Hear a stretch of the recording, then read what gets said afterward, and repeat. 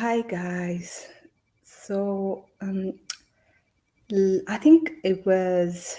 Well, could you guys hear me? Okay, I don't know if if you guys could hear me. Okay, could you guys hear me? I'm trying not to look at the comment section because when I do look at the chat, I lose my train of thought. Thank you, Alive. Aliveness side, could you how is your name Ali or Alive? What would be like a short for you? So hi guys. So let me continue my monologue. So I was, I worked at night last week, and I was going, to get one of my patients needed a transfusion, so I was going to go to get blood, and I was listening to Floyd's live, and someone asked him, I think it is that Seaman guy. I blocked him, but he cannot stop talking about me. They asked him, just watch what they asked him and what he answered.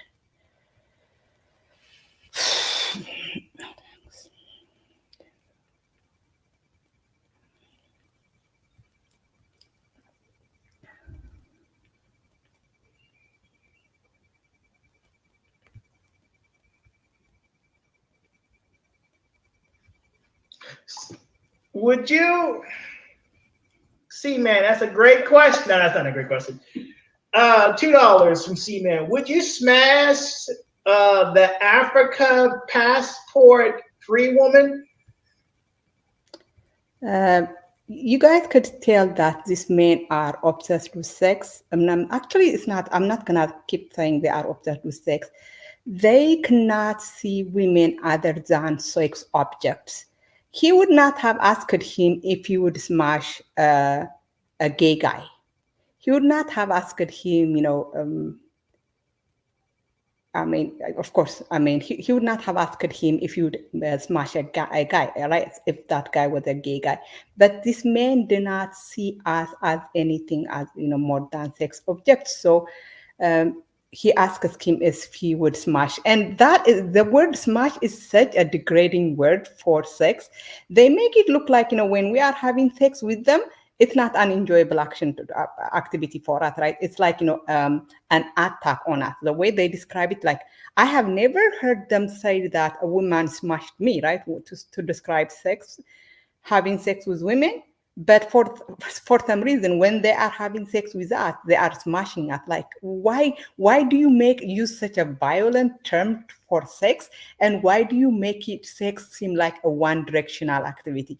It's almost like, a sex is something done on women instead of something, men and women, an enjoyable activity that both get together, right?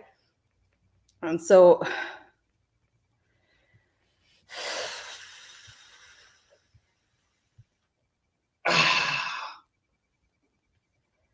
Often, like, okay, so this is actually a great question. I'm actually going to answer this. I don't know what she really looks like because her phone and the way she got a picture, she's trying to keep her anonymity. So I wouldn't know what she looks like. So I wouldn't be able to give you a definite answer to that. Would I smash her? I don't know what she looked like, so I would have to see what she looks like, get a good picture, see what she looks like, and give you a definite answer. But as of right now, no, because I don't know what she looks like. Not because she's talking shit, but because I don't know what she looks like. And to be honest with you, I can't give a determination. the idea that he would have any chance to have sex with me, that the option of having sex with me would depend on him, like, finding me pretty, is so this guy is so delusional. Imagine him having it's not even about his look or anything. He and me are, it is so, the delusion this the passport bro thing, the blue book are, giving this men confidence that they shouldn't have. This guy will not have any chance to have sex with me. So the fact that he didn't say that, what, I don't know if she will be interested in me, because I will never ever choose this guy to have sex with me. Never. He is extremely gross, doesn't take shower, only brushes like once a month. He brushes his teeth once a month. Cannot carry, intelligent conversation. He is not. He is not. He should be glad that I would even look to his in his direction. So that already upset me.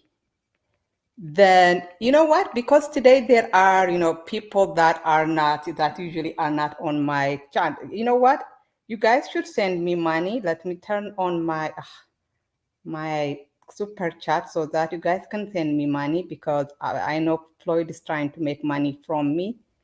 So let me get that. The person who should be making money should be me. So send me super chats. How the hell do I turn this thing on?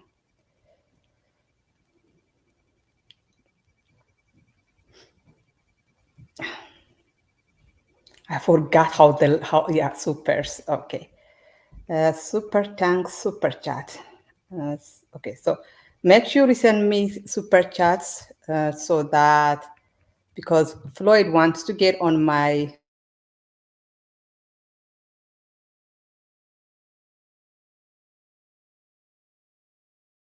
page is me, since I am. Okay, let me see. Let me see. I want. Okay. Let me see if we could. Okay, let me see. Yeah, you could. Could you send me chat, like super chat right now, or does it take a while for it to load? So yeah, go send me. Not my usual people. I don't want super chat from my usual people. I want super chat from people who are here expecting what's his name to be on my. So yeah, go ahead and pay me. If you are here from Floyd's channel, go ahead and pay me. But I know my usual people. I'm not asking it from my usual people, but the people who are here from Floyd's channel, go ahead and pay me. So I am already, annoyed by, Floyd thinking that he's going to have violent sex with me. If I was pretty, then I come home and I get this. Yes, thank you.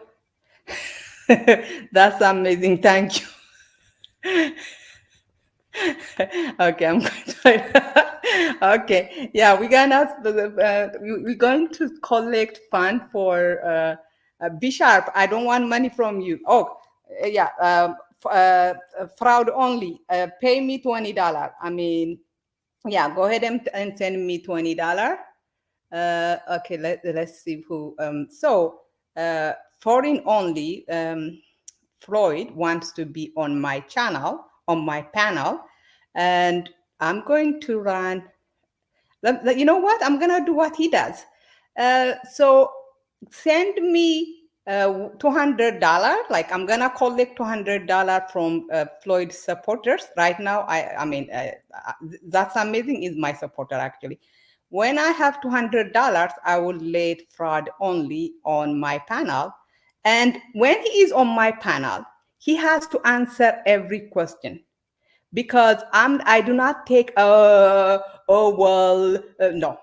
I answer every freaking question, um, and answer them honestly, because I'm gonna ask him about his right-wing activities, because you guys know that he belongs to so now he's running away.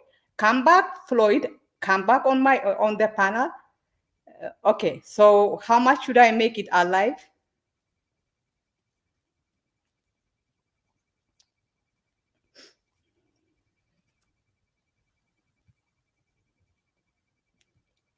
Okay, so yeah, foreign only come up to the panel, but you have to answer every question that I'm going to ask you.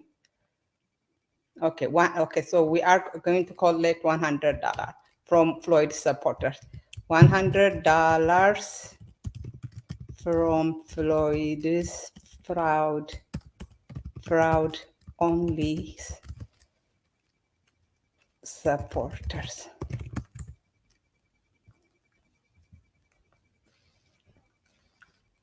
Okay, you guys, come on. So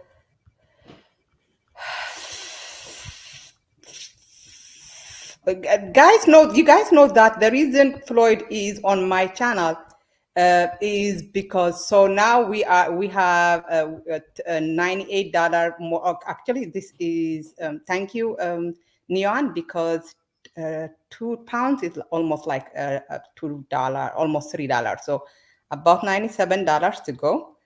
You guys know that the reason Floyd wants to be on my channel is because uh, someone told him that they will pay him if he is on my channel. So if he is going to be getting paid, I should get paid too. So now we have $98 to go.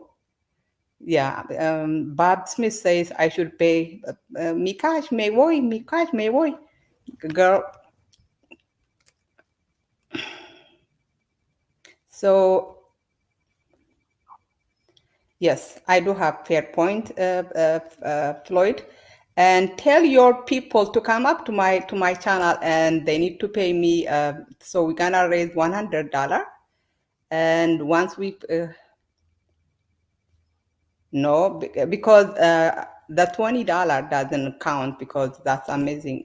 Okay, yeah, $88. You're right. So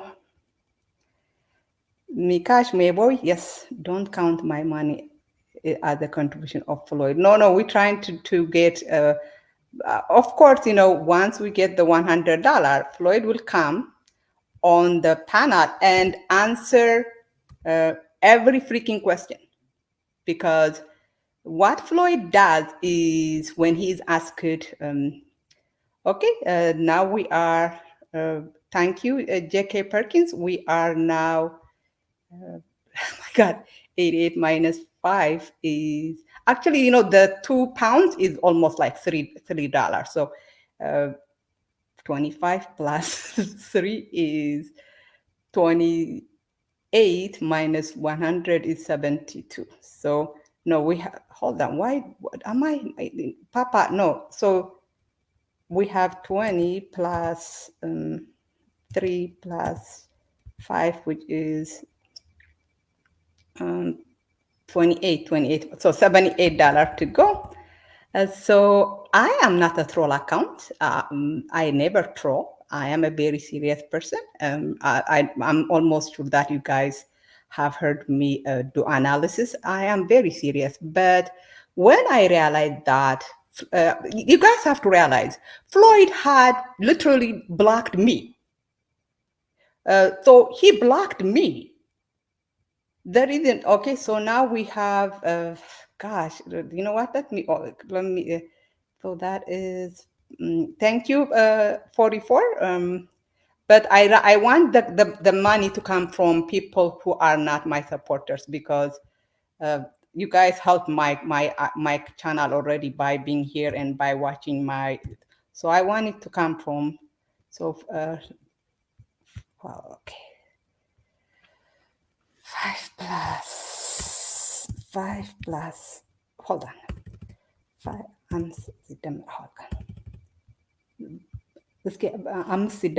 Okay, sidamar 3. Okay, 3 plus 20. So that is 46. What the hell? No, that doesn't make sense. I don't think it's 43.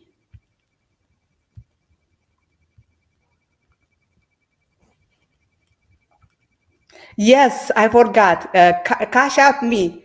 Okay, you know what? Okay, Eric, $5. Uh, I think I could probably count hyacinth, hyacinth, 7. 33 minus 100 is 62. So we have $62 to go. Yes, and I'm going to post my Cash App. Anyways, so I am already I'm annoyed by Floyd thinking he's gonna have violent sex with me. Then I come home. Okay, there you go. So I would like to see Floyd hop on your channel. Do you take? I take Kenyan shillings. In fact, I love Kenyan shillings because thank you, Papa. FL. I think you're the FLD. Okay. Oh, okay. Alive. Don't send. I don't want from. I want it from us, Floyd supporters, not from my supporters, because you guys helped me already. Let's accept. I am like confused right now. Okay, so I'm gonna talk in Amharic because that's the only way I can add. I can understand numbers.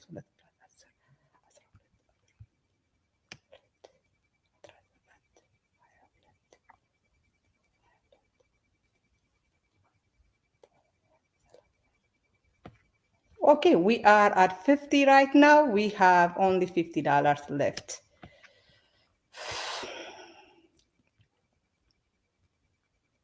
Yes.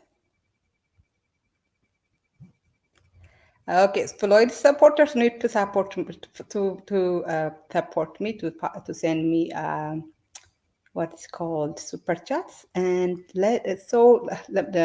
I think I am now trolling too much. So let me be a little bit serious. So I am already annoyed that someone wanted to have sex with me. I mean, not. I mean, someone I think is gross wants to have sex with me, but then I come home and I see this person has posted a comment under one of my videos, and the comment says Floyd said he wants to go on a panel with you as soon as possible. And I'm like, when did he say that? He said it today, and he is live right now. He wants to have a rich conversation with you. So I'm like, okay. So, and other people started coming up and telling me the same thing, and I'm like, okay, so what's going on? Then I asked people, why does this freaking guy want to talk to me all of a sudden? And he said, they told me that's because someone paid him. Someone told him, if you could go to that, I don't even know what they call me, because sometimes they call me the African bitch. Sometimes they call me the old bitch. I don't know what they called me. If he went to my channel, he would pay them. So that is why Floyd wants to be on my channel. He's not here for conversation. He is here to collect money. So, but it's okay. He could. I mean, I will collect money. He will collect money. And here is the. I have been making money about the guy. I mean, videos about the guy, and his response was to block me.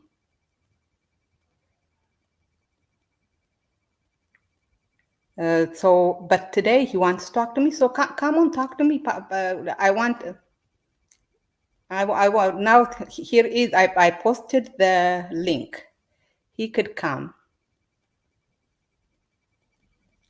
A lion. I will. I mean, what perspective? My perspective is that Floyd is a white worshiper, black woman hater. Floyd's perspective is that black women are not attractive. Okay, so guys, you see I have posted the link and he ran away.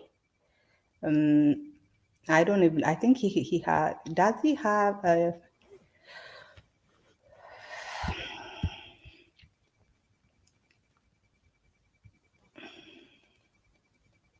I hope, I think he is, does he have a live going on right now? Let me see. Live. Why does it say it looks like he has a live at the club?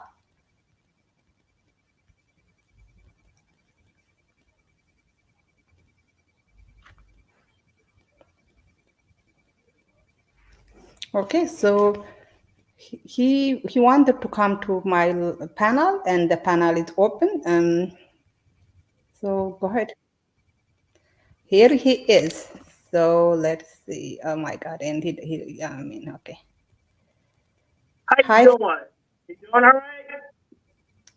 how are you? I'm doing all right. But before I say something, I just want to let you know that I'm videotaping my session with you because you made a false claim against me. You said I wanted to have violent sex with you. That I've never said those words in my life. So just You want to say said that. you wanted to smash. How that not violent? What is about smash that not violent? What I want to say is I want to get to know you, see what you look like, but I don't know what you look like to make that determination if I want to do something with you. I don't want to do nothing with you. Now here is your problem. Try to understand the question that's asked. Hmm. Uh, One, why do you think I want to have sex with you? You talk about us a lot. You talk about me, you talk about Austin, and then you talk about Skylar. You're the only ones that you're the only one that's talking about us. Like you only make videos about us. You don't make videos about any white man doing things. You don't make any videos about other people doing things. You only talk about Austin, me, and Skylar. As And far as you I know. think that means I want to have sex with you? Oh, I mean, you talk about us more than anybody else. So I mean, you have some sort of infatuated with us. I don't see you talking about any other white men. You can answer the question. Why do you think? I mean, you do know that you are gross, right? I mean, I'm sorry, but you are very gross. Whatever floats your boat, man. Whatever you have the right to your own opinion. But how is what made you think that I would like to have sex with you? You talk about you talk about me more than you talk about anybody else. So I just assume you're just infatuated with me. Actually, I don't. I actually I talk about Austin more than I talk about anyone else. And Austin has not said that I wanted to have sex with him. I think the problem with you is you cannot imagine women having interest in your life that doesn't involve sex because, like I said, you only have three interests: food, sex, and sleep. I have never seen you do That's not anything else. true. That's not That true. is true. You No, are, no. I mean, I actually, a lot of the time, I actually compare you to animals because, That's and horrible. yeah, maybe it's because my English is not that good, but your interests are so primitive. You are only interested in sex, food, and the kind of food you eat. But anyways, you should be working on that instead of trying like when a girl is analyzing you. And I have never commented on your looks. I have never. I mean, there is nothing in my videos that would give you the idea that I'm interested in you. Well, you talk about us a lot, so I mean, you Yeah, know, because you are. like I don't talk about you every video I make. You know what I mean? I might bring you up sometimes, Papa, but why would you talk about me? I'm not out doing something. You are out, we see you doing stuff. You are putting your life, which is really, truly a sad life. hey, I mean, you whatever you are say. almost 30 and you have no interest other, even when you are going out on a date, the only thing you are interested in, I mean, you yourself said that before you take a woman on a date, you ask her, I'm not gonna take you on a date unless you could make I could get a guarantee that I would have sex. That is how limited your interest is. So I'm not surprised that you think me talking about you means I want to have sex with you, because to be honest, I hope I'm not being mean, guys, but this guy is, I'm so sorry that you are, I'm actually happy that you are, one of the most known, one of the, well-known passport bros, because it exposes the movement for what it is, which is, depraved.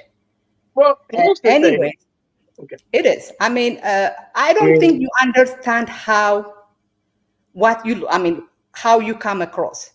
We don't see you doing anything that doesn't involve, I have said one time that the only thing you have interest is something that goes into your mouth, or something you can stick your penis in.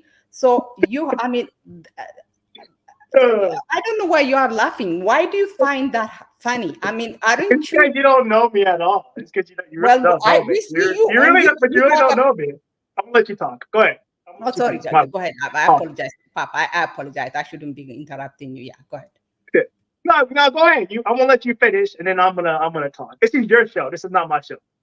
No, but let me know because I don't want to interrupt you. And do you have any interest that doesn't involve eating or having sex? I mean, you Love actually traveling. were. Hold on, let me. The freaking strictly set you up with a nice Chilean girl, and you didn't even ask her. You know what? What will we do? The thing you told her is, can I perform oral sex on you? That is how limited your interest is, and why that? I think there were some mistranslations, but whatever she said, whatever she tried to say is false. I think there was mistranslations. Okay, guys, could you get strictly to come up because I want I don't. strictly. My agreement is just me and you. That was the agreement. Okay, I do want so to say something. I do want to say something. go ahead. I'm gonna tell you why I'm on this panel. Can I tell you why I'm on this panel? Can I do that? Because someone said they Can, would go. can I please tell you? Yes, please. Yes, Can I yes, please tell you? yes. So yes, she is right. I am being paid by mostly two people, but Travel Mania gave me $100, and I am a man of my word. So when I say I'm going to do something, I do my best to get it done. Because that's what I am. So for me to scam somebody, I would have to do something for money, get the money, and then not do it. So I'm keeping my word by coming on this panel to talk to you. Okay, that's what I'm here to do. So I'm keeping my word to you. So go ahead.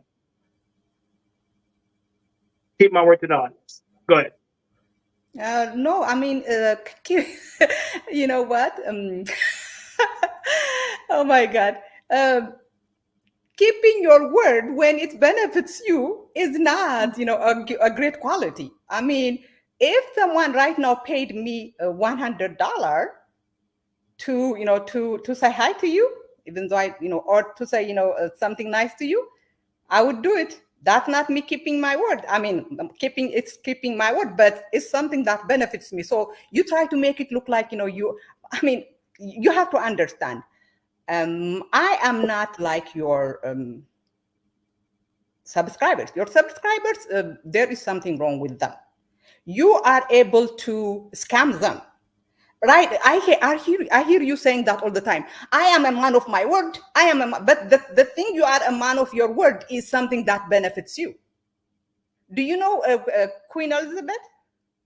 I'm assuming she was a queen of England. Yes. Yeah. And she passed away, I believe. Yes. So when she was 21, Mm-hmm. she did some speech where she said, she's gonna serve Britain until she dies. Mm-hmm. But you have to realize this. And British people are, British, a lot of the Brits admire her for that. But for serving until she died helps her, because what it does is she's a queen. Being a queen until she dies helps her. It benefits her. It's the same thing you are doing. Coming to on my show helps you because you're getting $100. You're not keeping your word because you are a man of your word. You're keeping your word because you're getting paid for it. It would be keeping your word if you say you're gonna send me $100 and you send me, that's keeping your word because it doesn't benefit you. But doing some anyways. So let me ask you, do you have any interest other than eating and I love traveling. I mean, I love seeing the culture of the world. I've been in 9 different. I've been in. You gotta let me finish. I mean, yes. let me finish. I'm not gonna interrupt you. Always, I'll do my best not to interrupt you. I love to travel. I love to go out and have fun with people, meet new friends, and just enjoy the culture. And you didn't do any of that. We see you, Papa. You have literally refused to pronounce the freaking gracias. You have you have refused. to even learn one simple Spanish word. How are you enjoying the culture when you have refused to learn even the simplest thing? Yo hablo poquito español. I know a little bit of Spanish. I know a little bit of Spanish now. I do know a little bit of Spanish. Sí. Yeah. ¿Ah? Well, go ahead. No, go ahead. I'm waiting on you. Go ahead. You hablo poquito español is not in fact what you do is bonita mujer. And you have been saying that in Brazil, which is a Portuguese speaking country, and you have been saying that in Colombia. So you are, I mean, it's the same phrase. It's the same phrase. It's mujer bonita or bonita mujer. It's the same phrase. And then you go around saying gracias. I mean, I have a speech impediment. Oh, so you don't know how to say R? I have a speech impediment. You don't know how to say R? Gracias, it's the same thing. They understand it. Nobody has a problem with it. Nobody has a problem with it. But you are claiming you are, this person interested in culture. You're not interested in culture. No, I am. Oh, no, you're not. Yes, I am. See you. Do you guys? I mean, I don't know what you and Auston have. Like, we see what you do. Your life is on. So you know what? Your life is on display, and you put your life on display. And what we see is not a cultured person. I mean, you have been traveling around Latin America for how long now? I've been out of America for 6 months since October. Anyways, so believe me, no one thinks that you are into culture. What you are into is easy sex. That's your opinion. That's your opinion. Sex and food, which is I gotta eat. I mean, if I don't eat, I'll die. That is your only interest. You don't have any other interest. That is not the question I want to ask, though. What's the question?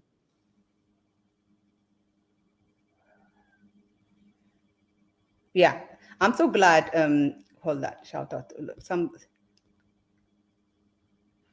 Okay. I want to be. I mean, I don't like this question. But I'm going to ask you. Let me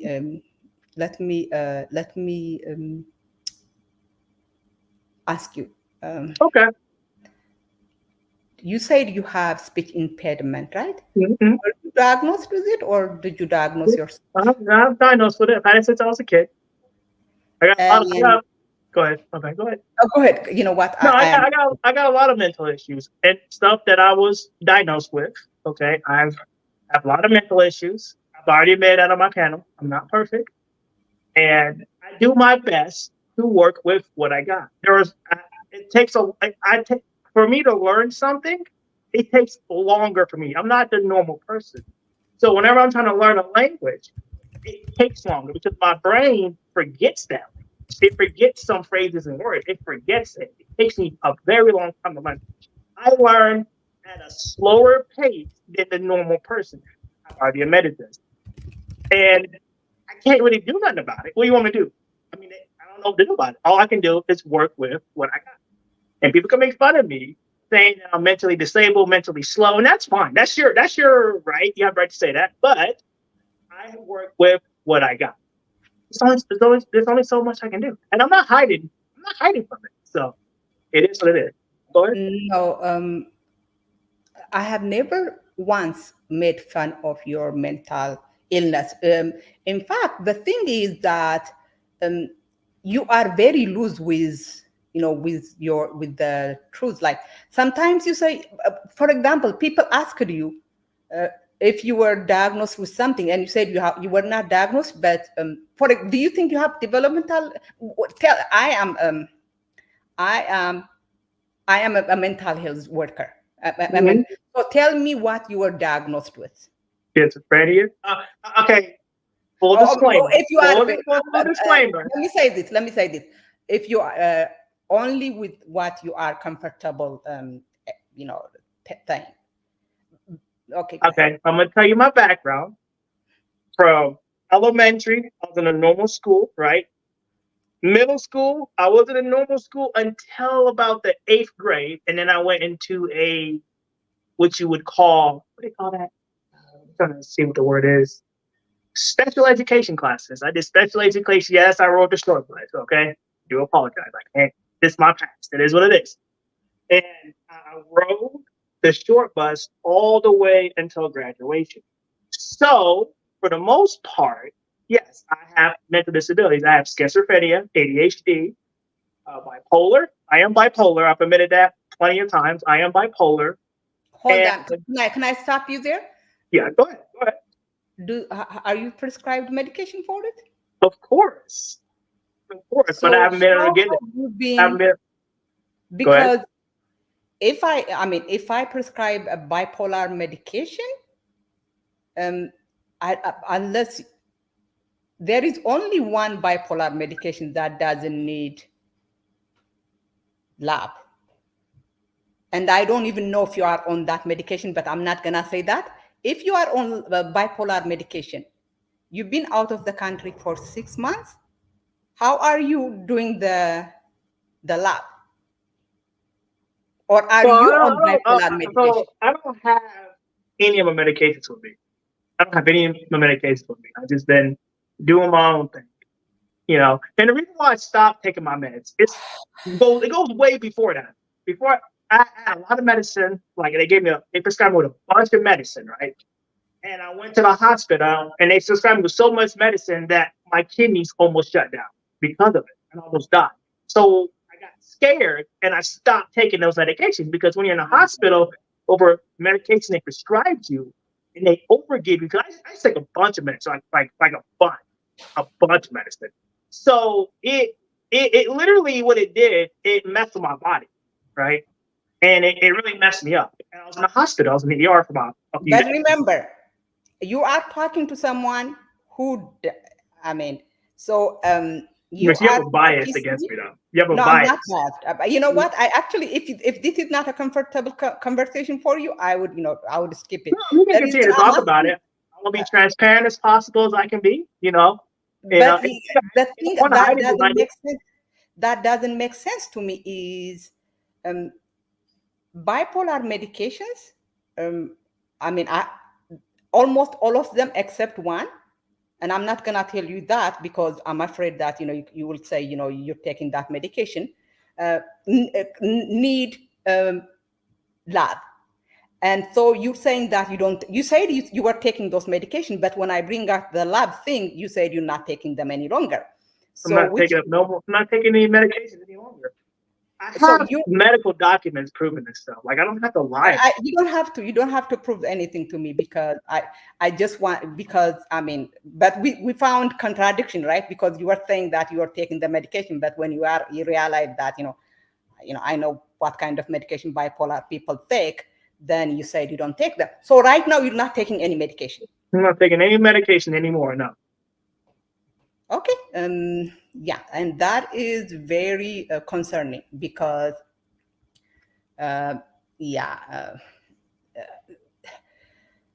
so you are bipolar, you have ADHD, and to be honest, ADHD and bipolar are almost always.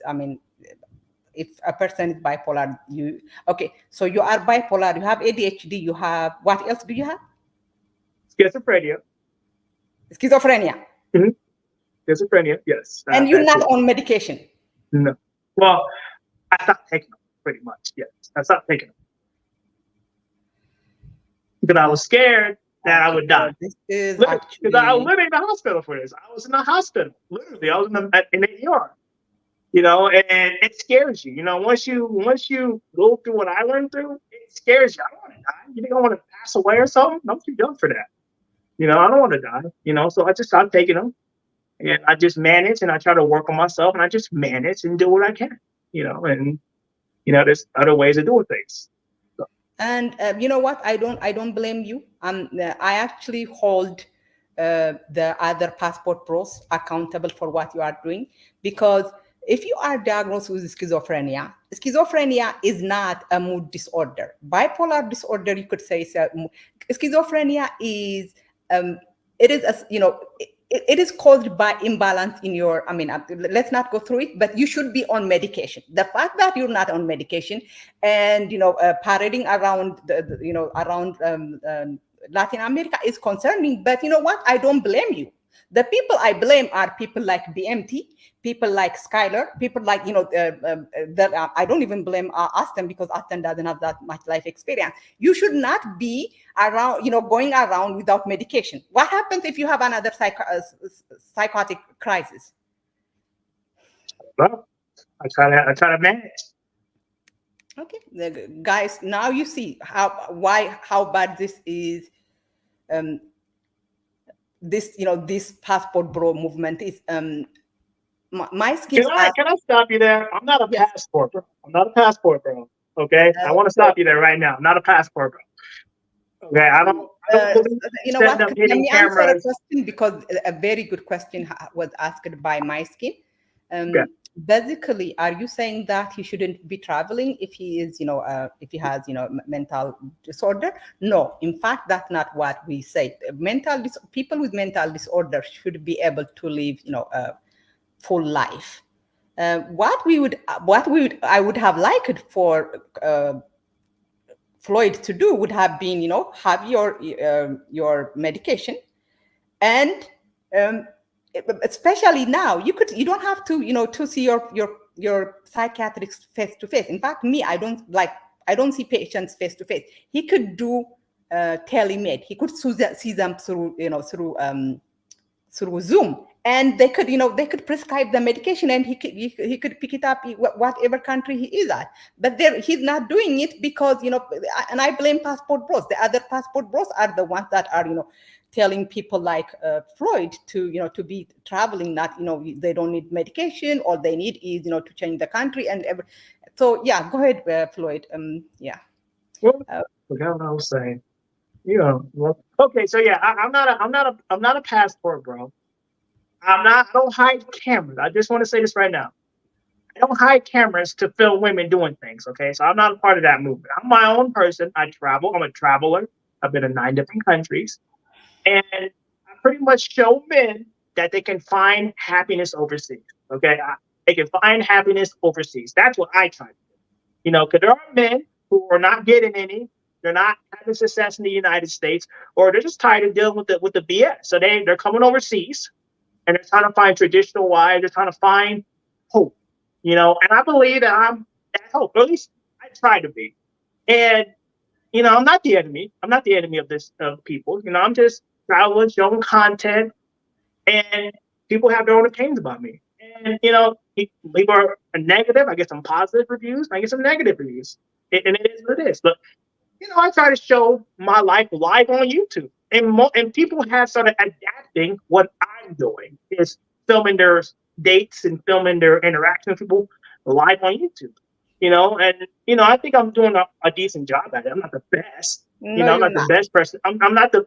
Can I please finish? Sure, I'm go ahead. almost done. No, go ahead, Papa. Sorry. I'm almost done. Mm-hmm. I'm not the best. I didn't say I was the best at it. I'm below average, but I'm trying. And that's what matters. I'm trying to show people that there's more hope outside the United States. And that's what I'm trying to do. And go ahead. No, what you are showing people is how a person like you could be used to produce, to push propaganda. Because right now, the fact that you're not taking your medication, and we see the result. The result has been, you are behaving like, the fact that you have refused to learn simple Spanish. I think the reason you are learning little Spanish right now is because your subscribers are paying you to do it.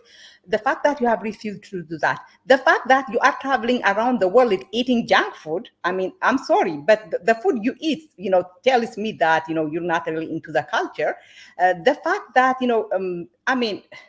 by the way, are you also, yeah, guys, I don't want, I don't want to talk about his mental issues, and let me know if I am, being too invested, in my Well, questions. trust me, if I feel uncomfortable with something, I will be the first one to let you know. Okay. Like So, I but said, I want people to know who I am. I want your people to know who I am. My subscribers should already know who I am. I want people to know who I am because that's important, and it's about the I think transparency. we know. I think we know. You are very uh, you have very limited interest. You are kind of a scammer. I mean, you are always coming up with one crime again after another crime. You first said you were a victim of, you were robbed at a freaking gas station by freaking 5 people, but the only thing they took was $200 from you, but they let you walk with your iPhone, and of course you asked for donation. Then you went to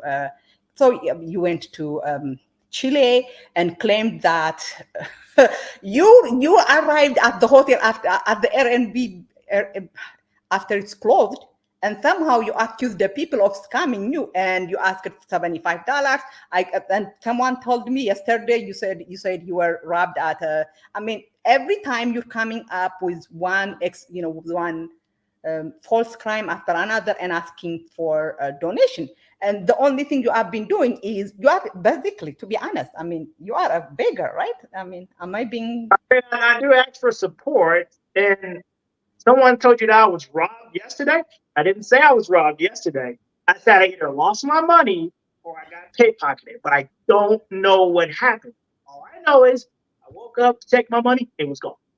That was it. And did you ask for your supporters to give you Yeah, I asked them to help me out and donate so I can recover the funds, and that they that came is through, and they came through, and they came through. Go your ahead. MO? I mean, that is what you do. You claim that this color No, you were a it's member. not. No, I didn't.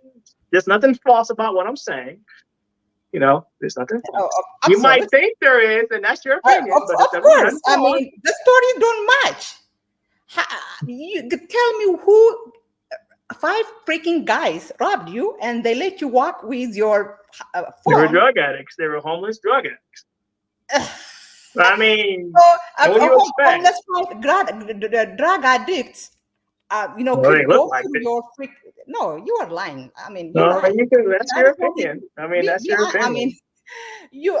But the thing is, it's not sustainable because lies. I mean, you will run out of lies after a while. Actually, it's sustainable because your subscribers are desperate men and they will believe whatever you tell them because they like seeing you having a lot of sex. They're living through you. So I guess it's that. They want to be happy. That's what they want. They want to be happy because in America, you're not even getting it. It takes a lot. Just every, Oh, go ahead. Go ahead. And yeah, and you know what? Let me mute myself because I do interrupt. we both do it. It's a habit. It's a habit. I do it too. We just got to work to it. Okay. So men in America are having problems dating women. Not all men. I didn't say all men. I said men in America. There are men in America who have problems dating. And as a man, we have needs. We want to find relationships. We want to be happy. We want to have kids. We want to be able to get married and build a family. And live a comfortable life without all the hassle and all of the consequences of getting married, like divorce, child support, or just getting falsely accused. We don't want to deal with that. And overseas, it's been pretty decent. And you know, sure, my relationship lasts long. Sometimes they do, sometimes they don't. But guess what? I'm trying, and that's what matters. And there are men in America when they break up with somebody, it takes them 3 years, 3 to 5 years, even months to get in a relationship. So yeah, I mean, it's not like okay, we break up, and then somebody else might come through. No, in America, men might wait 3 to 4 years to find somebody else. It depends on the person, but most people have a problem even finding a quality relationship. I know people personally, friends personally, who ain't even been in a relationship in 20 years because it's hard for them to find somebody. But if they went to the Philippines, if they went to Thailand, if they went to Brazil, I went Brazil, I don't know, Thailand, the Philippines, they might find somebody. But in America, men are tired of the BS. And that's why people like me, because they see a guy who I've met personally, I'm below average. I've always said that. I'm below average. I don't believe I don't believe I'm high of myself. Like, you know what I mean? I don't believe I don't believe that I'm like up here. Like, I'm just grateful to be where I'm at today. And people see that and they're like, well, if he can do it, I can too. If he can go and find a relationship, if he can find women to be around that like them, I can too. And that's why people like me, because I inspire hope. You know, I'm not a good looking man. In my opinion, I'm not that good looking. I can't even say that myself. I'm not that good looking. It's not just. I mean, your look is something else. Let me finish. I'm almost done. Go ahead. That's okay. Let me finish. I'm almost done. Okay. I know I'm not good looking, but the fact of the matter is, I'm still winning overseas, regardless. You know, people are saying that, and they're like, "Oh man, if he can do it, I can too. I can too." So like, it's just people love that. People want to see hope. They see Auston. I think the only people who think you are winning are people who are probably who do not understand life. You're not winning. You're pathetic, to be honest. Very pathetic. I have brothers. How old are you? I'm 28. By 28, all of my brothers were doing something. You are pathetic, let's be honest. I mean, you don't have... your opinion, though. Yeah, you don't have a secure source of income. You are you are, but your means of income is begging, which is not sustainable, or maybe sustainable, and as long as you have this desperate, pathetic man that send you money, and that do not seem like. But I don't know how long that's how long you can keep that. Now, let me ask you something.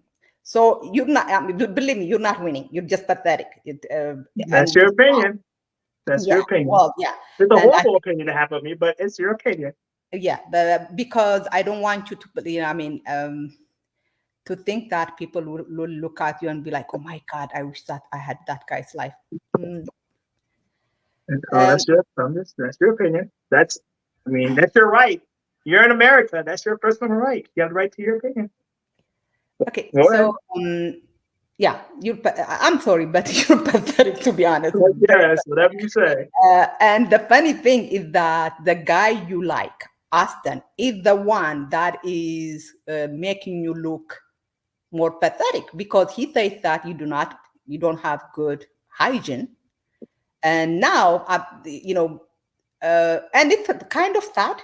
Auston always says a lot of nasty things about you, but you cannot, because you worship him. That tells me how pathetic you are, that you are worshiping a loser. Someone who spends half, who's in America with his, in his, yeah. Anyways, Auston gives hope to men across the world. So at the end of the day, listen. Can I please talk? Can I please talk? I'm being respectful. Don't insult me. I'm being respectful. Okay. Auston Holloman. Auston Holloman is an inspiration to men. Go ahead. Just go ahead. Go ahead, Papa. Go ahead. He is an inspiration to men across the world, because people see hope around the world. Oh yeah, I can't even talk. They see hope in this man. They see hope. They see a young brother doing his thing overseas. He's done more things than older people have in their entire life. There are people in America who never left their city or never even left their block. They never left their neighborhood or anything like that. And the fact of the matter is, you see a young brother traveling to all these countries. He brings hope to people.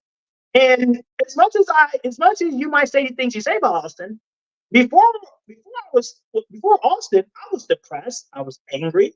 I wasn't having that much success in the States. I've had some success, but it wasn't like, something sustainable. It wasn't something I could see long term. But when I saw Auston overseas, when he was in Brazil, he was living the life.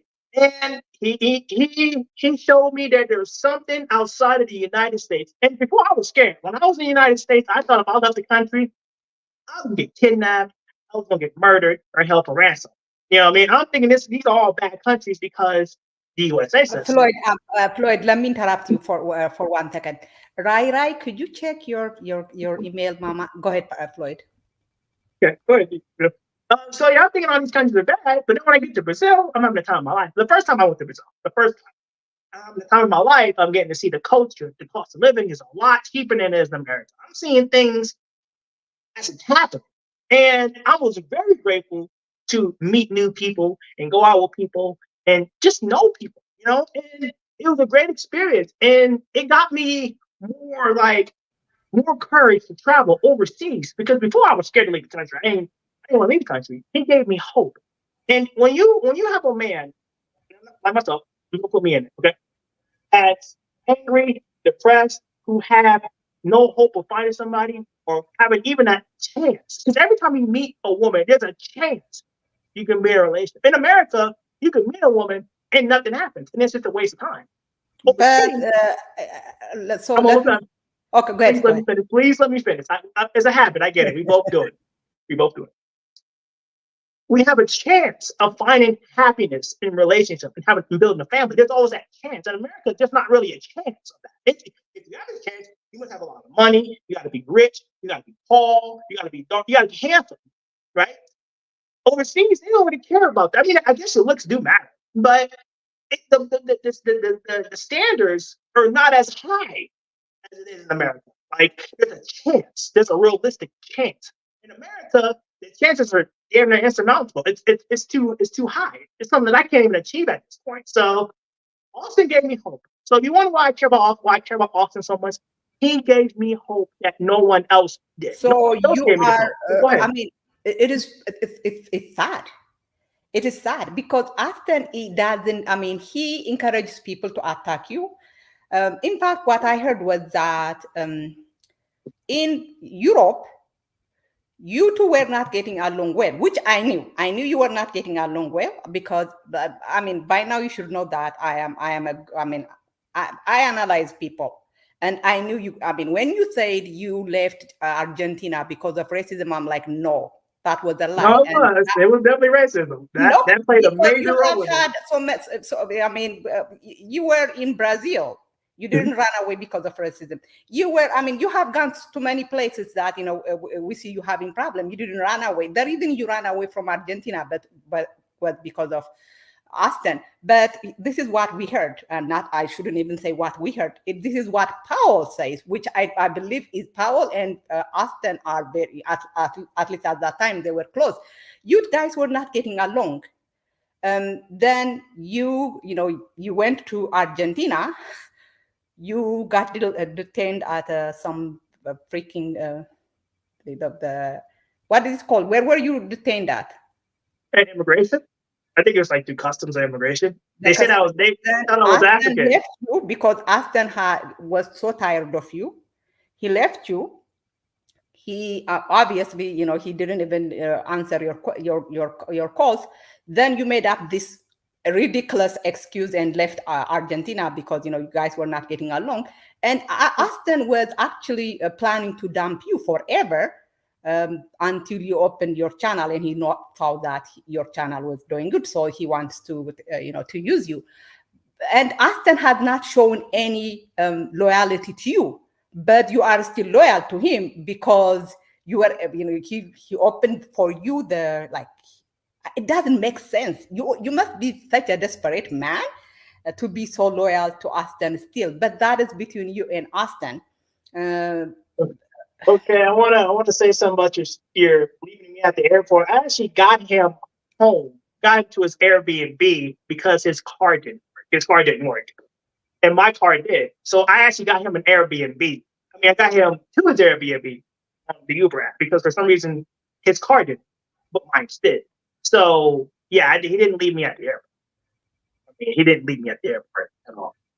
Yeah. But besides that, go ahead. And someone said, "What kind of therapist am I?" I'm, this is not my therapy session. I'm not, doing therapy for Floyd. If Floyd was my patient, which I, one thing I will not, I will tell him is, if he's traveling, to to be in touch with his therapist. It's obvious he doesn't, he's not in touch with his therapist, which he should be.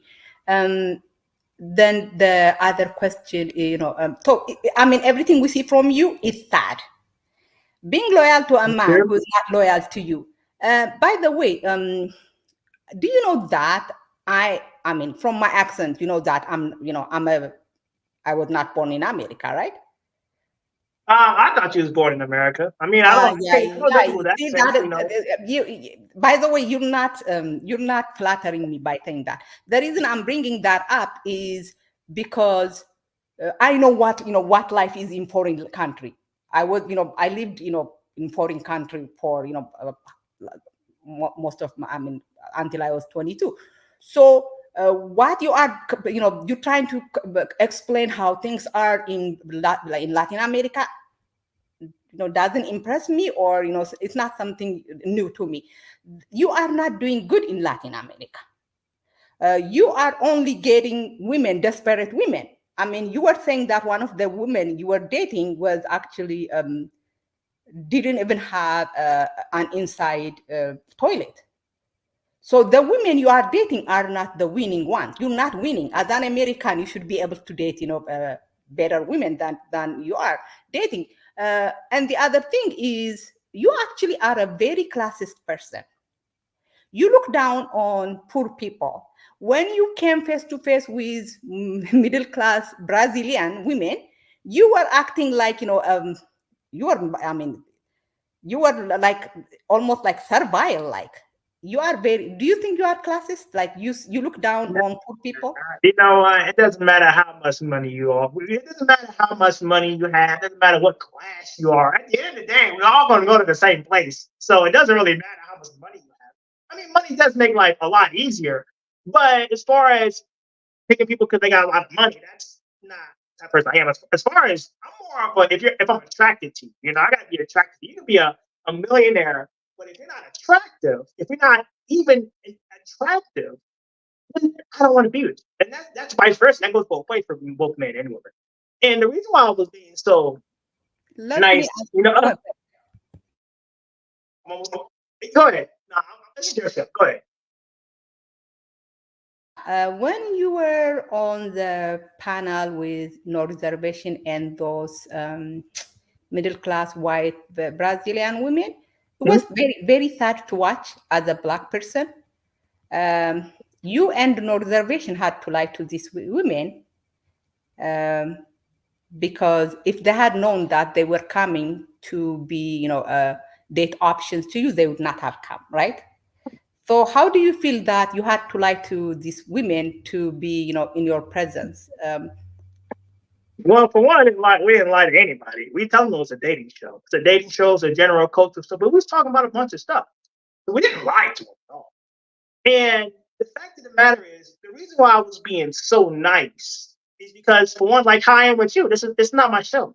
I mean, it's not my panel. So I'm respectful when I'm on other people's show. If it's my panel, I'm gonna be how I want to be. Because it's my license. But I'm not on my license. I'm on That your is not license. true. I'm You on. are nice Can to you me. can You are let me nice finish? to me because I am a bit mean person. And then when you were on that razor race, or I call him the functional alcoholic guy, you are not nice. So you're not nice all the time when you are on other people's panel. Well, I do my best to be nice. I do my best, and yeah, I try to do my best to be nice to people, and that's the type of energy I would like to give to people, and I hope they give to me. Because I'm a guest. It's like being a guest in someone's country. You don't run amok. You don't participate in protests. You don't commit crimes in our country. You come to the country and you have a wonderful time, and you enjoy the experience, and you enjoy the cost of living. And that's what you do. You try to be respectful when No, you're a guest. no. That's what I'm doing here. Being respectful. Remember, you are talking to someone who lived half of her life in one country and the half of her life in another country, and you are absolutely not respectful. Absolutely, the way you talk to people, it is embarrassing. I think you were out one day, almost street harassing people. You when you talk to women, you don't say "Hola, cómo estás?" Me llamo Floyd. I mean, you always like to say you are American, but I don't even know why you don't. Soy de Estados Unidos or soy americano. You could say things like this, but what you do is, no, what's up, pay? What does he say? Like you don't greet people. And as someone who come from another country, I would have found it very offensive if you had done that to me when I was in Ethiopia. If you had just walked up to me and Ethiopia. Rai, are you now the one of the panel? I mean, yes, I think you are. Okay, so Okay. you are very offensive. Do you know Hold that? on. Hold on. So I say como estás, muy bien. I say stuff like that. Yes, I don't know all the Spanish words, so I pick what I know and I use them to the best of my abilities. So that's what I do personally. And I mean, to be honest, when you meet people, you got to start somewhere. If you want to meet a woman, you want to meet somebody, you have to start. You have to talk to them. You have to approach. I mean, you can go on Tinder, Not but treating them like a cattle. The way you are, the way you behave is almost like you are at a cattle show to buy cattle. Like, the people that are there are the women that are there for you to choose. That's how you behave. If you no. have done this in Africa, to be honest, I would have been so angry. And I don't even know why the feminists in Colombia are not, criticizing you, because the way you are treating the Colombian women, uh, why did that? You don't say "Hola, cómo estás"? You just I do. walk up to them and start. Why do you tell them you are American? Because that part. I Because, do say and como be stop. honest, because I know the reason. So go ahead. Why do you No, tell I them? do say como stop. And I tell people where I'm from. I'm from America. It's not a lie. I'm not lying. If I said I'm from the United Kingdom That? or from Why do you say London, that? then it'd be Why do you different. say that? What you say? Hey, what? Why do you say you are from America? Because I am from America. I mean, that's just the truth. I'm from America. I mean, that's where I'm from. You want me to say I'm from Colombia? I'm from Brazil. I'm from Peru. I'm not. I'm from America. I'm literally from America. I may not be from Texas. I'm from Nebraska, but I'm still from America. Like, it's not a lie. I have my American passport right here. It's my American passport. You only get this when you're either a citizen or if you're a natural resident. So I have my passport. I am American. I didn't lie about that. So that's why I say it. I'm American. When I meet people, when I meet new people, I don't tell them I'm from Ethiopia, or I don't tell them I am, a nurse, or that is not like, why is that the most important thing for you? And I know why. It's But because I'm a why don't foreigner. you tell them soy americano? Why do you say that? What is that? Why is that? It's because it's where I'm from. I'm from America. You And, are well, and also, it sparks and it sparks it, go ahead. and it sparks interest. I'm a foreigner. I'm something different. There's nothing wrong with that. People like different things. Something There is new. something wrong with that, No. because Okay. yes, there is something wrong with that, because the reason you are saying that is, um, just so that you don't have to be nice to them. You think your American passport should do, all the work. You are someone who have refused to work on yourself. When someone told you to, to take shower, to improve yourself, you say, no, no, no, all I need is my American passport and I will get everything. And that is, it's a good thing that, a lot of, you're speaking English, because I'm almost sure, once the Colombian feminist or the Colombian women get hold of the things you've been saying about them, it's not going to be a nice thing. But that is, a discussion for another day. Um, tell Well, tell us. Go ahead. here's the thing. Every woman I've been with, I've treated them with nothing but respect, and I've actually treated them pretty decently. Take them out to eat, buy them stuff. If they want something from me and I got it, I'll go get it. I'm a very nice guy. I'm what you call the nice guy. Like, I'm not this Shannon Tyrone. I'm not a mean person. Like, I take care. I do my best to provide for my girl that I'm with because I like her. So I try to provide for my woman, you know, and I try You to treat her cannot with be providing anything. Oh, hold on. Let me hold on, Papa. Uh, Social loaner, you have to send me $10,000. Remember, or 200, something like 10,000 or $20,000. Floyd. Yeah. But yeah, I treat women that I'm with the utmost respect, and I do my best to make sure they're happy at the end of the day. And that's what I do. Like, if I'm in a relationship with a woman, I try to treat them with respect, you know, and I do my best to provide. I'm not perfect, but I at least try. You're not So, providing for anyone, Papa, my dear. I mean, we see you like, my dear, you're not providing for anyone. I mean, you can't, to be honest. okay, You are whatever a you say. beggar, so beggars can. I mean, you could, you barely could provide for yourself, so you're not gonna be providing for anyone else. But guys, am I being mean? So I'm being respectful. Um, yeah, yeah, I do my best to be respectful. You're hurling insults, but hey, I haven't said anything bad I towards you. haven't cursed you, so No, that you haven't cursed. No, you haven't done that. But yeah, you're doing it in other ways. And really, yeah. to be honest, I've literally been nothing but respectful. I ain't say You nothing have to. disrespectful You towards you. have I ain't to. called you out of your name. You have to. You Anything. I have even to. used pathetic. I never said none of those things. I've been nothing but nice, kind of polite, and doing my best to answer your questions. Yes, you did. Go ahead. And the Go ahead. question, the answers. I mean, I don't have to accept your answers, You're right. especially You don't have to. You're yeah, right. especially when I mean, uh, I hope you and Austin know that we watch you. That's fine. We watch you, so uh, you cannot. We don't take your words. You don't take you at your words because we watch your action. We don't know that you're not providers. You cannot be a provider when you don't have a stable income. We know that you're not respectful of to the country when we see the way you. I mean, it was so. Do you remember that interaction you had with the beauty salon owner or someone? She was so like offended almost. I mean, she because. Do you remember that? Oh, cold approaching? Yeah, I was cold approaching. I was trying to see if she wanted to get her Instagram. And she said no, and I left it be. Yeah, I, but I didn't do that's anything not else. all I that literally happened. walked out. Yeah, that's not all that happened.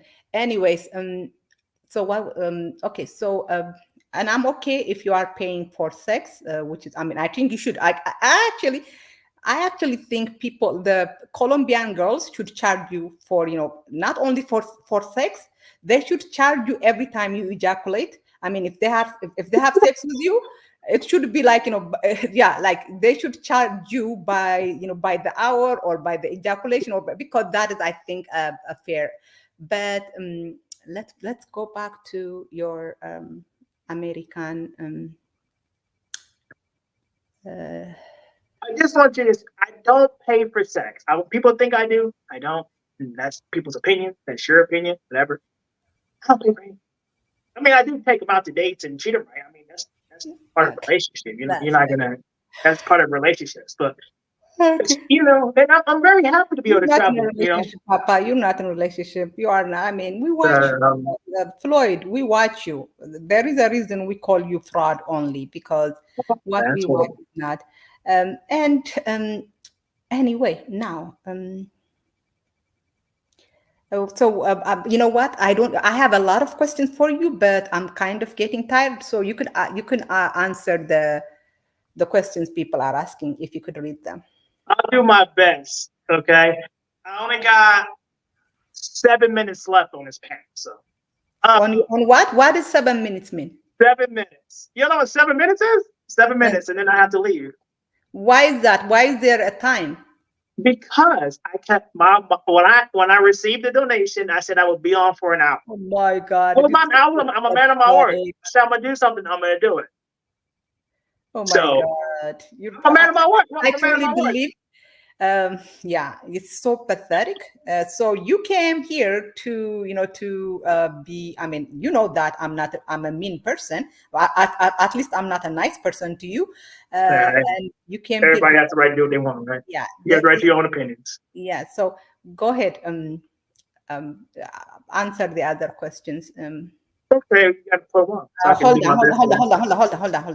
hold on, because someone said I paid him. Okay, so we said I paid him. I didn't pay him. The people, someone said that they will pay him if he went on my panel for 1 hour. I didn't pay him. Someone else paid him. I will not pay Floyd a cent. In fact, I think I should be I'm gonna paid. clarify her. I'm gonna clarify her point. She did not pay me. I want you guys to know that right now, because I don't want people thinking that she paid me. She did not pay me for me to come up here. She didn't give me any money. She didn't even. In fact, you kind of had to beg to come here because you let, I mean, not because you like me, but because you like the money that you were going to be paid. So I didn't pay. I will not pay you a cent. I mean, I actually think you should pay. That's good, and that's your opinion. That's what you have the right to do. That you don't have to. Let me see. You know what? Let me make sure that I got $100 from this, because having you here is not a favor to me. So let us see. I don't think. Guys, keep on sending me money, because I didn't hit the $100 that I, for tolerating this. I mean, you might be fun in a clownish way, but you are not fun for someone like me who cares about Blackness, who cares about, because the way you behave is so clownish. It's not, it's really, I don't know. Do you think you represent yourself well? I mean, I do what I can. I'm not perfect. I do what I can. So at the end of the day, I can only work with what I got. I can only work with what I got. So yeah, I mean, I present myself the best that I can. I mean, you may have your own opinions, but the fact is, I do what I can. Yeah, what you can is just have sex. That's all you have. Oh, man, that's horrible. Why would you have a negative opinion about me like that? It's horrible. Why would you do that? What you show. Once you are off the panel, I will have strictly come and tell people what you did. It is to the point that people are not going to present you to, they will not introduce you to middle class, respectable women, because they know what you are going to do. So anyway, what is your closing comment or whatever? Because I think we are almost done. And well, I want to thank you, even though you really haven't been respectful towards me, but I respect my elders, so I'm trying to be respectful of my elders. But I want to thank your elders, but you want to smash your elders. Your elders. I want to thank. That's not what I said. I want to thank you for letting me come on this panel. I know we don't like each other, but I try to be respectful. As I am a man of my word, I try to be respectful. I appreciate you letting me on this panel. Thanks people who paid me to come on this panel as well, because without supporters, I couldn't be doing what I'm doing today. And I am very grateful for that. So I really thank you. And do you have any more questions for me? Because we got like 2 minutes left. Come another day, and that one would be truly, because I want to, this is, a real question. I want to ask you, what kind of people were you hanging around when you were a police auditor? Because and let me say this, I truly believe that the kind of people you are hanging around were white supremacists. So I want you to come next time and tell us, if I'm wrong, I'm wrong. And You're constitutionalist. And I will not even interrupt. Believe in our rights. There's nothing wrong with that. Cops are corrupt. We believe in our rights. Cops have done bad things to people, including myself. But could you come up, or I can come on your channel and interview you? Well, how about this? We'll work on it. We'll make something happen. We'll work on it. Can't guarantee you anything, but we'll figure something out. Yeah, and I'm sure if someone going to pay you for it, they probably will, most likely. It will happen. So it was nice talking to you. Bye-bye. Bye. Bye-bye. Okay, guys, where is Strictly? Please bring Strictly, guys. I truly want him to come and talk to us, because Strictly knows this guy more than any one of us. Strictly tried to help this guy. Okay.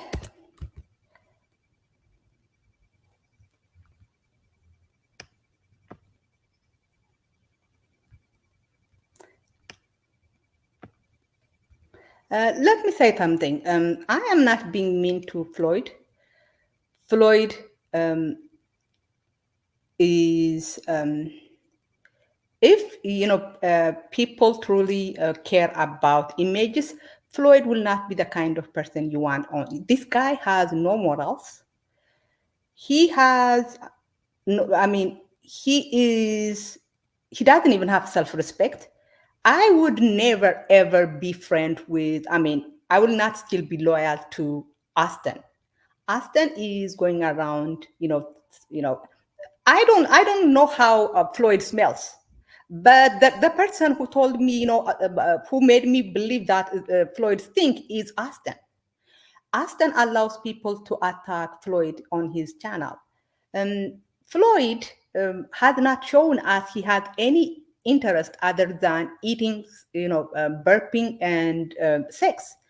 This is not the kind of person you want to represent your movement, especially a movement about, you know, composed mostly of black men. So ask them put Floyd on the map. That doesn't it doesn't mean that Austin has a free range to say all kinds of nasty things about him.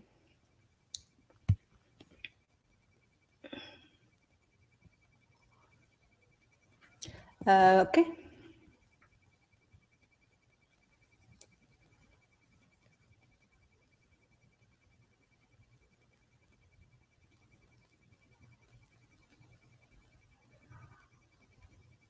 I actually do believe that he had a lot of mental illness, and the things that he described, ADHD, bipolar, and schizophrenia, are things that are almost always, and I shouldn't say most of the time, diagnosed together. Uh, Schizophrenia probably did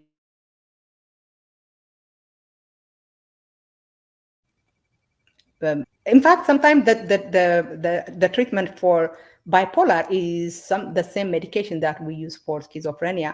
And I wouldn't be surprised that, if you have schizophrenia and bipolar disorder, bipolar disorders, he also might have ADHD. So I'm not, I do believe he has, mental health problem. I am not bitter, but why would I be bitter? It doesn't make sense. There is. Do you guys? I know it is hard for you guys to imagine, but I have 5 brothers, and by Floyd's age, all of them at least had a bachelor's degree, and all of them were working for in a high paying job. So what Floyd does is not something I would be jealous of. There is nothing Floyd is doing that I would want me or my family to be doing.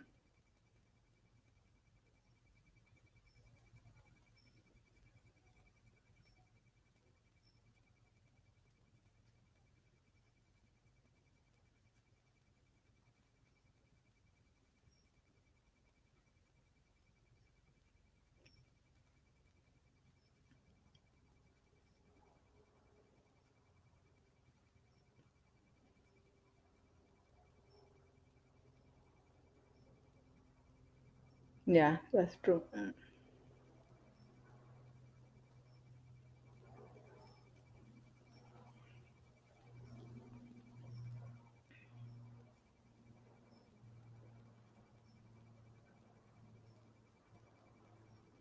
Yeah.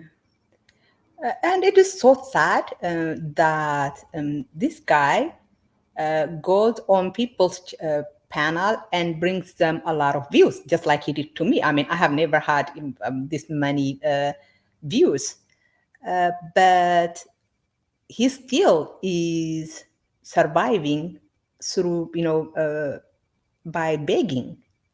The fact that he had not been able to translate his popularity to to money is sad, right?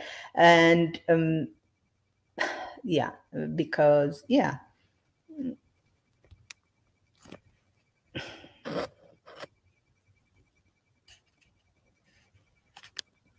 See, this guy is saying that he wants to create, single moms, abroad, because these men are, yeah, I mean, this is the passport bro mentality.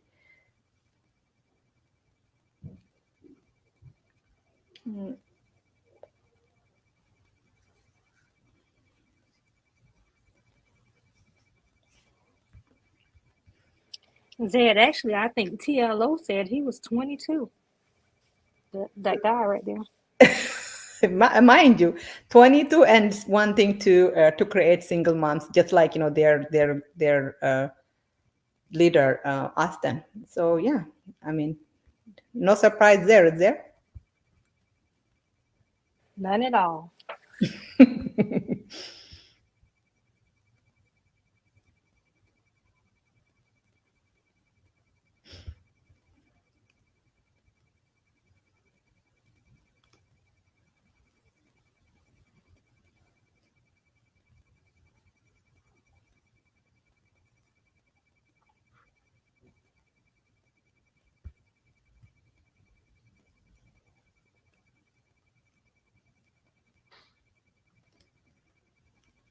Yeah, I would also, if Austin wants to come on my channel, he can come. But I am not someone who believes in being nice to the people I interview, especially when I don't. I mean, it would be fake for me if I were to be nice to Floyd, because I don't really like him that much. So why should I be,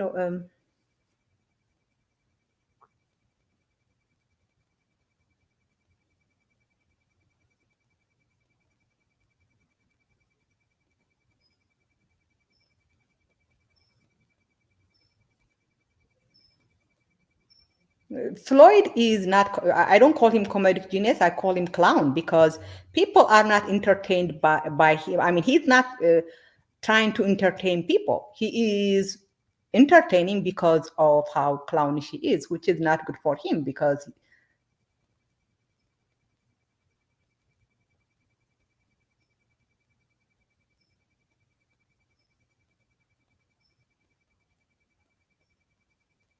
yeah. Clowns are funny, but they are funny because of how they look, because of how they behave. Not, they're not like, what's worse, the clown or a pedophile? Who is a pedophile, Art of Will?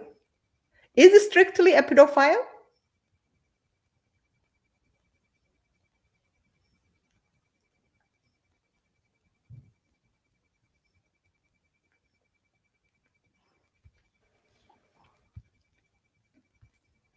I am obsessed with Austin. Okay. Actually,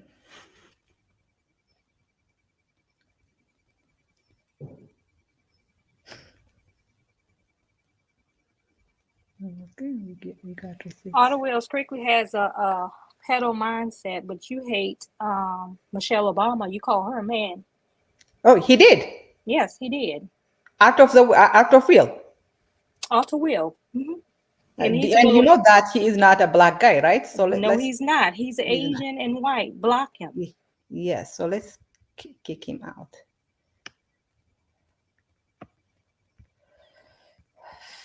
Art of Will. Did you call Michelle Obama a man?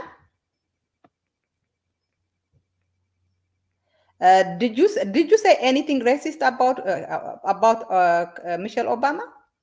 Did we kick him out, right? Right. You're muted, Mama. I didn't kick him out. Did you? Okay, so I want him to answer because before I kick him out. Yeah, you know what? Art of Will, come. Let's see what racist things you say about black people.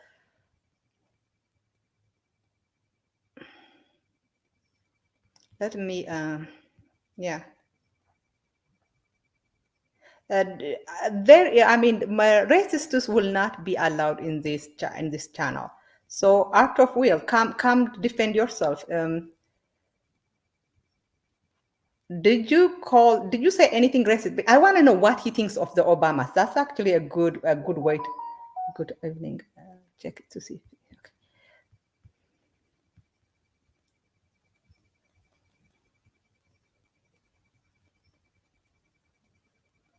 Oh, Taylor, you can come up. Oh, it's not there real Taylor. Okay. Okay, Art of Will. Tell us, did you say what did you say about Michelle Obama? First off, I never brought her name. Someone else brought it up. It was in a panel. I believe it was some show called The Exile Lioness. That cornball financing love in the Dominican Republic. He was the one who tried to call me out on that. But first off, I never even brought up that topic. Hold on, because it's very easy to find. Did you say anything about Michelle Obama? All I know is I never brought it up.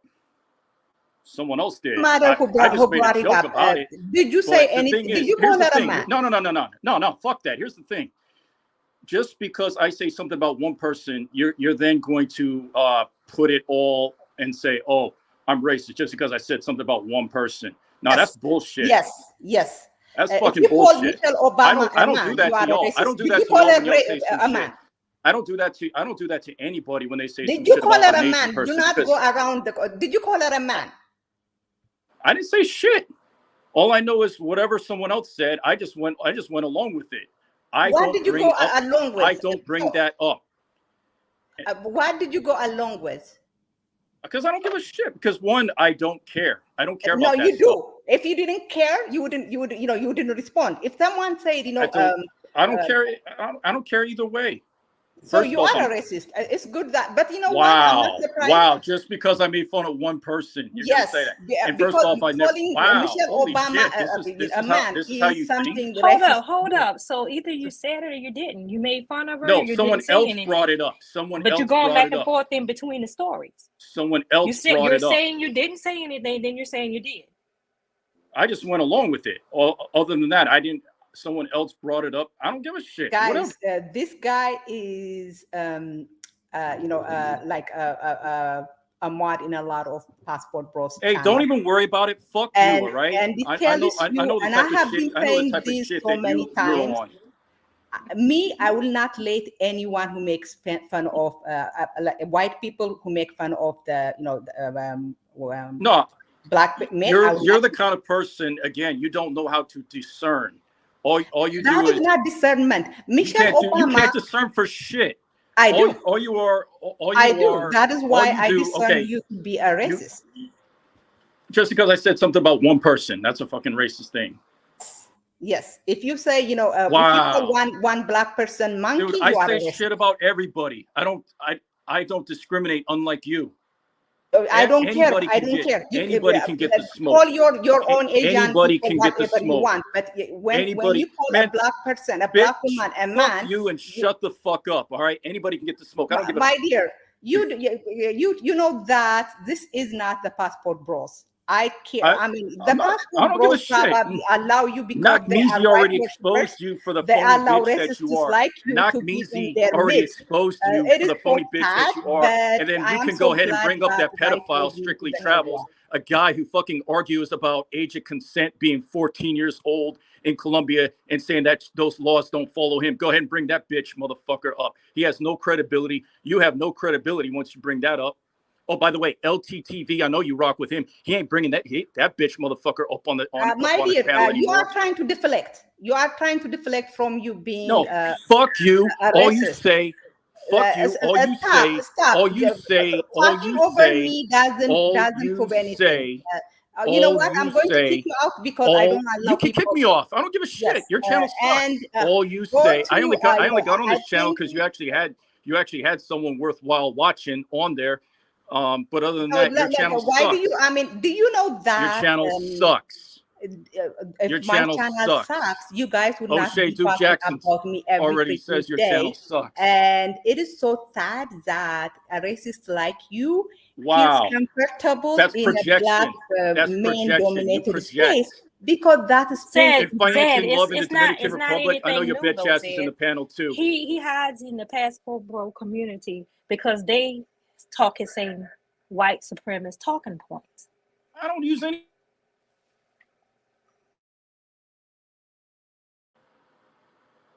First off, that's all you do is just you project.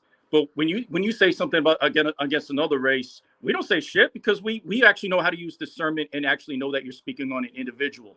Apparently, look, you don't. The racism is jumping out. So this doesn't surprise. Yes, this is not surprising. I love this. I love this because Will, why are you in a black space? Why? Yeah, I mean, it is so pathetic. I mean, it's so sad. Not you. Out of will, you are doing what racists do. What is sad is that the passport bros allow you in their midst. The fact that some of them actually have you as the moderator is, Dude, all of the passport bros don't get along with each other, so it's not one group. So I never understood why you guys think it's all one group. Passport bros is a lifestyle. Not everyone is going to have the same goal as a passport bro. Not everyone is going to live the same way as a passport bro. That's just all it is. They don't share the same ideology. Not every passport bro thinks the same. It's just how it is. I've already said that in another panel. Okay, but anyways, it's so good that you came up here and proved correct, and that you are a racist. Wow. That's all you say because you got nothing else to say. That's the only thing. I don't have to say anything else. I don't have to say anything else. Once you prove racist, there is nothing else to say. You do everything to fuck up your own native country, then you come back to the States. Your bitch ass is probably in San Diego. And if you're in San Diego, I probably know exactly what neighborhood you're in. The passport bros are, self-haters, white worshippers. So I mean, I know they say you're not white, but you are close to white, so that's why they tolerate you. I mean, they don't tolerate you; they actually welcome you into their space, and it is so sad, but it's okay because I don't say dumb. Because I do not say. Because when I say things about.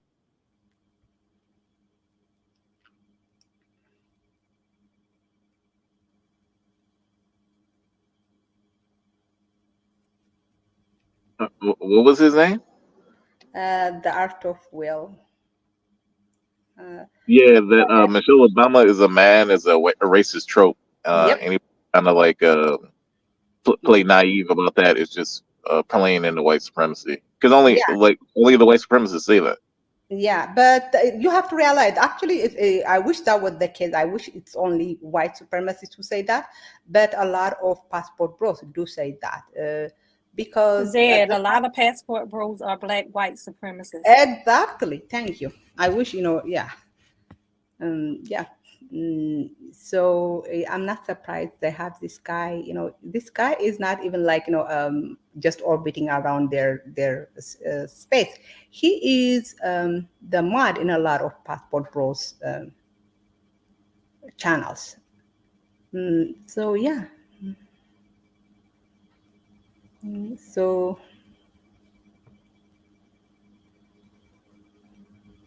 no, I came up to comment about your was that an interview with Floyd or what do you call that?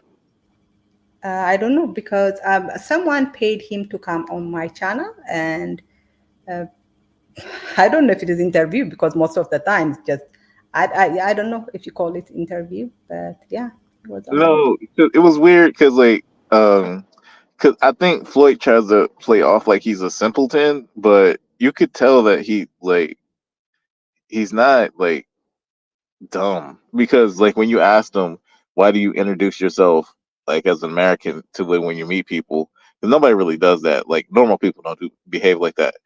But on his channel before he says that, oh, I'm gonna flash a passport and tell these women are American so they'll sleep with me. But you asked him and he asked like he doesn't do that. So he's kind of like a pathological liar because he understands like he could have just admitted the way he did it, but he understands that it looks bad. So like you can't be slow and understand that it looks bad when you say that.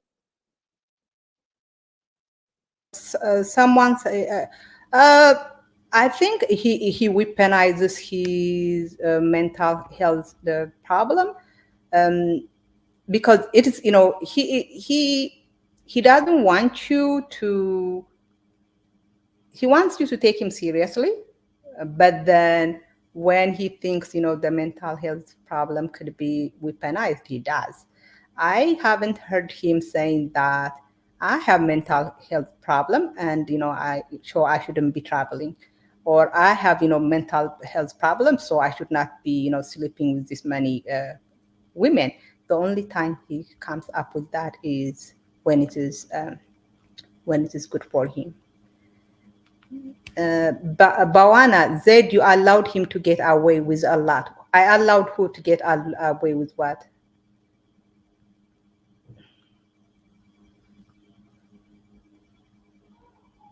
But if Floyd has issues and he's traveling the world untreated, I mean that's kind of Yeah. safety. I'm concerned about safety of others too, not just him, but other Exactly. people. Oh, go ahead. Please don't let me interrupt you. Oh no, because now I'm saying like he could say if something happens to like these, because he had a live the other day where he had like some woman like cooking, like I think that's his thing now, to be like a voyeur, like when women cook.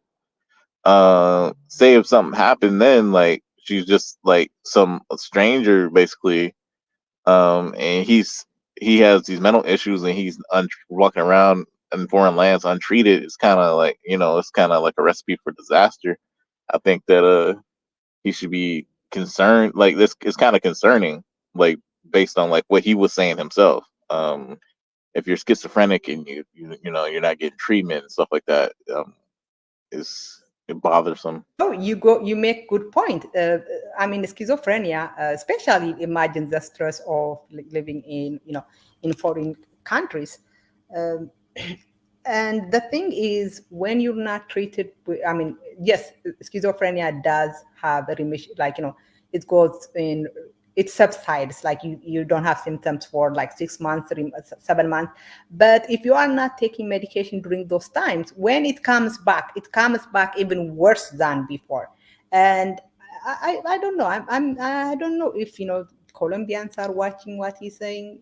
I mean, how would you feel if someone, a schizophrenic is, running around your country with no medication?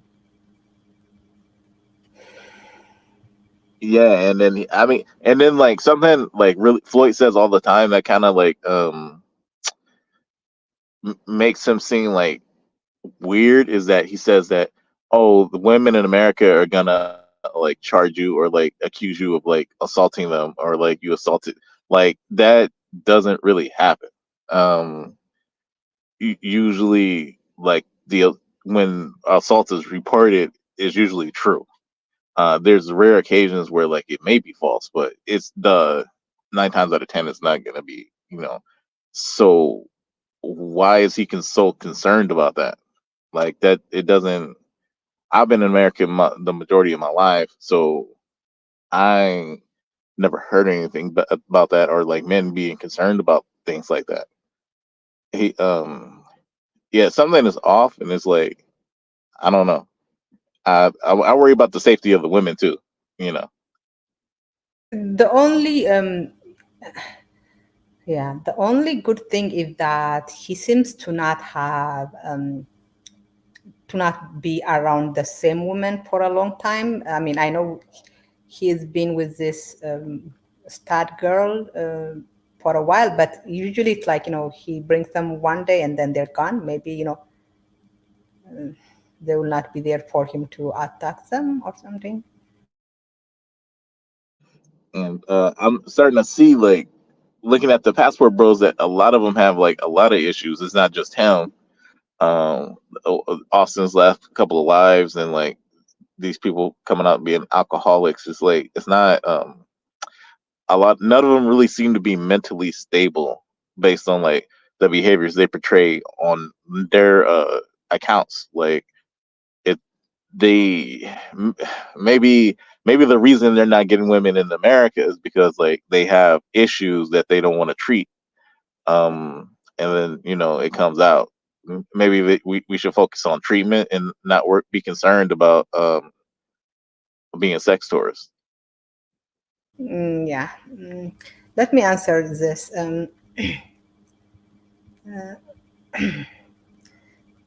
Hold on. Someone said I did nothing but this lady did nothing but throw insults the entire time. Floyd actually looked like a reasonable one. I didn't insult him. All I said was describing Floyd the way he is not insult. And Floyd, didn't look reasonable. He was just repeating talking points that he always says. If we were to have a real conversation, it would be impossible because Floyd talks in talking points. I am a proof that if you leave America, things could work. I'm like, that's the same thing he's been saying over and over. It's almost like talking to a machine that to a robot. So I didn't insult him. It looked like I insulted him because I was describing him the way he is, and if that is insulting, yeah. So your view of Floyd hasn't changed, or like it got better or worse? Not. It didn't change. Absolutely not. I do not take these people at their word. I see what they do, and what they do is on video. There is nothing. It didn't change. If anything, it confirmed to me that he will do anything for money because it's obvious he didn't like being on my channel, but he did it because someone paid him. So no, And that kind of goes into the scammer thing because, like, if he really doesn't dislike you, like, you couldn't pay me like $100 to talk to somebody I didn't like, but you like he's doing anything for dollars for now. So it's like a buck for Floyd. So like he's doing anything. So like him lying about him being robbed, it kind of seems plausible now because like you're doing anything for dollars. Like you have no compass, you have no morality. You'll just do anything for money. So like it kind of plays into that. But before I answer this, Joe Blow, I want to give you guys background on this guy. Joe is a person who makes absolute statements without having any evidence. He claimed that I had 990 followers. And when I told him I never had that many followers, he's like, you did. I'm like, so this guy, Joe, if you guys know Joe, you should know him for two things. One is he is a Black woman hater. Another is he is someone who doesn't care about facts. So that being said, Zed, seriously, if you truly believe he got issues, then why not be nice to him? He has issues, but that doesn't mean I have to be nice to him. I am not nice to. I'm not nice to you because I'm not nice to Black women haters.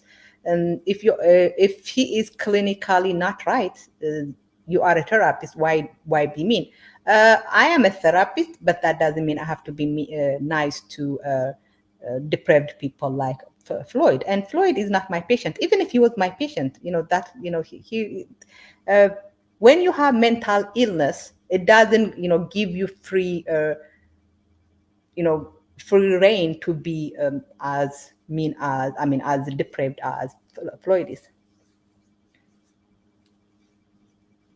Zed, Joe said he doesn't hate Black women. He just don't think they're attractive. But he's still over here with these ugly Black women. I know. It is so funny that and always. And there is some kind of complex there because he brings up Black women's attractiveness even when no one is talking about it. It's like there is like there. Yeah, like he will be on Auston's channel. No one would be talking about Black women, but Black women are not attractive. Black women. I'm like.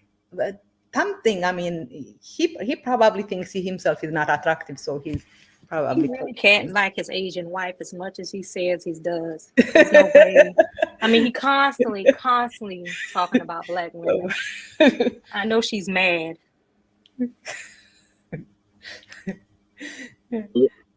lot of these guys got turned down in high school, and they like harbor that for the rest of their lives. When they're adults, like they hold this grudge for being awkward in high school. So that might be the situation.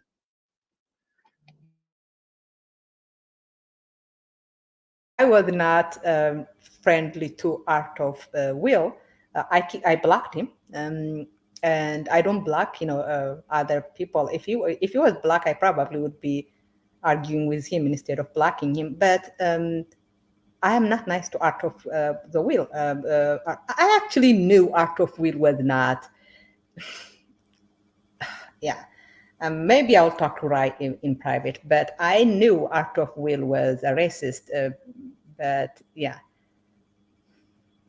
Joe's type 5 posts back to back. He's angry.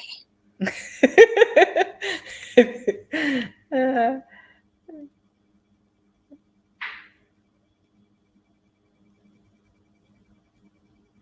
yeah, could someone tell me about Strictly and him being a pedophile?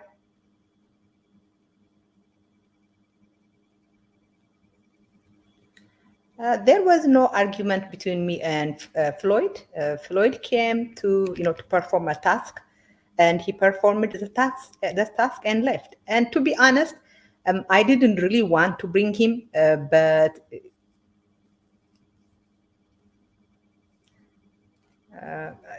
yeah.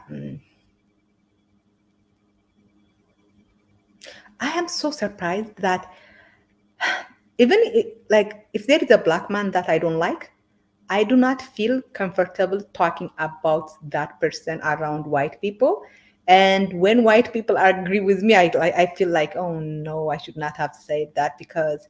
But this passport bros talking about Michelle Obama with, Art of Will tells you something.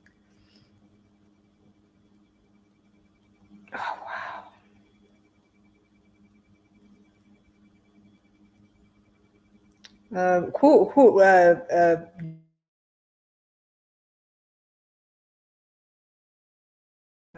worshiping white people and hate blacks?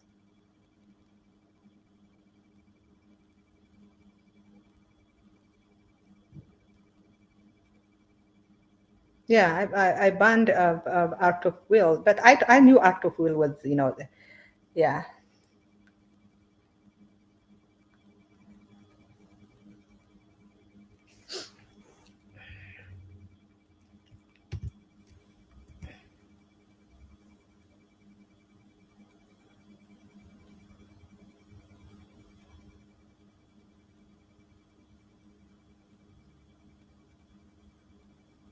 Oh, uh, I had, I mean, I was actually asking him. I was going to ask him about the group he belongs, the the police thing, because I truly believe that group is a white supremacist group. But he said that he only had 1 hour with me, but tell Floyd to, I mean, give him to have me on his. Give him money to have me on his channel so that I can ask him about his white worship. I will probably ask him for like 30 minutes. Only human. I turned it off the super chat because now that Floyd is gone, it's not fair for me to continue collecting them.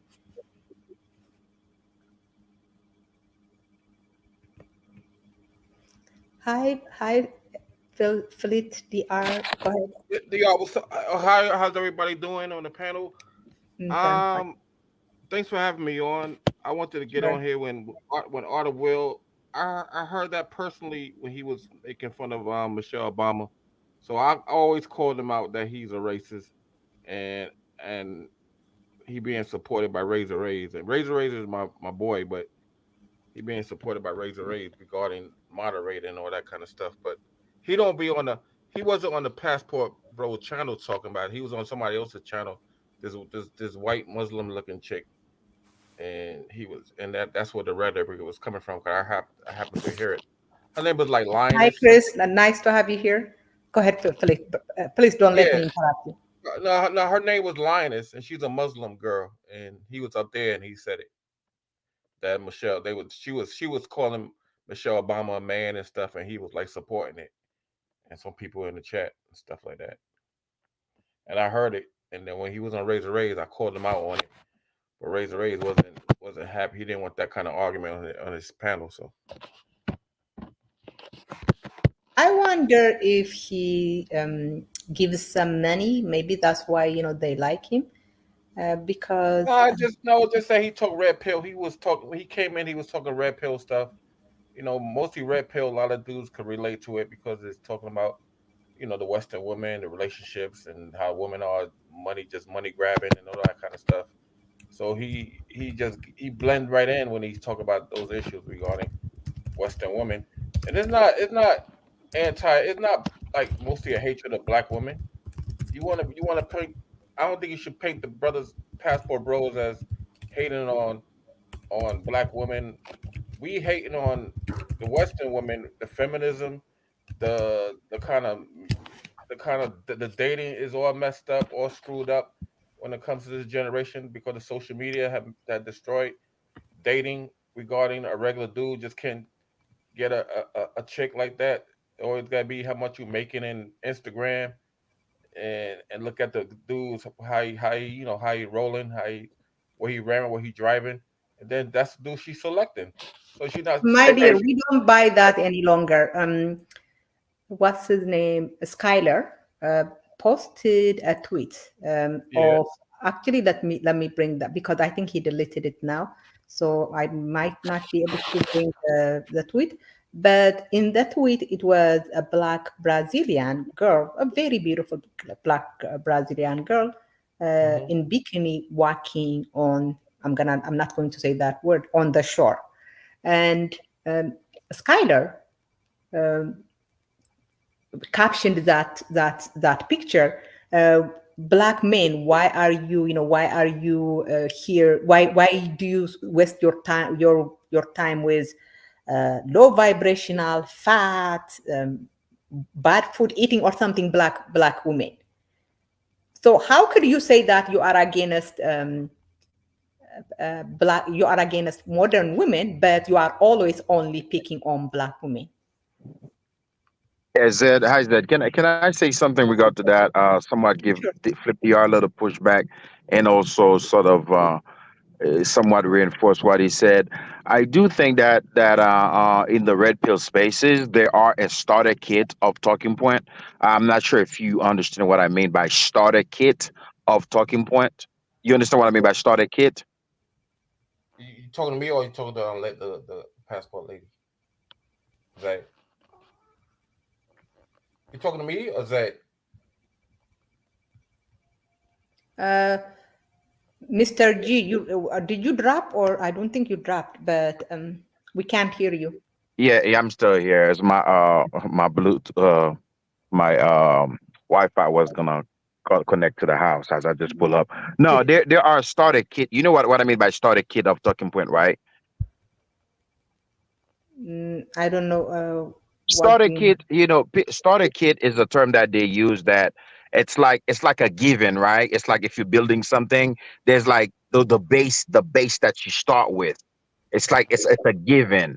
So like a starter kit. It's like what would you start with? The basic minimum, right? A starter kit. That's what you're starting with, right? So there are some starter kit talking points and starter kit ideologies within the red pill, and this is one of the reasons that I do not agree in some of these talking points, some of these uh, uh, uh, um, ideologies. I'm a bit cringe to them because they're very anti-black, right?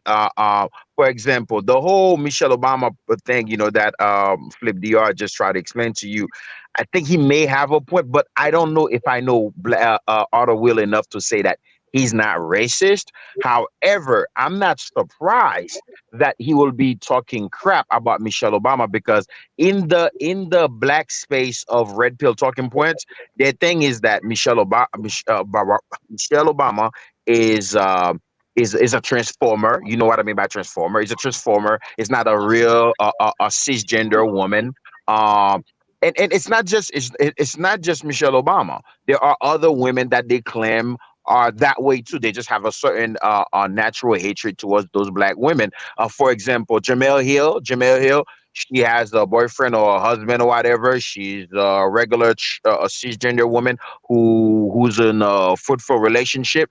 But in a lot of black male spaces, you will typically see them try to frame her as a transgender when she's not a transgender. And Michelle Obama is one of the things that these men like to do, and they like to insinuate about Michelle Obama, which is very nasty because the woman has birthed two beautiful children. I had to push back. I never heard that. If you say red spill paste spaces, you should name some names and stop saying red spill paste spaces like You never everybody. heard what? I never heard that in like Obsidian or Channels Lane. I've never heard people in that, you know, in the Black Manosphere. I'm saying the Black Manosphere red pill space. I never heard them make fun of Michelle Obama. They have respect. Respect for her. Don't What? Arthur the Will do said that. that he was not the one who brought up that idea. It was a black person who brought that. Yeah, a flip Yes, DR, I so think. I mean, I blocked Art of Will because I am okay with black self-haters, but we should not, I do not tolerate racists.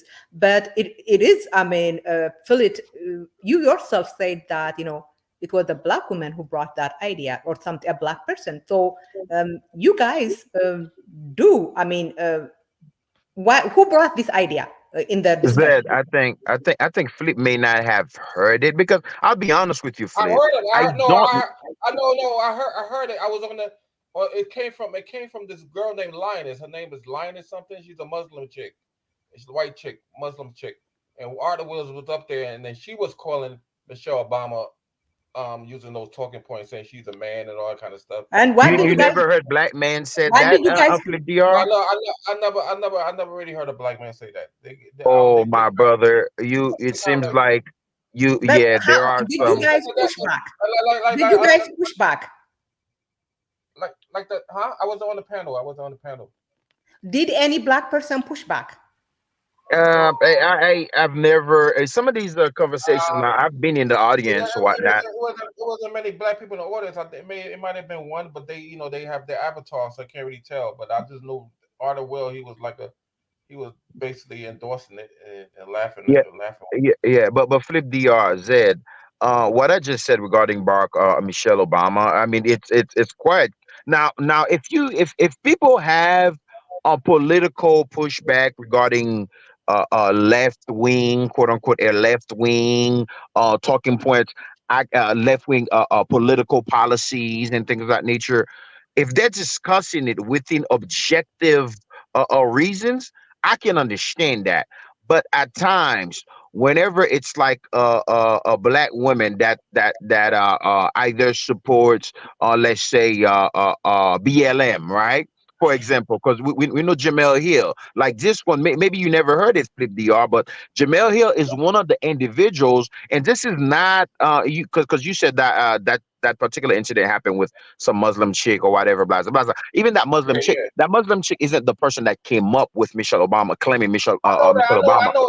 but that, like that somebody said, it's a white racist trope that during the time when they was running and stuff like that. We knew that, but it's not coming from where it's originated from the black man. Come on, we not You don't think disrespect. so you don't think black men in red pill spaces have been propagating these that No black man would no other black man would not tolerate another black man calling Especially, Michelle Obama. sorry, whoa, brother, please. come up and I want you to defend yourself The because first African if American, that African American racist president. man is Wife of a president, the first African American woman. Nobody in the black community will accept that. Come on, man. Flip. I Nobody will accept that. agree. No. You gotta get the quote and stop talking out of your head and come with a No, quote. no, What it it sound like what it Zed. is doing. One second, Flip. Yeah, let me say this. Zed, it would be a very easy. Uh, uh, it will be very easy to do some quick searches through YouTube or Google to find black spaces where they. Flip, can I please get this out, my brother? Yeah, Go ahead. let me get this out. It will be, and trust me, I don't even have any point of contention with you, Flip, at all. But it will be so easy to find spaces where we find black men calling. We have some feedback. Hold on, The person going to. Mr. G, I believe it is strictly. You are creating echo, so Yeah, browser. go on mute real quick. Or is it me? It's strictly. I think you might have something on, so if you could. What about now? No, it seems like you. Yeah, it seems like you're clear now. Yeah. Let me say this real quick though. I will agree to disagree, but Zed, whenever you have some time, or if you can go on YouTube or something in the background like it's just echo, but and I you think can it's do something because it started Yeah, when go on mute real quick. Really? Hold on. Let me try. Give me 1 second. Mr. G, you don't have to keep saying that. I've seen it plenty of times. I've seen it on TikTok. I've seen it on YouTube. I've seen it on Twitter. Kevin Samuel's Facebook groups. I've seen it in plenty of places. Put the link in the chat there, man. It'll be so easy. It'll be so I mean it's even a waste of time to even look this up. But go ahead, Zed. If show the receipts, Zed just showed the receipt of Tyler. So let her show the receipt. Or are you hearing that? That's all I want to actually do. It's okay. I mean, we might not find it today, but you're gonna hear a lot of white people saying that, but you don't even know what no Afro American man gonna accept that. Yeah. Oh Lord Jesus. Nobody will allow that to happen. This is actually a very small burger. They've said worse than that. But anyway, my brother, go ahead and 1 second. Yeah. If you really want some receipts, Google this guy named Chef Way. He got receipts pulled up on him. He got canceled because of this kind of stuff. If you really want receipts. And he's black? He's black. I think he's married to. I think he's engaged or married at this point, maybe to like an Asian or light skinned woman. But Sotomayor is another person you will find. Yeah. And then you Auston. Sotomayor is a Tedder. He's from he got Caribbean descent. Wait. So now he's moving the goalpost. I mean, I am a foreigner, and I have never ever called. You yourself as a Haitian, and at the same time, you don't like to take sides in the Afro American business and stuff in the black manosphere. So now it's not that they never said it; it's that the person who said it is a tether or is an immigrant. So now it's invalid. Yeah, the person you just mentioned, I would like to look into that. Yes, I would like to look into that because it's very disrespectful for any Afro American man to make fun of the first black president wife, and she's Afro American herself. That's very disrespectful. This is crazy, man. You FBA people don't think Obama's black though. The ones that are defending her, they're not exactly happy with Obama, his record, but we proud in the way that he's. No, but you say he's not black. You FBA people say he's not black though. Huh? You FBA people say he's not black. Well, he's not Afro American descent, but his wife is. Michelle is. So yeah. And also the fact that hold on, Philip, let me ask you this. Philip, let me ask you this. I swear to God. Philip, let me ask you this. Could you hear me? Let me ask you. You said that Art of Will and a white girl were calling Michelle Obama a man on Razor Razor's. No, it wasn't on Razor Rays. It wasn't on Razor Rays. No. Was it on a black person's channel? It was her channel. No, it was her channel. It was her channel. Lioness something. I gotta get the name for it. I didn't understand that. That makes sense. It was on her channel. It was on her channel. He was on her panel. You understand? It was her channel. And then you guys still allow him in your spaces. No, because nobody else heard it. Nobody was on that channel. Nobody else heard it. But Rai heard it, and I'm sure. I mean, Rai is not. In all fairness, Flint did bring it out, but they ignored him. Oh yeah, so you were listening. So what's your name? You were listening. So yeah, everybody would ignore Flint. Flint's a fucking drunk. Nobody believes him. Zed Farrell is a troll. I don't drink, my man. So what are you talking about? Nobody. I'm not trolling. Just because I say shit you don't like, don't mean I'm trolling. You're the clown that was on Peso Man. I'm gonna slap you when I see you. I know who you are. You're the one that said that, bro. You said you have 400 fucking bitches in Dominican Republic that you're paying for that you never even seen before. That you never even seen before. You can't even talk to a bitch in America. Thousands. Yeah, can we please watch the word a bit, the B word? But Yeah, but Philippe, what the brother just said, it's not that I disagree with it, but I really want to stay objective on the conversation. Whenever I try to drill, you'll try to deflate it, deflect or whatnot. This No, is no, this you is know, a very right small. now listen. Right now we could go on and on. You're not showing any receipts. Mr. So you ain't Hey, showing in the one back chat. second. FLT. So easy show me what you're saying is true. a Uh, a receipt that black male spaces of black male red pill spaces are anti-black and Mr. they G. love to call Michelle Obama, Jamel Hill, transgenders. Are you serious? No, I never heard them say Michelle. Cause there's no reason why they should say it. Jamel Hill. I could see that because she kind of like this You just disrespectful. want to say something just to say something. And I I'm not hate just that saying when that. people are having constructive, I don't care. objective conversation, I and you don't just care. come here with a very, very limited range, and you just messed up the conversation. But go ahead, my brother. Wait. Hold up. I came in before you did, and I the one that addressed the Art of Will situation. I heard it myself with my own ears. You didn't. So how you gonna say I changed the such situation when they were talking about that when Art of Will was on the panel? I tried to get on. So you back up and you the one that changed the conversation. No, I I got a heard it question for for him. myself. I heard it for myself with the white woman talking point, calling Michelle Obama a man, and I called Art and I called Art of Will out on it on Razor Ray's show. I got a question for him real quick. Okay, On top so right, you're talking about. dude on the top right. Are you a passport bro? Question. I got two questions. He doesn't have a passport. He's a Me?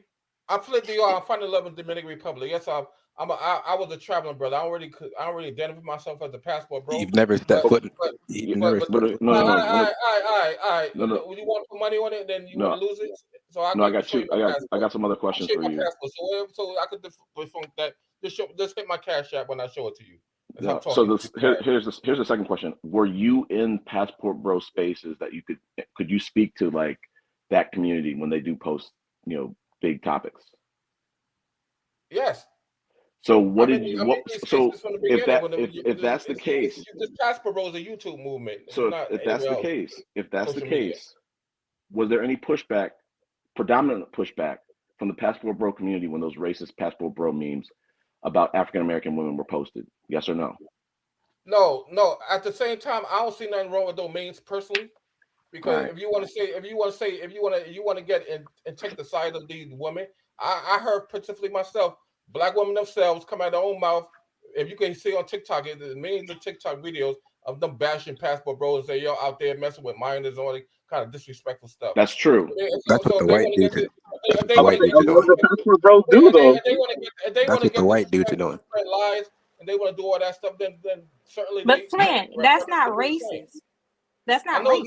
it's not racist, but So making fun of you're making defending fun of racism. no what calling out a It's not. black woman she's fat or somewhere No. like that. Not just because they're fat, they're making That's them a fact. gorilla faces and monkey faces. That's racist. Ain't no monkey faces. What do you mean? It's an AI creation. Most of the time it's AI creation type of thing. So AI is the one that creating it. But I don't see no monkey faces and You're stuff an like idiot, that. Flint. All right, my man. I ain't gonna call you no names because you're the person that talk behind the internet where I already know. So I'm not gonna waste my time. I'll let you know when you want to meet up and you let me know. So stop talking junk with that.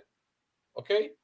Name calling and stuff, wasting everybody's time. If you want to stop stuttering, maybe you should just write what you want to say down. It's not that hard to speak. I'm You not only know one language. I'm studying because I'm talking fast and I want to try to do what you was doing and derailing the Nigga, you're conversation. drowning on your fucking tongue. Derailing the conversation and let's get to the point of what we're talking about. You're trying to say that calling black women monkeys isn't racist. I didn't hear that they calling black women monkeys. She just said that. They both just said that. Well, But you're trying to talk over. show it then. Show the meme. Show the meme then. Why you have all these memes? You have all these things you always say, and you never show it receipts. I never see it. Look, Google. Hey, Google. Why should Dennis I Google? No, you put it out there. Person should put it out. I ain't gonna Google that. You already admitted that you saw through it yourself. You had to prove the point. That's already admitted to it. So now you can't go back. Yeah. You said you saw it. Wait, you said you saw it yourself. Yeah, you're fucking dumb, bro. You already said you saw it. Okay. Yeah, one day, you a passport bro yourself. You in Colombia banging hookers and stuff like that too. So I'm not a passport, bro. I'm inside of Europe right now. Passport, bro. You on the passport, bro. You on the passport in Colombia. You're not appreciating black I'm in women Spain enough. right now. So why you talking? You traveling using your passport to bang foreign women. So what you talking about? I have 2 black women back home. What you mean? I got a full black one and I got a mixed one back home. You're doing everything the passport bro's doing. So what you act like a Wait, so you said everything passport bro is doing is just buying prostitutes because that's what you just said you do? Chicks. No, banging chicks. So it's not just the sex toys? Banging foreign chicks. Banging foreign chicks. That's By all. paying them, right? Isn't that what you do? You still banging for foreign chicks. Wait, I thought the passport bros are trying to get wives and like just travel to museums. No, that's what the talking points of some brothers that's choosing they want traditional wives, and some of them is choosing that. But some is not saying that. Some of them are just banging chicks and look at real boss, real talk. He's I'm a Margaret and I'm out there banging chicks, foreign chicks. So you got 4,000 Dominicans, right? So you saying you fucked all of them, right? I didn't say I messed with none of them. You fucked half the island, right? I didn't get. That's why I didn't say to none of them. I just send the money and I don't bang none of them. Okay, so that makes you. You just send the money? Yes, I send the money. It's not your money. It's my money. I can do whatever I want to do with it, right? Yes. So shut up and move on. So as a passport, bro, you're living inside the state, just sending Dominican bitches money. I'm not no female. I argue with females, and you acting like a female. I'm about my man. You don't deal with females? Let me know that means if you don't deal with females as a man, that means you're gay. If you have the same energy with me face to face. If you don't, shut up, man. You're wasting my time. I gave you my address already. You give me some. I gave you my address 2 months ago, and I sent you the location. You never came. It's a Colombia location when you're gonna have your Colombian dub. Guys, this is why I don't like having panels, because I don't want the panel. This guy don't want to do name calling all this kind of stuff. No, knock this guy out. Because man, you're a bitch just like your mother, and if I saw you in real life, I'd spit on you, nigga. You're dumb as fuck. Okay, so guys, Sarah's gonna keep doing the same thing. Yeah, I would actually like for Strictly to defend himself, because obviously we are not going to take a white supremacist word over, a black man. So let Strictly defend himself, and then we will go from there.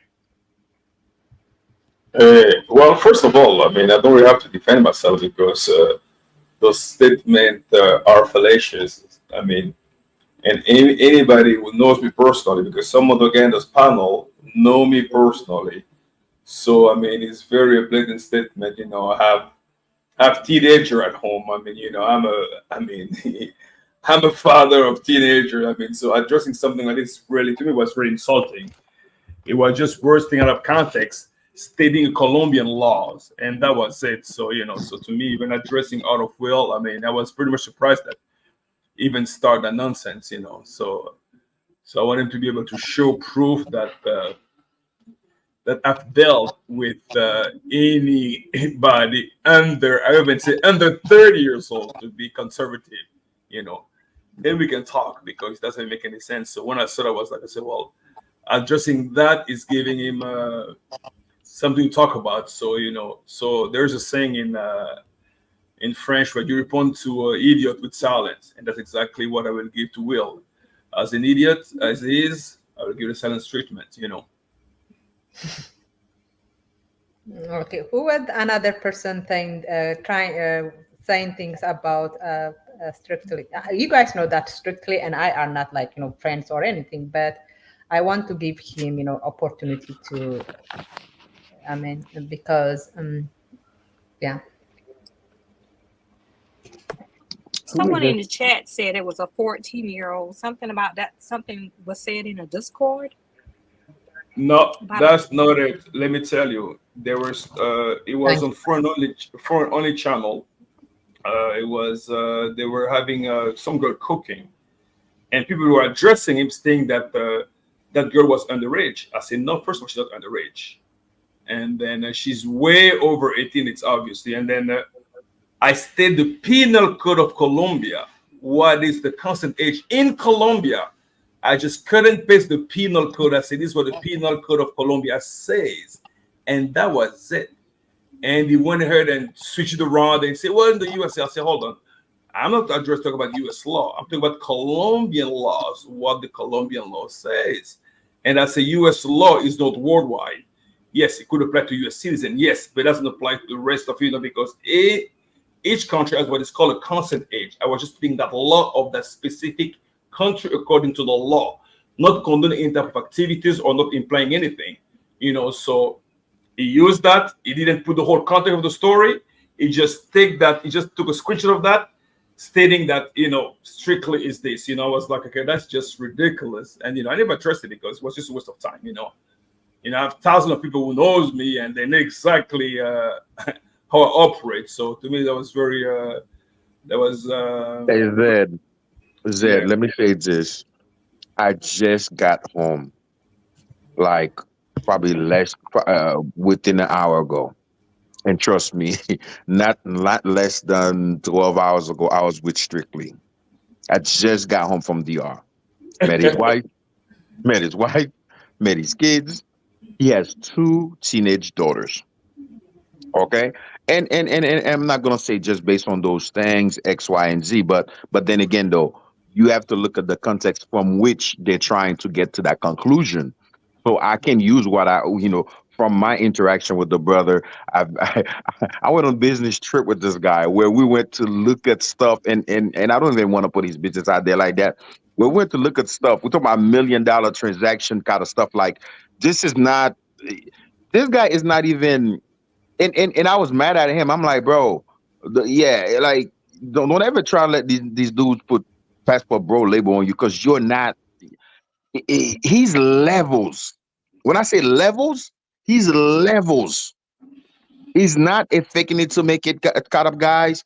He's the real deal, and I'm shocked. And I'm not just saying this just because I met him or because we may share some sort of descendant, ethnicity, whatnot.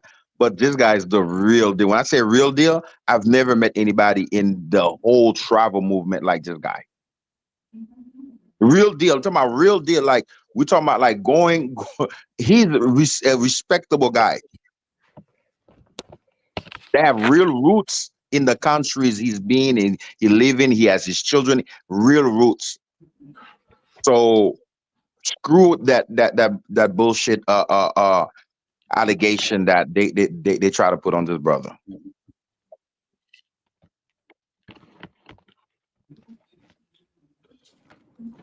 Hey, how was your trip, Mr. G? Was good? Yeah, it was good, man. I finally made it home, man. Okay, Made it that's good. home. Yeah. Yeah, no, so I mean, here's the problem. I mean, that that it's very unfortunate. I mean, like words are taken out of context. I mean, when you address a subject, you are referring to penal code of each country. Like tax evasion is not a crime. Let's say, for instance, in Dubai, because there is no such a thing as taxes until now. So it wouldn't apply. So if I'm stating that, they're gonna say, well, strictly is promoting fraud. It doesn't make any sense. Or you're promoting tax evasion. I mean, I'm referring to the law of that specific country, and that's pretty much it. As as an intellectual, you have to be able to analyze things and be able to put things out in their context. So why should I even, keep on wasting my time trying to justify myself because it doesn't make any sense. I know who I am, and the guy I deal with know exactly who I am. So to me, it's just a stupid statement and very appalling. That's it, bro.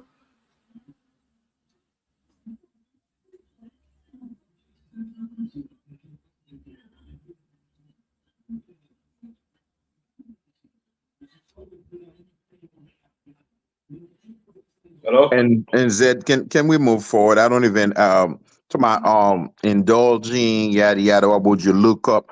You're not looking. You're not. It's not about looking up or whatnot. I mean, you've lived in different countries.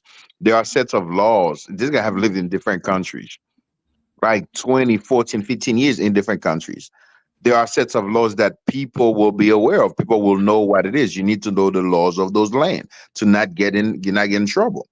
You got some countries, if you spit on the street, you get arrested. You need to know the laws. And being aware and talking and discussing something, It's just like if you're discussing like some states they have the death penalty, some states don't have the death penalty. If you're discussing just one state that doesn't have the death penalty, does that mean you're pro criminal? It's intellectually, again, in this space you cannot have any intellectually in-depth conversation without people putting some kind of labels on you. And I know these are sensitive topic. And I'd rather not even indulge in none of these discussions, because in a court of law where people will be doing all the back and forth and things of that nature, the common folks cannot be having this discussion, because anything that's said to them, they're just gonna take them wildly. But when you have intellectuals having these discussions from an objective point of view, from a contextual point of view, it's not for the common folks.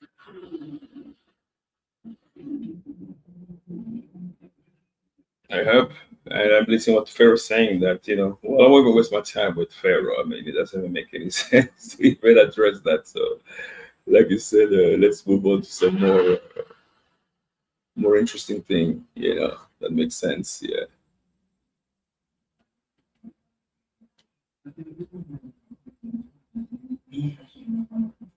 All right, everybody's quiet.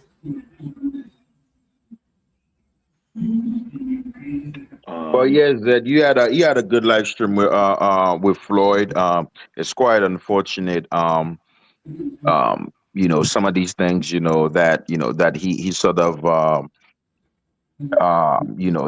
he sort of put out there, about his situation. Some of us we've been speculating, but we heard it out of his own mouth. And for me, I just want the best for some of these young brothers. Whether it's Austin or Ham, we've seen what happened with Austin recently, and his mother. It's quite traumatic. There are a lot of traumatic experiences, a lot of traumatic situations. Some of these brothers are running away from.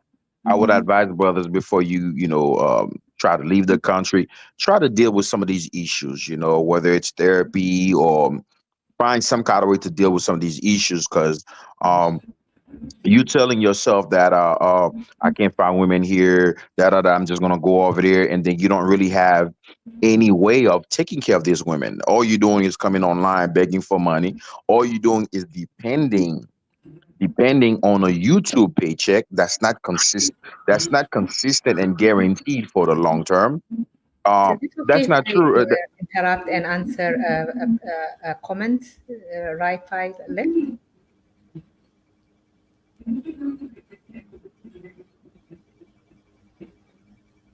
Guys, I can't Yes. hear. Oh, okay, I can't hear. So Raifi said that I'm listening to the interaction with you and Floyd, and he was nothing but respectful to you. You called him pathetic, which I did, and attacked him pretty much. I didn't attack him. Calling him pathetic was, just describing his state of, how he looks. He disclosed he is schizophrenic, and I continue to call him pathetic. I am so surprised by you. Being schizophrenic doesn't mean it doesn't. I want people to know that mental illness doesn't give you a pass on being scrutinized. I treat him the way I would treat. Is this Austin Holman? Let me see if he is. ¿A qué nos vamos? Pardon me? Aquí está ya. Eso.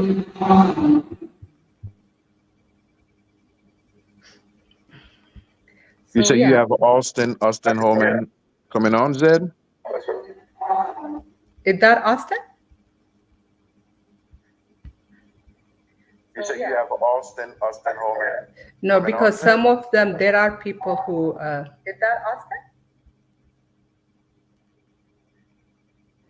That's his comment. No, because some of them, there are people who. It looks like him. Yeah, it's him. Okay.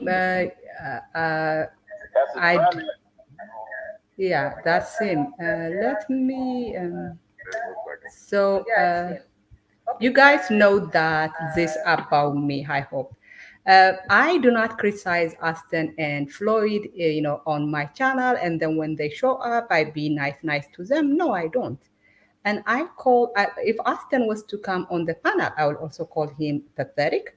I actually have a little bit of sympathy for Austin after I watched how his mom behaved. But I will still, call him pathetic. I will still call him, a black woman hater. I will still call him, yeah, everything I call him regularly. And let me say something about Floyd. Floyd is actually, instead of attacking me, the person you guys should be criticizing is people like Austin, people like BMT, people like Skyler, people like that Wapo guy, the guy who calls himself beautiful, handsome. Those are the people you should be criticizing. What Floyd is doing is truly, yeah, Austin, if you are listening, listen to this. You have to tell Floyd to go to see a psychiatrist. Schizophrenia is like diabetes. If a diabetic, a person with a diabetes told you, you know what, I'm going to control my diabetes, and I'm talking about diabetes type 1, where they don't have, insulin producing cells. You will not tell them, well, that's good for you. A patient with schizophrenia should be on their medication. The fact that you guys know that I'm almost sure that when you go to hopefully, if you go to Ethiopia, you know that Amharic is my first language. So I will tell them, you are a proud sex tourist. You have been telling people that you are going to Africa to create single moms and abandon, your I think children. he's trolling you. I think he's trolling you. I think so too. I don't think he's going to Africa, but yeah, He doesn't have the funds to buy the yeah, and let all me that. go back to what I was saying. People should hold Austin accountable. They should hold BMT accountable. They should not me. Me calling him pathetic, me calling Floyd pathetic is just describing his action. But why is it that a schizophrenia, a patient with schizophrenia is traveling around the world without medication? Yes, schizophrenia could go in remission for like 6 months, 7 months, but when it comes back worse, and it's hard to treat. So I want you guys to ask Austin, why is he not telling Floyd to? We're not even asking them to tell him to go back to America. Why doesn't he see his psychiatrist, get his medication? Well, Sister Zed, you're talking to a young man who said therapy. As we can see, again, I don't really want to re-highlight the things that happened between him and his mom, but this is a brother who said a therapy is bullshit, right? When he first Which came on one? here, very Which ignorantly one? started. Because Austin is saying that he's going to therapy. Are you talking about Floyd? No, it was Austin. Well, maybe now I don't know. Based on what happened, maybe some people talk to him on the back end. Maybe some. But when he first came on, he came on very ignorantly talking about therapy. Oh, it's bullshit. Yada yada. Yes. And Now, to be honest, if I have to be honest, I don't even think Austin is going to therapy. I have this feel, but you know what? Maybe he's going to therapy. But Austin, the kind of therapy Austin needs is not, the kind of therapy he's getting. He needs someone to, because his personality needs to change, and the kind of person. But I want to ask Austin, why did that you are not telling Floyd to get his medication? well, he again, like I said, this guy doesn't even thinks therapy is bullshit.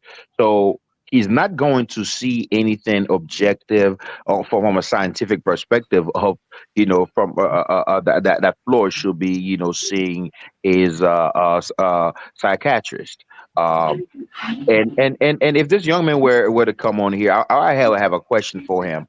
Because Floyd said something regarding Do you going guys around. think this one is Austin? Because doesn't he have his own? I don't think that's the I real don't think Austin. so. You can click on it, No, Zed, and no, check it. no. That's Austin because Austin's on his live. Listen to you. Oh. Yeah. So, but here Sing in is your what. show. Yes, if you guys want to like, if Austin and Austin needs to, Austin has a lot of problem, and some of it we could sympathize with because we saw his family interaction and we sympathize with him.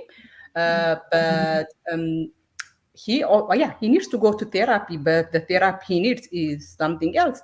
But here is the thing: I want to ask Austin, why the hell does he not tell Floyd? Okay. Well, I want to speak on that. Zed. I mean, one, we might not know what he tells Floyd or other people behind closed doors, but I think it's irresponsible for him not to be Guys, telling us. someone has their The TV. could someone turn off their the background? I hope it's not me.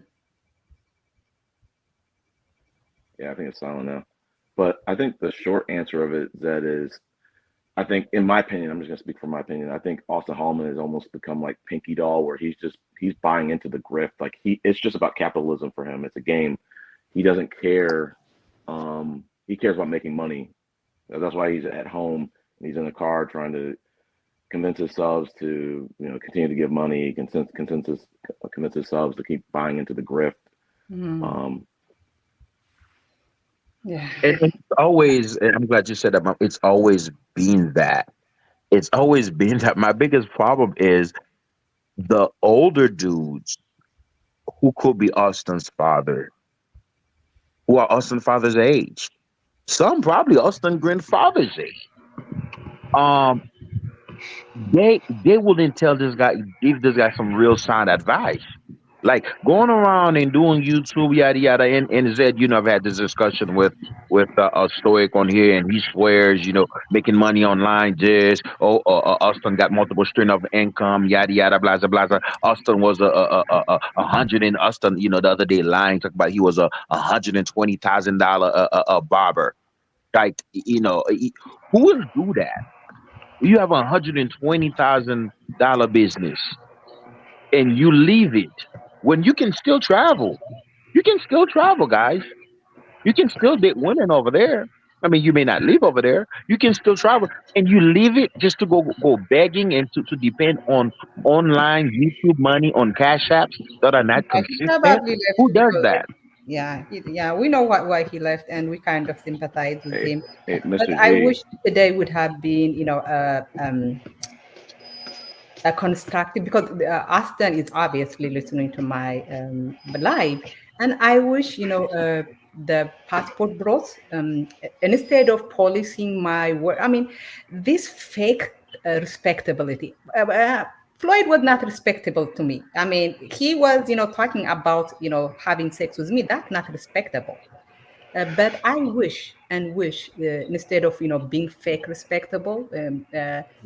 Let's be honestly respectable and get this freaking guy into treatment. It is gonna be once he crashes. I mean, when he have once he crashes, it's gonna be bad. And instead of treating him like a clown, why don't you guys take him to therapy or something? No, excuse me, if I could chime in. Yeah, I was wondering. Yeah, I watch your videos here and there. I'm curious. What would you say is the I would say, what would you say, like the top three things that make Austin such a bad guy? To where you've Are you dedicated this asking channel. honest questions? Because I hate when people ask bad face questions. Are you asking honestly, or are you trying to get me into a gotcha situation? No, Because no, if no. that is, okay. No, I'm asking in good faith. I'm curious because I don't really see nothing wrong with what he's doing. So I'm just trying to see your perspective. I'm just So trying to see your perspective. extremely sexist. Of course, I mean, he's sexist. Wait. Now, sexist in what way? He believes that women should submit to him. So I consider that sexist. Okay. Well, a lot of women also believe that they should submit to a man. But So so you didn't ask me a good faith question. You asked that question to argue. So I do not no, argue. It doesn't matter what women are the victims of sexism. If women are also sexist towards themselves, that is another problem. But I mean, there are Black people who believe they are inferior to white people, but I do not, I do not focus my criticism on them.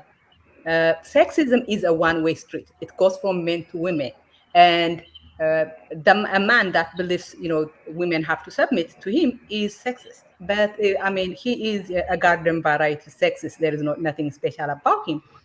But when he was in Africa, he was attacking Africa and Africans. He said 80% of the women he dated in Africa were below him, and that is offensive to me as an African, as a Black woman. And of course, the other thing is that he plans to create single moms all over the world. wait. Can I now? What makes you say that he plans on creating single moms all around the world? What makes you say that? He Because he said, said my that. brother, he said it himself. He Yeah. literally So stated that he's so on my. And let me ask you a so quick wait. question for my brother.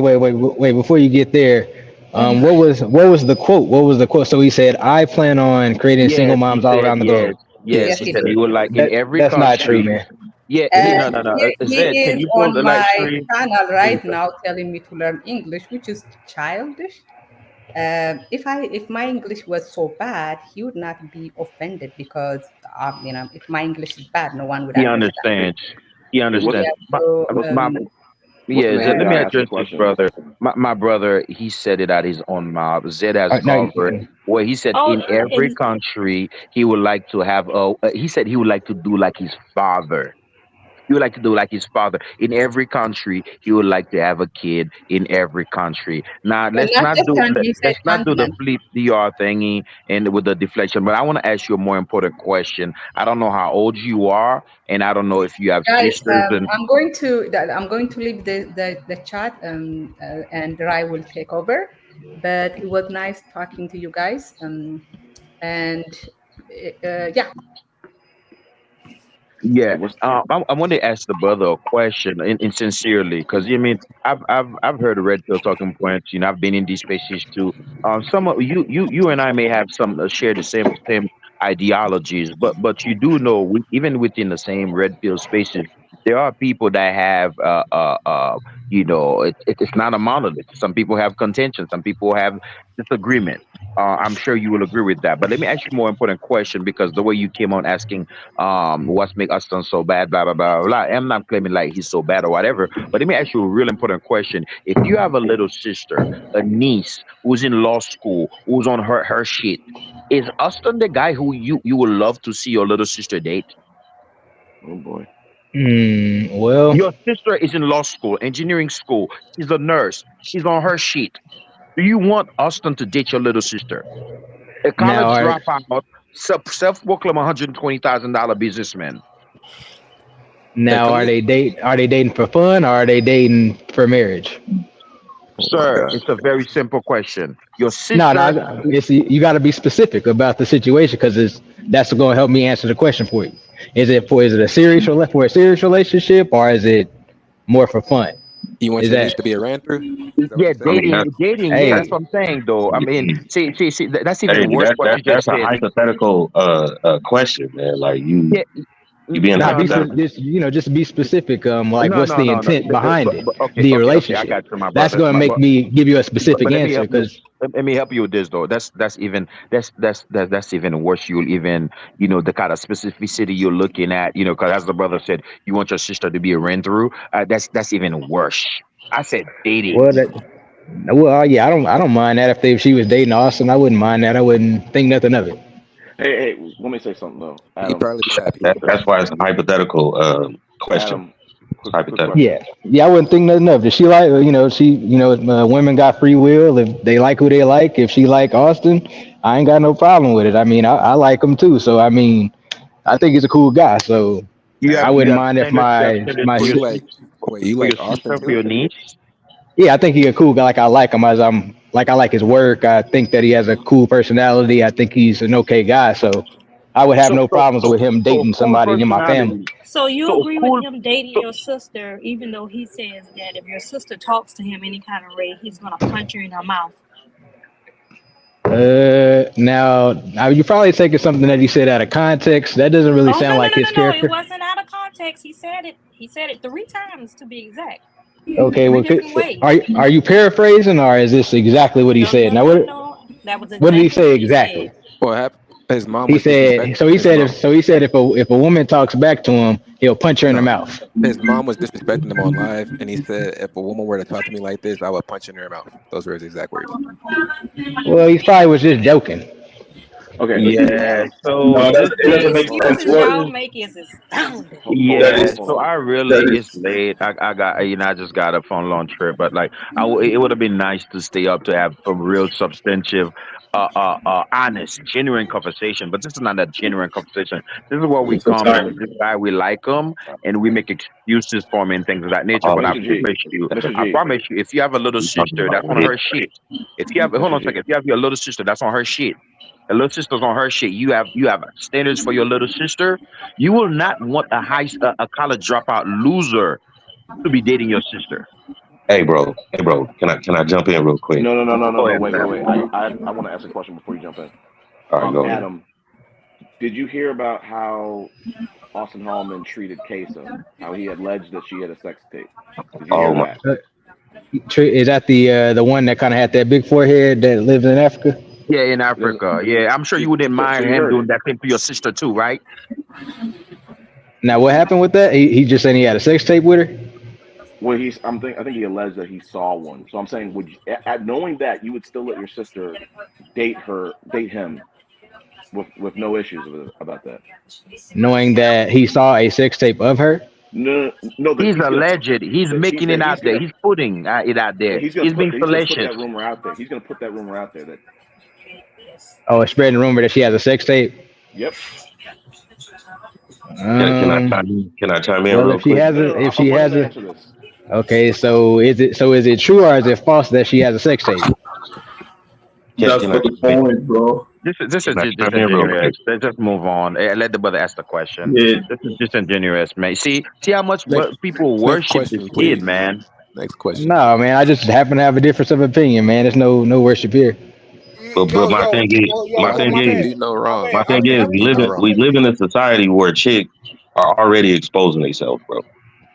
So that's like everything that you're saying is hypothetical. It doesn't even make sense. You're talking about what ifs versus what happened.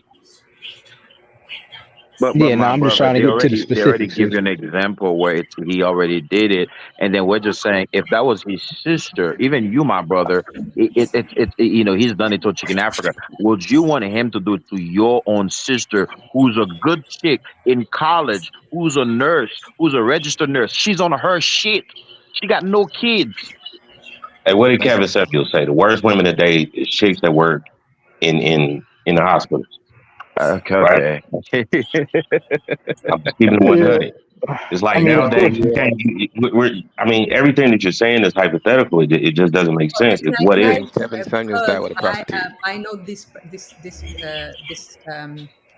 situation. Kesa doesn't have a sex tape. Auston, I don't know if it is Auston who made it up, but he had his Ask Kisser Powell. I don't think Powell is his Ask Kisser any longer. Make a video claiming that Kesa had a sex tape, and she doesn't. Kesa came on this channel and said she doesn't have it, and she didn't even have to come on this channel to deny, because there has not been one single person that has produced. All these people say, there is a sex tape, there's a sex tape, but not even one single person has produced evidence. When Powell came on my channel, I asked him, what is your evidence? He said that someone who saw a screenshot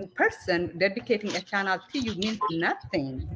But because I am a very powerful person, me dedicating a channel, of course, makes him powerful. So yeah, thank you. Can I jump in and chime in? No. You are powerful. You know what? Right You're now, I'm powerful gonna put 3 minutes because of him. Okay, You're powerful I'm going because to of put him. 3 minutes. He's not powerful. 3 minutes. 2 minutes. Everybody has 2 minutes, and then Can I chime in and say something? I've been in and I ain't been able to say anything. hold on. Let me look at the names. Hold on, guys. Let me. Okay, so who wants to speak now? Todd. I'm going to say something real quick. Todd, then Chris, then Adam. So Todd, Chris, Adam. Mr. G, do you want to talk to after Adam? Okay. Phyllis, do you want to go after Adam? Okay. Strictly, do you want to go after Adam? So, yeah, okay. Just it's going to be Sure. Todd, Chris, Adam. Okay, go ahead, Todd. Basically, men been traveling since World War One. Yes. World War One, right? After Adam. Okay, go ahead, Todd. Okay, so men been traveling since World War One. Like Boris is an actor, right? His father was in the Navy. He traveled to Germany. He was raised in Germany. We all know Kobe Bryant spoke like 9 different languages because his father traveled to different parts of the world. Y'all act like this kid is the first person to ever travel the world. There's a lot of American men that never came back to America and lived in different countries in the span of 100 years. Y'all act like this is something new. It's not new. This has been going on since the hands of time. People have been traveling the world, meeting different women, doing this and doing that is the reason why we have the cultures we have now. You know, we all know Spanish. I'm in Mexico right now. We all know Spanish comes from Europe. But everybody on this side of the Western Hemisphere speak fucking Spanish. So how is it that one kid is so much of a diabolical situation to you? How is it? There's people I know that are 80 some years old. Their father were from France or Spain. People been traveling the world for decades, centuries, since the hand of time of man being able to travel. This should not be a damn issue. You talking to me? That was for Adam. Oh, you said why is that so diabolical? Is that that's what you said, right? Right. His situation. Diabolical means like negative, right? Okay, exactly. Papa, hold on. I think it's positive. I don't think it's negative. But anyways, I think I'm going. Yeah, let Todd finish. Todd, are you? No, I'm saying what? Why is everybody else making it diabolical?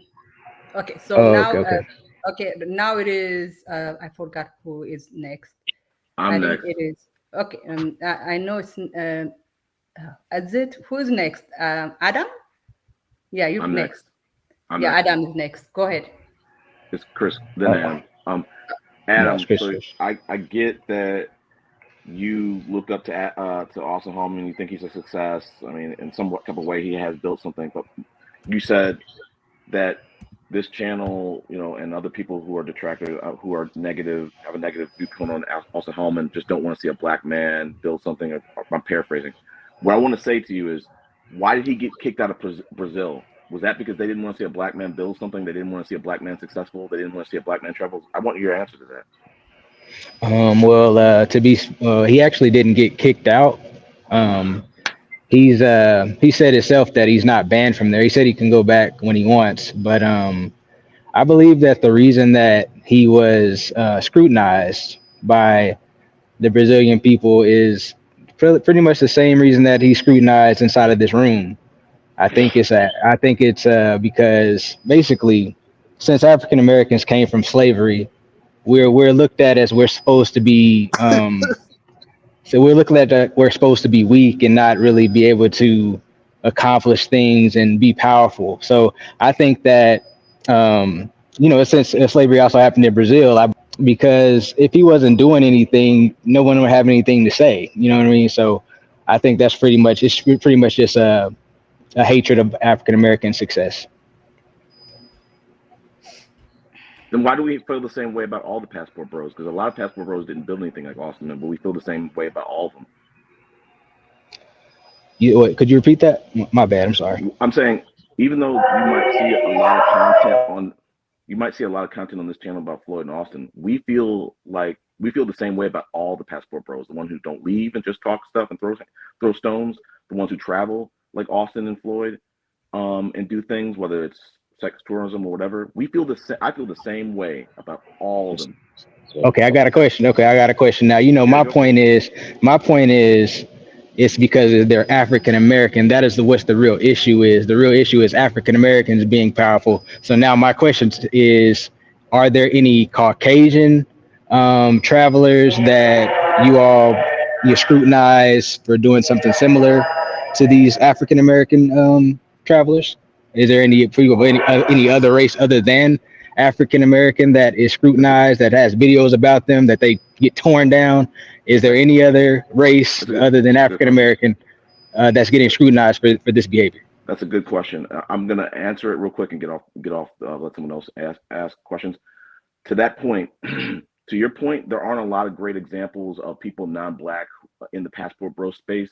But I'll tell you this right now, from myself to you, I feel the same way about Chris Williamson. I feel the same way about who's the other guy, the white psychologist who's corralling all these incels. I'm forgetting his name. But I feel the same way about the ex. What's that guy with the top G? What's his name? Who's in Romania? Andrew Tate. Yeah, Andrew Tate. I feel the same way about them. So it's not about black thing.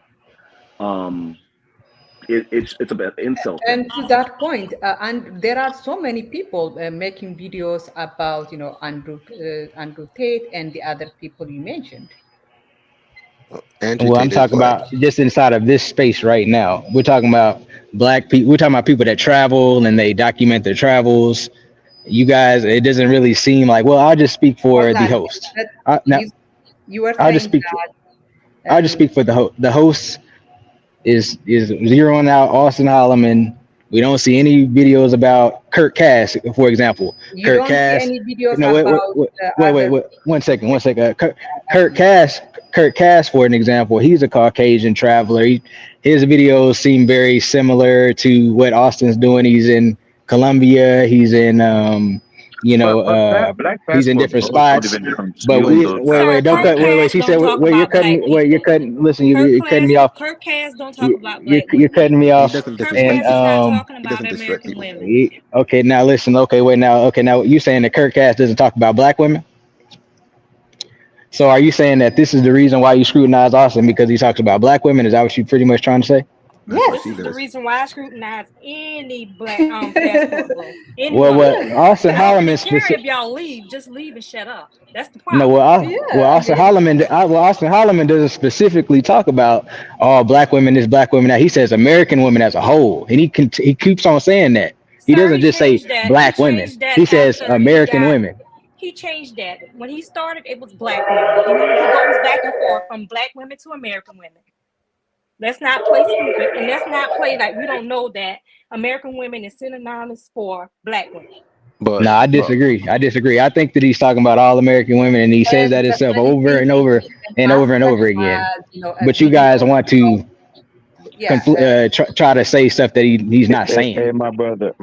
Let me say this real quick, Zed. Very, very quickly. Austin is live right now. One second. Austin is live right now, and one of the people watching him said this: "Stop telling people you are a Brazilian Brazilian student with a full-time Texas accent." And I've seen him do it. He told this woman that he's from Brazil. It is very stupid. The guy doesn't even have a Portuguese accent. This is what you up here are defending, and you know what? Come on, man. That makes you look bad. I mean, dude, do you have a sense of humor or not? I mean, you say clearly he stated he was joking about that. Kurt Cass did get banned from a couple. I do not criticize all black passport bros either. I have said this over and over. The only reason I came into the passport bros space is because of Pearly Thing.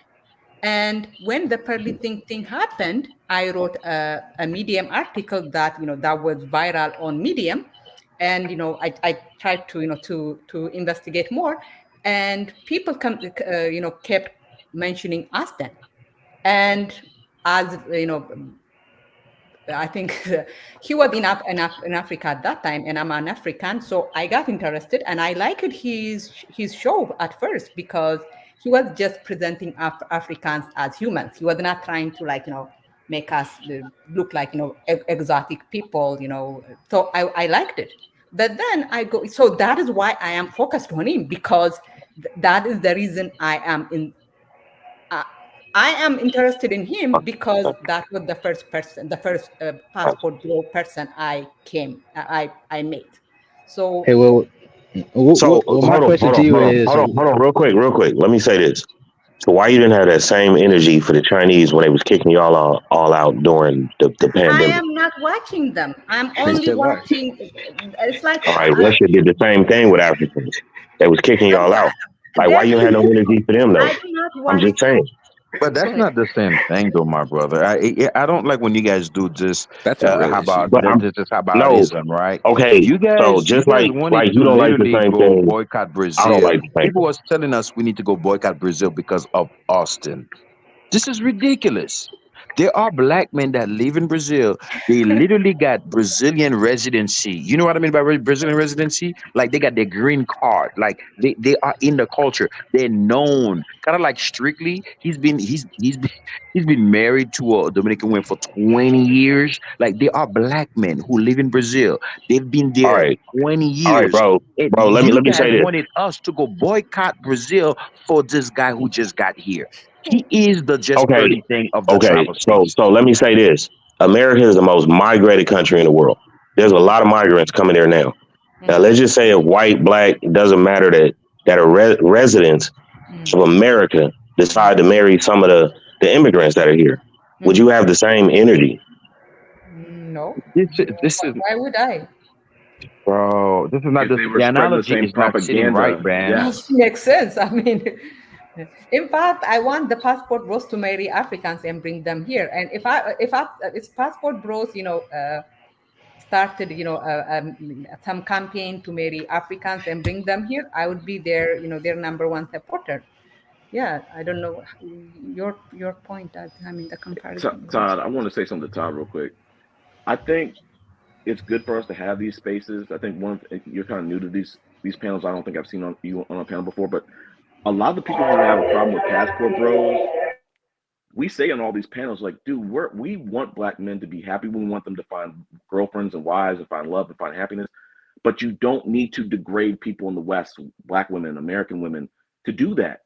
And if and the passport bros will come back and say, well, not all of us are trying to go find wives. Some of us just want to find girlfriends or just have female women companionship or whatever. But I think, just speaking for myself, like, and a lot of other people, is like, we're not mad at them traveling. We're mad at them coming over to those countries, degrading those women in those countries. We're mad at them degrading the women in a way, in some type of form of triangulation when they leave the country or to go to those third world countries and say, hey, don't date don't date American women, don't date black women. That was uncalled for. If you want to go over there and find a wife, planning Brazilian women against women here in the States, literally interviewing a Brazilian woman on the beach, asking the Brazilian woman about her opinion on American women.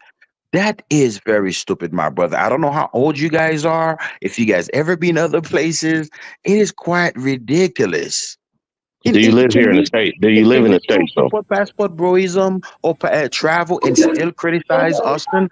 You can hold two thoughts at the same time. I don't know why this is difficult. It's not difficult, but do you live in the States? Of course, I live in the States. American. I'm literally a military veteran, United States military veteran. All right. So what E-class was you? As far as Army, military, Army, what? Air Force, sir. Army, military. Okay, so what E-class was you? What? E-class. There's an E-class before you become an officer. Yes. Was you an E4, E5, E6, E7 before you became an officer? I don't know why. I don't know how that matters within my veteran status. I don't know why that matters. Just to make sure that Come on, man. It's a lot of people that act like they was in the military and they wasn't. So I just had No, to. you can. I could literally tell you my name. You can go Google it, and you will see. You will see my name when I was deployed and everything. I'm not making none of this shit up just because you hear an accent. Why I does that know matter? plenty of people that are foreigners in the military. I just wanted to know what E class. It's not E class. They don't say E class. It's rank. They say grade. Or pay grade. Oh, I just had to but know, okay, go ahead, bro. was you an But E9? what I'm telling you is you can support traveling, you can support passport brouillerism and still disagree with some of the bullshit, right? Because Yep. it's just like scolding your child.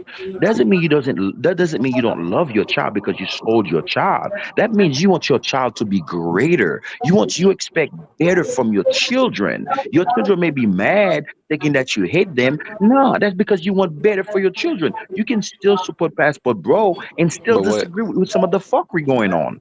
but what she said was that they're only mad because they're making fun of the woman back home.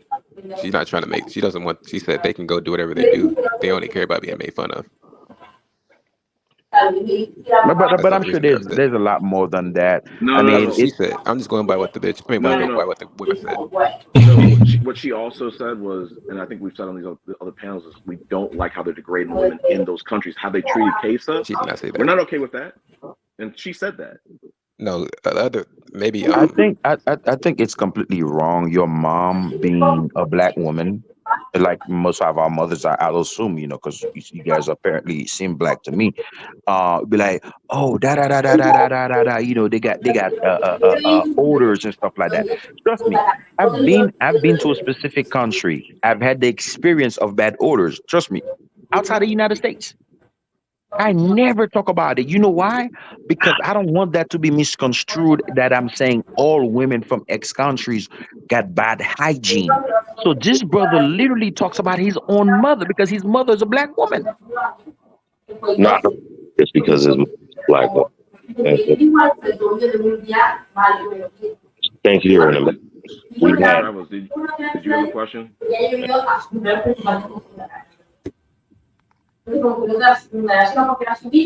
Hey, Strictly, go on mute real quick. You got an echo in the background and you're not talking. Yeah, we have issues as far as the way the system works here in the United States. When you look at Jonathan Majors, you look at a lot of things. There was just a young black female chopped up, going on her first date. There's a lot of other issues other than Auston. And I don't feel like, he's a hot topic to talk about because he's not committing murder. He's not doing anything. He's just not even expressing. popular anymore. But my brother, I agree with you, but there are specific channels that talk about the specific things. You don't go over there and be like, why are you talking about that and not this? Like, I understand what you're saying, and that's true. I'll take it. There's a lot of issues. I don't know why if we Well, I got you a can question for you. still be against the system and not be wanting to get caught up in this American system and still see criticism in how some of these brothers they're representing you wrong, because for the long term, the brothers that are coming up you want to travel, they're gonna fuck up our image. Mr. G, I got a Can we question for you still though. do that? Go Yeah. ahead, my Well, brother. fucking up his own image inside the rest of the world. Like, It does mess up all our image. I ain't gonna lie. When I travel overseas, they do say that they think all black men are tricks. Pharaoh, your image is messed up already, sir. All of us on the panel. Just like black women and black men have the worst everybody's image on the planet. Yeah, black women. Yeah, somebody had a question. Yeah, I had a question for you. Yeah. I was asking. So I understand y'all gonna complain about him and shit, but if he does actually change up his ways, so he stops bashing the women inside the country and he stops bashing American black women, and can he just go out there and buy his pussy in peace? Yes, like the I white love man? it. Yeah, yes, that's one of the misconceptions about passport bros is they think that everybody. It comes from a very attention-seeking point of view. No, First of all, nobody as a cares person that that you're leaving the travels, country. I mean, I've seen what it is. I've seen damn near 9 out of 10 dudes. They're just hanging out inside the red light district, and that's what they're doing. Correct. It's not a joke. Yeah. I'm just going off the majority. there was no need for this to be a movement. I think I said it on a previous panel. This started really because as a political play. It wasn't about dudes who really wanted to travel. It was just dudes who feel affection starved and attention starved in America, where they're tired of seeing women rising up socially and economically and education wise, and they're trying to defend their right to traditional wives. Do you think it's absolutely? Let me finish real quick. Go ahead. There is no shortage of traditional wives in this country, but they created this movement to say we're going to another country, we're going to third world countries to find traditional women. You can find them here. You just don't know how to date women. You just have your own personal problems. You might have mental health problems, like Floyd admitted today. You got other things going on. It has nothing to do with this country. It has nothing to do with these women in this country. It's you. But you're projecting it. Okay. Hold on a second. Let me rock out with them real quick. I understand from where you're coming from. The only problem is with what you just said is the absoluteness, and it's the same thing with some of the passport bros too. When they speak in absolute, there are brothers who are absolutely outstanding, like outstanding. They were married. I can tell you of one of them, right? I know. I'm not going to drop his name, but he's 60 years old. He was married here for 30 years. United States Marines officer. You hear that? United States Marines retired officer. He was married to a black woman for 30 years. Mm-hmm. Okay? So don't speak in absolute like that, because it's not. I do understand that you want to take the Floyd and just blast it on the whole group of people that say they'll rather have other option. I don't think it service you, even though I do think you are making some valid points.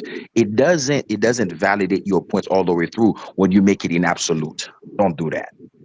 Exactly.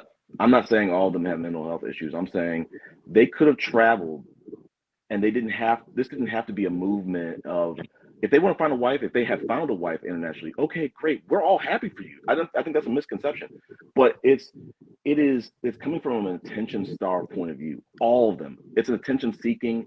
It is meant to, like, I think I've heard it on other panels. It's like, if you truly found happiness, you don't have to go shit on other people saying, hey, I just got married, but look at all the miserable single people. It's coming from a miserable point of view. So it's like, these dudes could have traveled, they could have found wives, they could have been just going over there trying to be with. And I think there are people that are doing it. Let me tell you something. Let me tell you something, my brother. Let me tell you something. I have a question. One second. Speaking, because I just talked about one brother that I know that's like a retired United States Marines officer, Mm-hmm. and I can tell you of another brother that I ran into. Air Force veteran, just like me, retired Air Force and retired law enforcement from the Bay, California, from the Bay. This guy he doesn't even know none of these channels. I met him in Colombia. There are guys traveling. You'll meet at the airport. You ask them about passport. They're like, what is that? They've been traveling and doing their thing. So don't talk like that in absolute like that, man, my brother, because there are people that don't know none of it. There are people that are doing exactly what you're saying.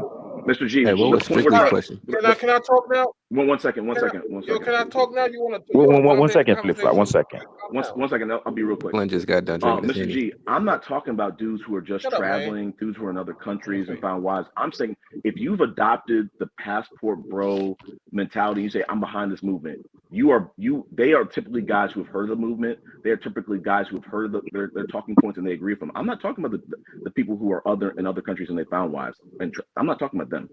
I'm talking to the dudes who are behind the movement and they understand what they're talking about. That's a problem. And I'll say, just to let Flip DR go, listen, I think even with me, that sometimes not sometimes, I criticize Austin a lot.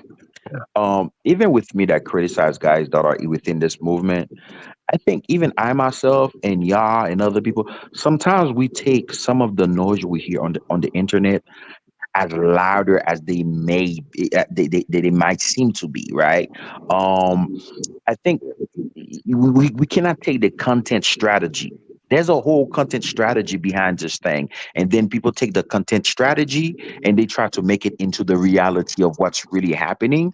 I sometimes tend to do that myself, but You have to understand, people are trying to get views, and that's my biggest problem. Guys who are 50 some years old, who could be Austin's father, they take him very seriously because they want to get some views. They want to the views to trickle down to their channels, and they're not holding Austin accountable. But don't let the creation, don't confuse the content creation with the real lives of reality of what's happening in the real world with guys that are traveling, that are marrying and doing things out the country. That confuse the two. Can we let Flint go? Because I wanted to go after him. Hello. Or still it. Yeah, go ahead, Flip. Just a quick question. Out of curiosity, what is the level of education of those passports in general? Because it's something that we need to take in consideration. I mean, watching guys with no work experience and no real life experience and just jumping on channel and try to give advice. I mean, I don't think those are references, So that's something to consider. I mean, sometimes I think we're just giving them too much props. I mean, there's not much that can be expected from those guys. I mean, what is the career level? What is their work experience? And, so like I heard the other guy saying that Auston is powerful. I mean, I checked the list of the powerful black men. Auston Holliman is one of them. So, it's not making any sense to even put that guy in that pedestal. I mean, so it's very sad. And, I'm like, that we're giving that guy too much attention, much that he deserves. I mean, as far as I'm concerned, he doesn't have any level as far as I'm concerned. So that's my 2 cents. Yeah, you actually said what I was about to start talking about. That was my only point. That's my main point of contention with the passport. Yeah, it's just like because especially when I look the last few lives since he came back to the States. I mean, when I saw the whole thing, I was like, you know what? I don't have anything else to say because it was very sad. I mean, his mom treatment, it was replying back where the mom was bashing on the dad. I'm like, this is just a dysfunctional family. So what can expect from the dude? I mean, he just grew up in this screw up environment. So it's just literally the result of his own environment. So I looked at it and I was like, you know what? After that, I just trust my case. No education. I mean, crazy mom, crazy dad. I mean, just the whole 9 years just messed up. What can we expect? I mean, this is the honest truth. I mean, I was just appalled by that. I was like, wow, it's very sad to see. It was very sad to see, honestly. I mean, I felt so bad. I'm like, mom coming out naked and stuff like that. I was like, what the heck is this? So nothing much we can expect. And this guy put him in a pedestal, worshiping him like he's someone's doing really something. I'm sorry. This is he's just a big mess as far as I'm concerned. Huge mess. Can I chime in? When have you guys talked to Auston Holliman? Say that again. I didn't hear. When what? When was anytime you talk to Auston Holliman? Like, when do you talk to anybody that you feel like you have an issue with? People have spoken to Auston Holliman. I'm not sure what you mean. Auston Holliman talk. But I think the questions. I think what you're trying to say is like, have we talked to him to get to this conclusion that we're making? But Auston Holliman put the question that would have had. He's answering them live with his action, with his words. Like, I'm not sure what you're trying to get at. What I'm asking, would you have a conversation with the man? Absolutely. I will have a conversation with him. A lot of people claim to have, and I hate that I don't have access to him, but I know people that have had access to him. They claim that they've talked to him. He's not listening, and I think let me finish with this. And I hate the his family dynamics to even really opine on that. But I think because we don't know his father. I think he got that arrogance from one of his parents. Okay, he has this air of arrogance, which is bad for him. Sure, what you're talking about is 1,000%. Because look, I'm gonna explain something to all y'all. My parents been married 65 years. They're still together. My dad will be 88 this year. And the way I was raised, the way I was taught, if you have something to say about somebody, you go address it with them. Come on, man. At the end of the day, nothing's going to change. People have spoken to him. He's an influencer. He's a lost cause. I'm not no incel, bro. I'm from Compton, California. I don't play no games like that. Born and raised Yeah, here. let's not. I'm not sure if the brother called you incel. Yeah, let's. I don't know who said that. And it's quiet because I know somebody, Austin said it himself, when he was like, man, I want to go home, mom, but all these incels, they want me to stay, da da da. And then people have, make the, allegation, incel this, incel that.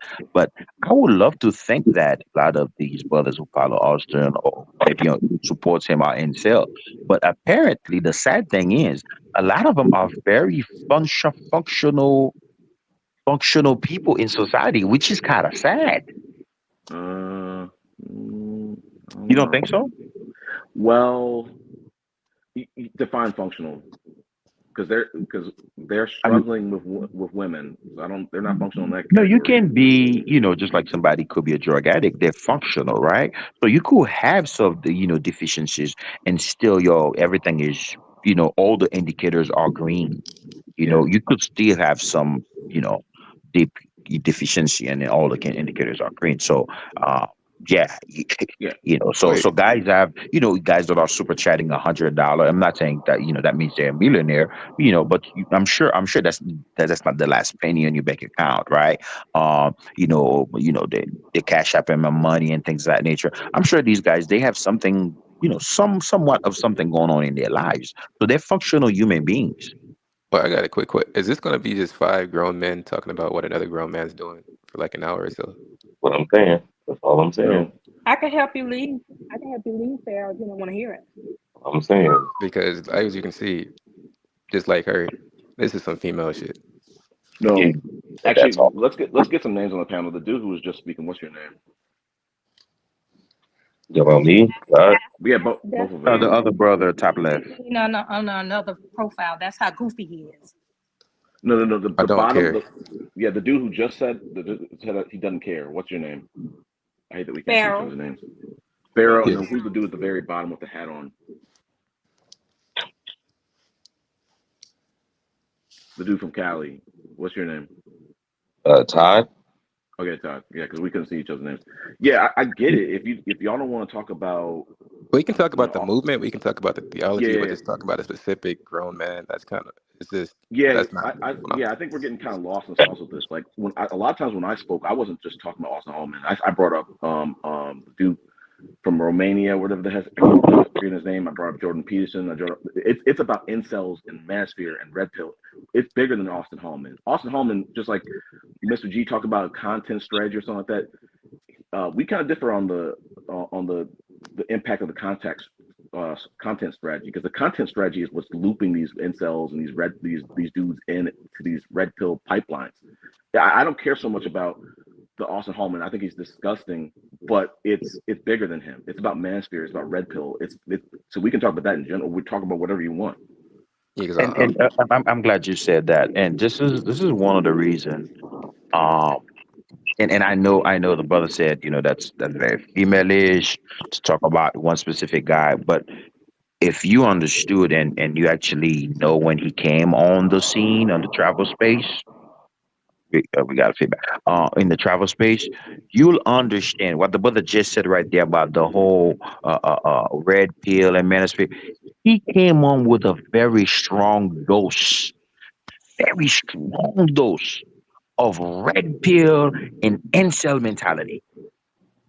I never seen that, and this is why I always felt like his presence. Okay, can I talk, man? Yo, you talking all We've this been asking nonsense you with the to talk, incels. but go ahead though. Yo, incels are what? Involuntary you. celibates or things of that nature, right? Men not getting it because of the culture of the woman today, this dating culture. So now when they going overseas to get some, yo play hating and watching somebody what they doing, another man doing with his cock. Man, you just came from DR, Mr. G. You just came from DR. What you were doing out there, man? We know what you were doing out there. So you were talking about you doing the same thing Austin Holloman doing. It's just that he out there exploiting it, getting money from it, and you hating on him. Stop being jealous, man, and just grow up, man. Just grow up. You doing the same thing he's doing. It's just that he publicized it and he bragging it out. And so what? So what, man? I think Yeah. that's the problem. All our lives. I think publicizing it is the problem. Rappers, hip hop stars be flooding the girls they with, the gold chains they wearing, the fancy cars. We grew up in that. So now the internet blew up. It advertised that brothers go out there and travel and have better options. Beautiful women, dime pieces that we cannot get in America. Yes, we can't get them in America. We are incels. You want to say we incels? Yes, but guess what? When you overseas, you're not incels no more. So why you hating on somebody? Why you hating on dudes? And you doing the same thing when you go to DR. Actually, I wasn't doing the same thing. I just talked about it. I literally went a business trip looking at $1 million Yeah, right. Nobody and want to hear that. stuff like Nobody that. want But to hear that nonsense. I knew you should have rolled the tape and all that stuff. We know what's business. No, that's true. I can confirm. We're together. It was no female involved. It was only men. No, it was actually a business trip, literally. I can confirm that. yeah, I really want to dox my situation out there, but it wasn't that. And then I've never. I understand that, but why you out there? Why you have a business trip that you buying property? Why? Because you're gonna be an expat over there. You're gonna live out there with a bunch of around the females, just like May, just like Flip Flop, all the other guys that have business out there. It's no big deal. I'm gonna have a business out there as well. So we know it's in it because why But you don't go to Honduras, go okay, to okay, Ecuador, where the women okay, okay. Flip, Ecuador flip, is dangerous right now. Don't go there. why in DR for? DR is flip, known for flip, flip. being Actually, you stated the good tailor made. Like he's actually a man who's built something. You said buying properties and things like you can only do that if you've built something. If you worked on yourself on something. Auston got is a YouTube channel. He's a yeah, but college Austin is dropout. 22 years old, man. Leave this guy alone, man. When you were 22 years old, you wish you was doing the things he was doing. He's You had to join 24. the military to That get nigga about welfare, to join the army, the white man's army, to travel the world. He out there traveling around on what?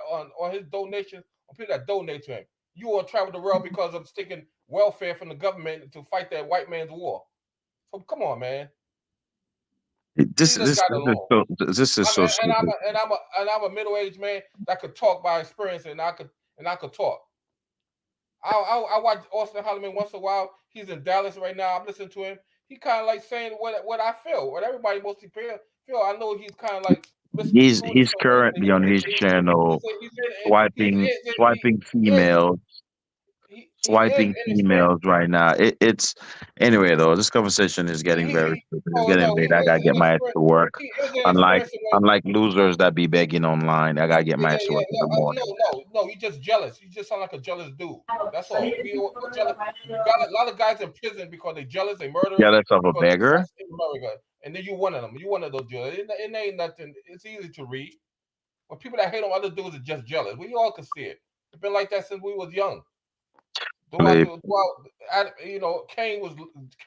was jealous of his brother Abel. Of course you will. Of course you will defend all this. You're a 50-some-year-old man sending money to women in DR that you've never met. All they talk to do is talk to you through WhatsApp. And I get my money and I donated $10 to Zed. My money, I can do what I want to do with the money. So don't use those talking points, those female talking points, somebody else. That is true. He can do whatever he wants with it. Guilt shaming doesn't work on me. The guilt shaming doesn't work on me. I only work on whatever on weak dudes. It don't work on me. So I could do whatever I want to do with my money. I made it just like you can do whatever your money.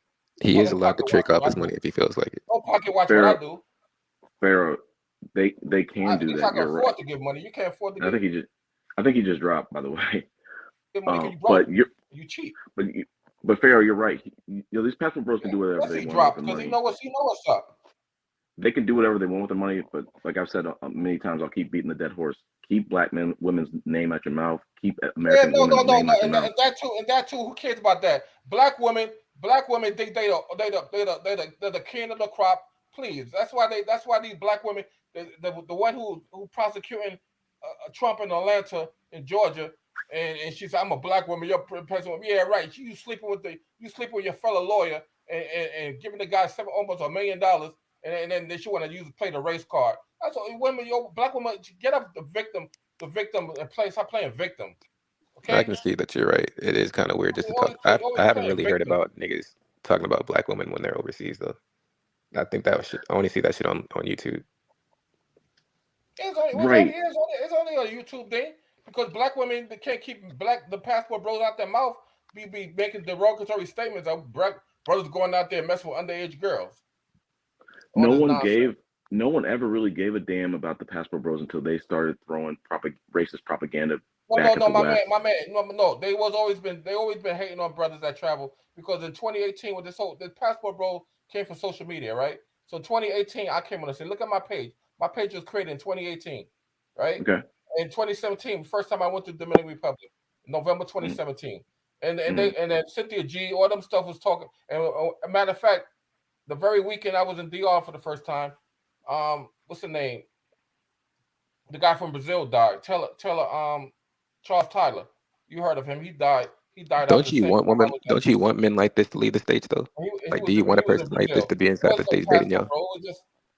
Pharaoh, we're gonna address that right after his statement. Sorry. I just want to finish up this. It's just that Charles Tyler was out there in Brazil. It was other brothers before that had a movement about Rio and going to Rio and stuff like that because the culture and everything, the woman's better. That was like the first time it kind of like started among the internet type of thing. But then somehow after Kevin Samuels died and Auston, coincidentally or a coincidence, Auston Holliman went viral with his TikTok video and O'Shea played him and they made him bigger. And then he became like the face of the passport bros. But and the name, I don't know. The name came from somebody else before that. But anyway, it kind of like Black Manosphere movement. We know how it is. And TikTok, they start making videos and saying Western women. Some brothers might have said black women, whatever. Some of them say Western women, right? And then the woman was making TikTok, and to this day they're making TikTok videos about, oh, you're going to travel, go ahead, do it. They just use it for your money, like the same thing they do in America. They use men for the money too, as well. Same thing, just that the woman in America is hating on brothers that traveling now because they know they losing their resources now. They lose. No. If this become a big movement, all the black men is traveling to overseas, where they're gonna leave the black women to themselves or to white men? And white men already want them like that. So they already are by themselves. That's it. Yeah, so yeah. What I do want to get from that, Flint, is you did talk about you made your channel in like 2019. What was the response? 2018. Yeah, 2018. What was the response to it? Well, it was very favorably. It's just that my circumstances wasn't able to be out there like that and to work on my goals. But now I'm in the position where I'm making moves and stuff, and I'm not going to even stick with Flip. They are going to have a new channel and things like that. But it's going to be a traveling channel as well. But it's going to be something else. But at the same time, the reaction was pretty good. People say, man, finding love, that because I had a girlfriend out there. But then again, it didn't work out. And a lot of dudes were warning against that, but I was green behind it. I admit that. But at the same time, people was encouraging that because DR is a place where people want to find love. I mean, now the passport bro movement or brothers traveling, it's spoiling dudes. It's really spoiling dudes. Dudes already when you out there. Look, listen. People always make fun of me because what happened? I've been collecting numbers throughout since I first got on, right? 2017 all the way to now, right? So I've been collecting numbers and then added up almost to like 3,000. It just happened to be they giving their numbers. I'm not bragging nothing like that. It just happened what it is, right? So I collect numbers, and then I'm like, okay, they out there in DR. Someone was Colombia, and so what I'm saying, I will be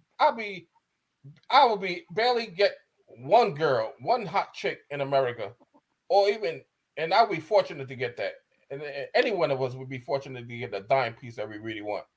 Because how many men that's competing against this one chick that we have to like? We hope that she like us. More likely is not. It always been like that since I was in high school. I always go for the hot chick. But you're touching on something like my jokes and everything. And then when I took my shot, I have a boifriend. That was hey, can you land the plane though? No. This is good. But this is the question, Flint. I understand every man wants to aim for the dime piece. Yes. But that shouldn't be your only target. Like there are certain guys who their level is a dime piece. For a lot of men who do achieve or aspire to get a dime piece, that's not their level. So it's like, why are guys like getting so discouraged? No, Like, no, oh my no. God, I can't get a woman in the States. Again, throw that junk in the garbage. Cause you travel yourself, my man, right? You traveled, right? I've traveled in the past. I'm not like a frequent traveler. I can really give a two shits for it. I haven't been to all these places, but I do know in DR, and I heard in Colombia and Brazil the same way. You have these old crinkly men, and they be with the finest dime piece. Correct. That happens in America too. You just got it. They just pay more. Huh? They paying for it? Yeah, it happens in America too. It's just that people have more money here. So yeah, you got to pay more. Yeah, okay, that's what I'm saying. Okay, so regardless, I'm a 6'2". I'm not bad looking and all that. So it's not the problem where I can't get women in the States like always the same talking points everybody else use. But the dime piece is a little harder. That's all. We could get like above average, maybe 6 or 7, things of that nature. When you talk about 9s and 10s, then the women who's 9s and 10s, they know their value in regard to looks. They know that men is into their looks. So who are they gonna choose? Somebody who's a bus driver or whatever like that, a regular dude, or they're gonna choose a dude that that could really like buy them the BMW, buy them the 2024 Lexus or whatever like that. So I got it. Those dudes they're gonna choose. So what you're saying is, if you're an average dude, I'm not hating on women. if you're an average dude, you're saying if you're an average dude that don't got really nothing going for you, just go to overseas because you're a little meager, $1,000, $2,000 a week. I'm not average actually, my man. I'm not average, but at the same time, I want Pharaoh to answer that question. Pharaoh, I want you to answer your own question. Look at Auston Holliman. He's not like an average looking dude. He could be an actor. He could be like a Denzel Washington actor. If you take Flint, Auston Holliman is an actor. Okay, he is an actor. He's pretending. Okay. He's an actor and he can't hold a woman for longer than 2 weeks, even overseas. He could. He's kind of young and he's spoiled. It's the person. He's 24, going on 25 years old. No, let me say this. Let me say this, Flint. He could keep a woman anywhere for longer than 2 weeks, longer than 2 years if he wants to. This is a business for him. He is gaming these incels by saying, if you look at his lives right now where he's in Texas, oh my gosh, guys, I went back to Dallas. I can't get a date. I can't get a girl to show up. Okay. When Cynthia G was on the air talking about you should abort the black male babies, right? Who's she feeding into? She feeding to black woman rage, right? Black woman rage, black woman bitterness with their failed relationships. So she tapping, she grifting as well. So everybody's on YouTube grift and find a niche where they can exploit, and that's what they're doing. So don't get knocked with Auston Holliman doing the same thing. So you're comparing them, and they're basically the same thing. You're not gonna knock the black woman that does the same thing. Because nobody cares about them. We don't care. Black woman does. Nobody cares. They have nobody's more talking about it. Auston Holliman do. And she have almost half a million subscribers when she. Well, see, I'll say to this, Flint. I'll say for this. And I used to watch Cynthia G when she was on before she got demonetized. In my opinion, Cynthia G was like a very almost militaristic, very radical version of a woman who wanted to solve problems within the black community. To this point, my point. Come on, in the beginning. I can't speak to the beginning. I'm saying like I watched her maybe like this year before she got demonetized. Or maybe this year. Let's just say this year before she got demonetized. But what I'm saying is this: Cynthia G is not speaking to my interpretation. She's not speaking about all black men. She's speaking about the problem black men. The problem with the passport bros is when they're speaking about, hey, I'm going to another country, and the opinions that they hold about the women in America, they're blanketing all black women. They're blanketing all Western women. That's the problem. They didn't need to be talking about any women, period. They just need to go over there and do their business. No. I mean, listen, I've been in, like I said, I've been in this circle since it's all started from the internet, right? So I've been in this circle since the early days, 2018, the early movement when they started making panels and everybody talking about it. I was on Taz. I even I spoke to one-on-one with Cynthia G, and she kept on saying, "Oh, you out there traveling? Your name is Flick. How old are you?" And then I told her my age. Yeah, why don't you stick with an older woman? I heard those talking points. Believe me, in 2018, had this on Taz. Go back and talk. Well, you say B1 and all that, the black one. So they was hating on brothers out there because we were choosing other women other than black women. So you're like B1. If you're not B1, then forget you, F you, and all that kind of stuff. We heard it all. It was no passport, bro. It was just brothers traveling and getting other options. Yeah. And they was hating on it. Cynthia G was hating on it. Cynthia G was laughing at Charles Tyler when he died out there in Brazil. I heard it as well. And some people wrote in a chat saying, "Oh, that's why brothers are leaving. That's why brothers are leaving because of your attitude like that, Cynthia G." Well, you have a lot more. Huh? You have a lot more history than I do on this, but what I would say is this. Yes. So you should learn a lot. You should learn a lot. Well, I'll say this. Yeah, I'm listening. I'm saying this. I would bet money that the opinions of the men that you're talking about back in the day when two dudes were just before Passport Bros was a thing, I bet you the energy is different now because we have the red pill now where they're pushing this trad wife and they're pushing this traditional man and submission and all this other crap. It might have been a little bit different from then to now. Because now it's political. It's political now. It was almost similar. Like O'Shea used to go live. Right now he's doing celebrity stuff and all that. But he used to go live and he used to have panels up there and Obsidian was up there. And then I used to donate to him and then he put me on his channel a few times. He interviewed Tailor-Made. He interviewed BMT, some brothers in the Passport group. And then that's how he got it popping. But then the FBI started doing some investigation and getting it. So everybody kind of like, went their own ways in some ways. And then what's his name? Kevin Samuels got big out of nowhere, but then he died. So I'm pretty Tommy Sotomayor, so Tariq Nasheed. Tariq Nasheed, but Tariq is pro-black and and things of that nature. And then you got very Dr. radical. Umar, you got Dr. Umar, you got all these characters, Cynthia G. Even me, I kind of had the aspirations to be a big time like Flit DR. At the time DR was really popping because that's the first time the internet blew up.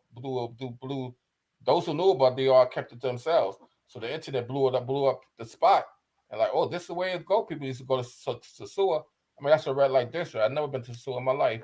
I've been always sent to Domingo, but I always been grew up around Dominicans in New York. And people say, oh, why you don't get Dominicans in New York? The same kind of talking point. Yes, they not. Yes, Dominicans. I get Dominicans in New York. I can show you my WhatsApp right now. But at the same time, it ain't nothing like the island because the island they just a different culturally. They totally different. They kind of like innocent in a lot of ways. To even though they are exposed to social media, and that take away the innocent a little bit. But as far as like traditional or they really would welcome a man that take care of them, and then they would say, okay, you take care of me financially, and I'll do whatever you want. Basically, that's how it is in these Latin American countries, and most of them are single. A lot of them are single mothers, so they will appreciate. So why would I leave America and go to a DR? Well, they be more appreciative. Why they be more appreciative because why there's women. I'm in Brooklyn. There's in the area I'm at. I'm not far from the area. There's a walking street. In 2024, there's still women walking the streets. Yeah, I believe it. That's the funny thing about Passport Bros. It's like in LA, Seattle, a lot of these areas, there are women of the night. Yeah, I mean, yeah. So, but it's women. But in 2024, women still walk, and they have a nerve to make fun of the Passport Bros that we out there tricking. But okay, there's still women out there in the most privileged country in the world, and they out there selling themselves. So what that? Well, so I'll that say shows? this, Flint. Huh? I'll say this, Flint. Like I said, I think we disagree, but I'm like from my point of view, from my vantage point, a lot of the Passport Bro stuff was attention seeking, where it was like they started out saying, "Hey, we're going to leave. We're going to find wives. We want fit, feminine, friendly. We want these women in these third world countries are fit, feminine, friendly. Women in the United States are overweight and blah blah blah blah blah, and they're overrated and they're overpriced and da da da da da."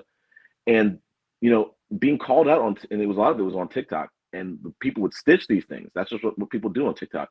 And there was another influencer called Helga Babushka. She was from the Philippines because a lot of people would say, well, hey, look at these guys. They're leaving these and going to third world countries to go date people who have less education and less this and less that.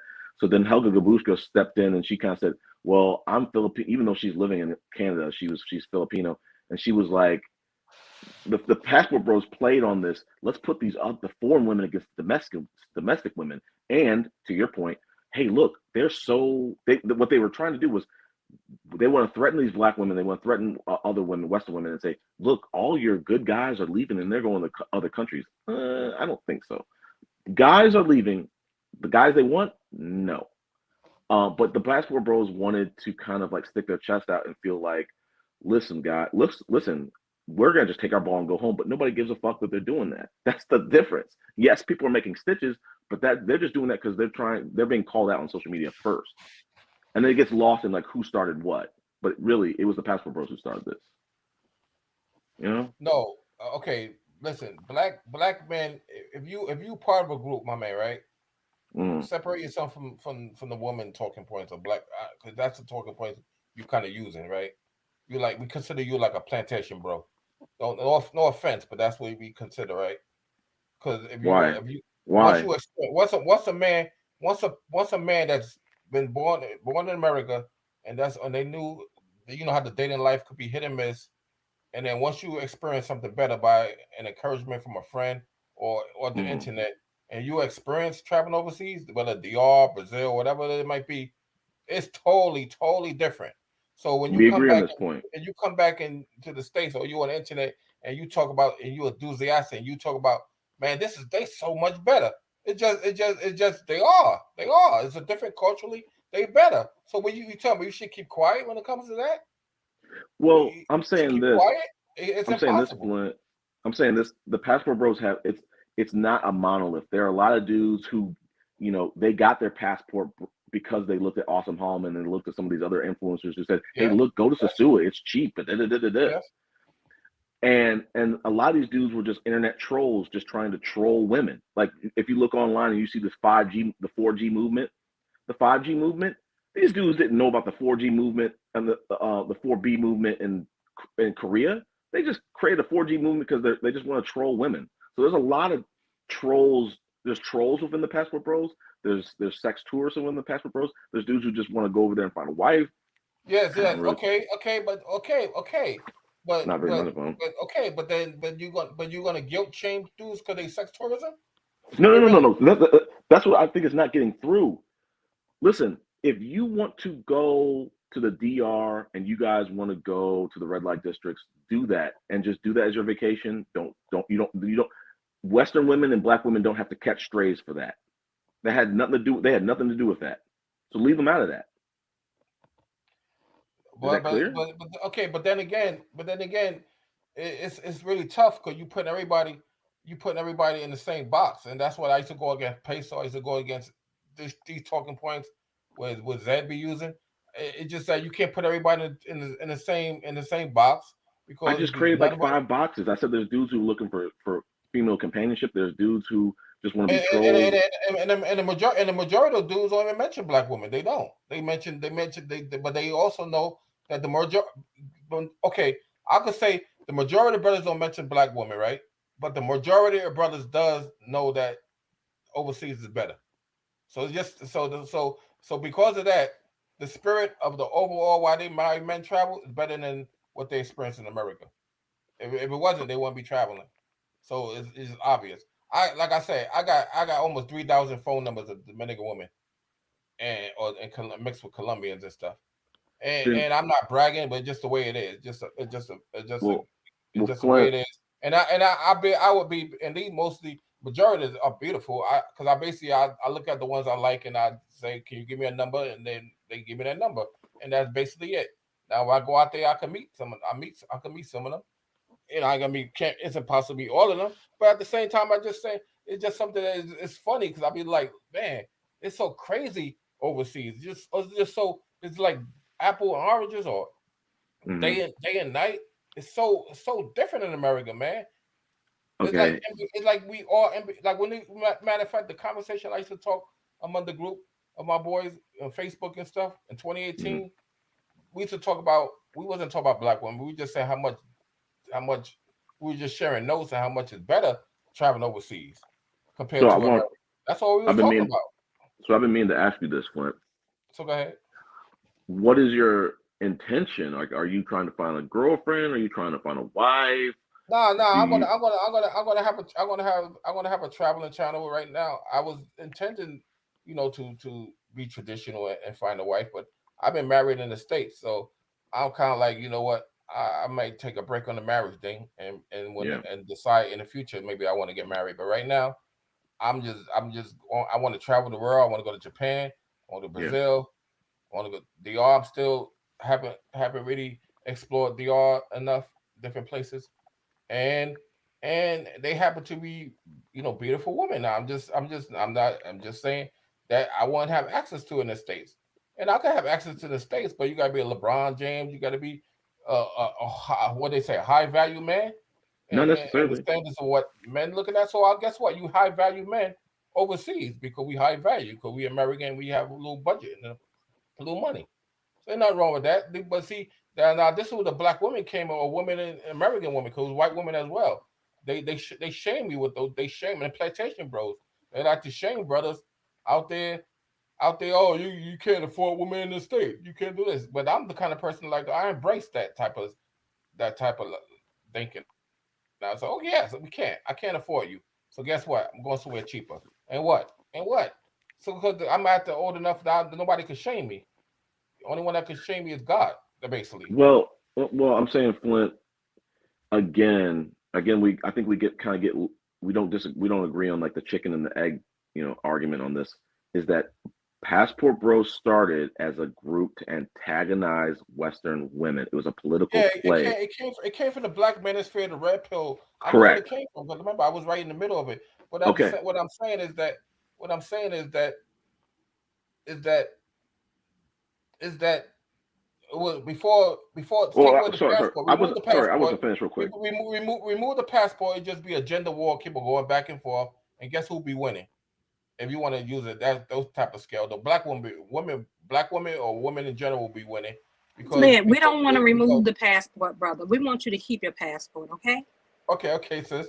But you know what? But I'm glad you're here too, because your girls, your woman. I'm right in some ways because you're a woman. We right in the way. Your in America, you hold all the power. You hold the legal rights. When it comes to divorcing, it's a wrap for the man for the most part. And and and and I think a man should take care of his kids. I'm not knocking that. Child support and all that stuff. I'm not crying about that. But how about when Flint, sir, uh-huh. those legal rights doesn't apply to most Black Americans. We don't even have enough financially to even worry about the divorce. And that's 10% Okay, of divorces. I agree in a extent, but when you well to do, like like a lawyer or NBA player, whatever like that, then they face it. Flint, sir, that's like 4% of the Black population. I agree. I agree. I agree. Okay. I agree with that. So I'm not gonna knock that, but I'm just saying that Probably like 1%. I don't have that. I don't have that. I'm not gonna fight other people's wars, but that's the red pill rage and all that black manosphere is talking points because they've been through it with their baby mamas and stuff, so they cry and all that, and that's how it came from. But I don't have those issues. I take care of my son. I think the solution really, my suggestion to you, Flint, is if you're just a guy who wants to travel and you just want to kind of like have access to women, and you don't really agree with the negative antagonistic talking points of the Passport Bros, why you shouldn't really associate yourself with the Passport Bro movement. Like you can't be part of the movement and be like, nah, I'm not with that. No, you are. Because I was there from the beginning before it was Passport Road, just brothers traveling, and I knew from the beginning that the black women and I guess the white women now too, because they on TikTok as well, and their men is leaving too, some of them. So it's just to talk. It's just, but I don't knock women for feeling the way they feel neither, because women gonna be women. It's more the plantation bros. It's more like brothers like you, for example, like I appreciate the conversation with you, and Likewise. because I would really insult you by calling you a plantation bro. I like the way how you reason it and how you like picking sides, but at the same time, I'll be like, are you a man? Or are you a man? Can you relate to what other men do? Why you really taking the It's a good talking question. points of It's a a good woman? question. Because a woman. It's a good. Go ahead. No, sorry. I interrupted you. Sorry. Go ahead. Well, this last thing, the woman, they hypergamous. They were always looking for the next best, option available somewhat. So they're gonna feel the way they feel. They want security. They want financial security. They want to be taken care of. They want the emotional. They want masculinity. They want a man like that.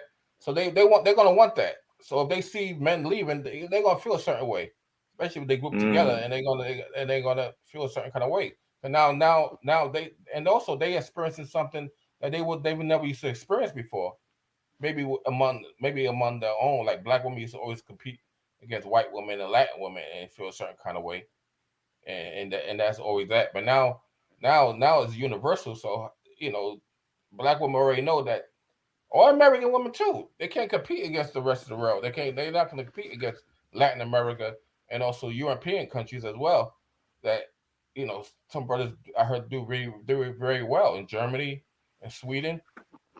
That some of these white women over there, they never experienced like American black man. So now they want to taste that. They want to see what's up with that. That's what I've been hearing. I never been out there, but that's what I'm hearing. In Japan, I have brothers. I have a friend that been out of Japan, and he telling me how he went out there in 2008, 2007 in Japan, and he did quite well because he was into anime and stuff like that. But as for the females goes, they was fascinated by it. They even have hip hop clubs and all that stuff during that time. During that 2007, the hip hop during that time a little different than now. But I mean, I think every country in the world loves like um is like interested in for the most part an American black man. I don't know about African men, but I think African men be doing they be all around the world doing knocking all kind of women up too. So if they doing it, imagine American black men. We got the swag, and people always like to say, "Oh, white man, they prefer white man in these countries." Yeah, they prefer white man only what reason? If you want to color the race, because that's colorism, and that's something they got to work out among themselves. But financially, that's the only thing the white man have over the black man, even the American black man, and I give them that. That's all, and I know that's the most important financial. But other than that, white man have nothing on me. So I always knock that from the get go. White man ice is not colder. White man ice is nothing except they might have financial, and not all white men is rich, and not all men. I have some money. I have probably even have more money than a lot of white men, especially in different parts of the United States. Definitely, maybe not in New York, but and definitely in Nebraska, probably I make more than these guys, and some of the in South and stuff like that. So what I want to say real quick is just land my plane is that the white man ice is not colder. They not swagger. They not swagger. They're not athleticism. They not um you know they not as smooth as us. They're not better dancers than us. They're not nothing better than us except maybe have a bigger wallet. That's the only thing. So when you have that attitude, you the attitude you think women don't see that. But go ahead. How old are you, Flint? I'm I'm 41, by the way. 51. How old are you? 51, half 100. You're 51. So I live my life. I experienced certain things. So it's just funny as I got older, and then this whole passport movie came out. I was like 45 Mm, and 46, 45, and I'm like, damn. And I used to work in Washington Heights, and those Dominicans just used to say, "Why do you go to my country?" And I thought, well, if you're not into me much over here, how your country must be 100 times worse. But lo and behold, when I went to DR, they've been like they just appreciate man. But okay, I guess because financially, but at the same time, it's the same way in America financially. They want you to pay their car note and all this kind of stuff. So, but go ahead. yeah, I mean, I hate to beat the dead horse and stuff like that, but it's just like, um, I think you were speaking to a lot of different things. You spoke about the reality of dating in the States, and I think just from my point of view, it could be Yeah. dated, it could be biased. I think that men, I've said on many panels on this channel, I've said like it's really important for guys and women to know, how do I say it? I'm losing it. I say like you need to know your tribe. And what I mean by tribe is like you need to know like the group of the circle of people, the opposite sex or same sex if that's what you're into. I'm not saying you, but you need to know who you're attracted to and know the circle the circle of people that find you attractive without you having to lead with your money. So like when a lot of people in the red pills kind of space, like as we talk about fresh and fit, they're like teaching these guys to aspire to get their money up, get their career up, to try to be able to try to attract a woman, a certain type of woman. And it's like I don't really agree with that approach. I think that you should find the woman who appreciates you for you at where you're at as you're trying to build yourself up now and work on yourself right now. If you have to get $100,000 more to get the woman, to get the eye of the woman in the States, you can aim for that, but that shouldn't be the only type of woman you aim for. Like that should not be the only woman. That's not the only woman you can get. So I think a lot of people are aiming way too high and saying, "Oh, I got to get the 10. So if I can't get the 10, I'm going to go out to another country." And I guess I'm exaggerating a little bit, but I'm just saying there are women here, and it's not as hard as people want to make it look like. Like Auston Hallman, like I said, he's in Dallas right now trying to say, guys, this is why I'm going back. I miss being in Brazil and all these other places, because like when I come back, I can't get any dates, and all these women are just acting this way and acting this way. And it's like, no. Also, like, I looked at somebody's video today, and I said, you know what? I'm gonna start. What I'm gonna do is, in terms of my starter kit to Red Pillars, is I'm going to start asking y'all, what was the last festival that y'all went to? What was the last dating mixer that y'all went to? What's happening in your city? Coming in the next month. Because I'm really convinced that a lot of these dudes who are complaining about the Western culture and stuff like that, they don't really get outside for real. They go outside the Publix, they go outside the Piggly Wiggly, they go outside the Best Buy, they go outside to the mall, but they're not really going outside where the women are really at. They're not talking to women for real. So they just want to perpetuate this racist or sexist propaganda to make it look like, oh, it's impossible to date in the States. No, it's not. You don't have to make six figures. I'll tell you this right now. I date right now. I'm in Atlanta. I make over six figures. Sure. That's fair. That works in my advantage. I'm not 6 feet. That some people would say that works in my disadvantage. I don't think it does. But I would tell people 2 years ago, I say it wouldn't matter if I was loading trucks. I mean this honestly. I would still be appreciated, because it's about it's more than just your money. It's about who you are. Like in my age, 40, the 30 plus age range, dude, if you are just a guy who wants to be a good boyfriend, who wants to be loyal, who wants to actually, who can date well, you will be successful. Like there's an easy solution to the passport bro stuff. If you can't find a wife, you can't find a girlfriend in the States, it tells me that your bait is trash. It tells me that you don't know how to date for shit. It tells me that you don't know who your tribe is. There's an easy solution. Find the women who find you attractive and romance them. You have a girlfriend, you have a wife, you have a family. It's just that simple. But those dudes don't want. I know that you talking like a normal type of situation. I understand that, but also you have to also know that we're in a different time period. So I'm the older generation. So whatever I get is just gravy, right? I live my life. So what? So it's like my son and those like Auston Holloman age, those who in even your age and somewhat in the early 40s or whatever, you kind of pretty much, I mean, you already said you make over six figures, so you straight, no matter if you short or not. Especially in what I heard in Atlanta, but they're gonna want you. The woman's gonna want you to pay that stuff. They're gonna want you to hold them down. That's how they are. American women are. I mean, you act like, okay, you're a nice guy. Auston Holloman is not a bad guy, and he's not a bad looking guy. No home, no Diddy. That's what they say these days, right? No Diddy. But look, he said he get these women, they give him their number, and then they flake on him. Like like he said in his chat the other day, just because I get a number from the American woman, it's not a big thing, because they don't mean nothing. They don't communicate with you. You hit them up, when you get their Instagram, they left you on red and stuff like that. They don't respond. Because they having mad dudes hit them up, and they like who they want to like. When they want to get laid and when they want to get busy, they call the dude up and then they start flirting with them, and then bam, that dude is smashing them. Why you out there drooling and wishing you had her? But she's basically choosing whoever she wants, because they have many options. That's what it come down to. These women have options. You don't know that, sir. You just making that up. You don't. That's another talking point. You don't know that. You know you have options. I will say this. I will say this to Flint. Flint, to your point, I go back to you. I don't know your name, but you know you have options. You good looking. You know that. Flint, I want to say to you, Flint, to your point, a lot of these men, like I said, I go back to you need to know your tribe. If you are, a lot of these men, and Austin Hallman might be in this circle too, they're going after problematic types of women. If there are wholesome women that they could go find and be a boyfriend for, they don't want those women.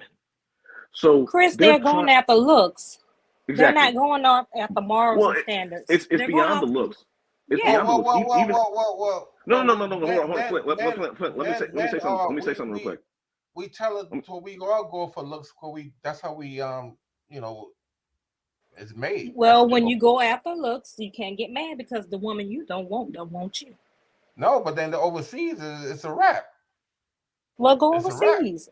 That's the thing. Then you're free to leave. But you see so why every are woman you that Austin upset? Hallman, you see every woman that Austin Hallman find overseas is good looking. You can't even hate on that. Go overseas and then just hush, because you shouldn't be upset with the women in America because they didn't want you because you wasn't up to their standards.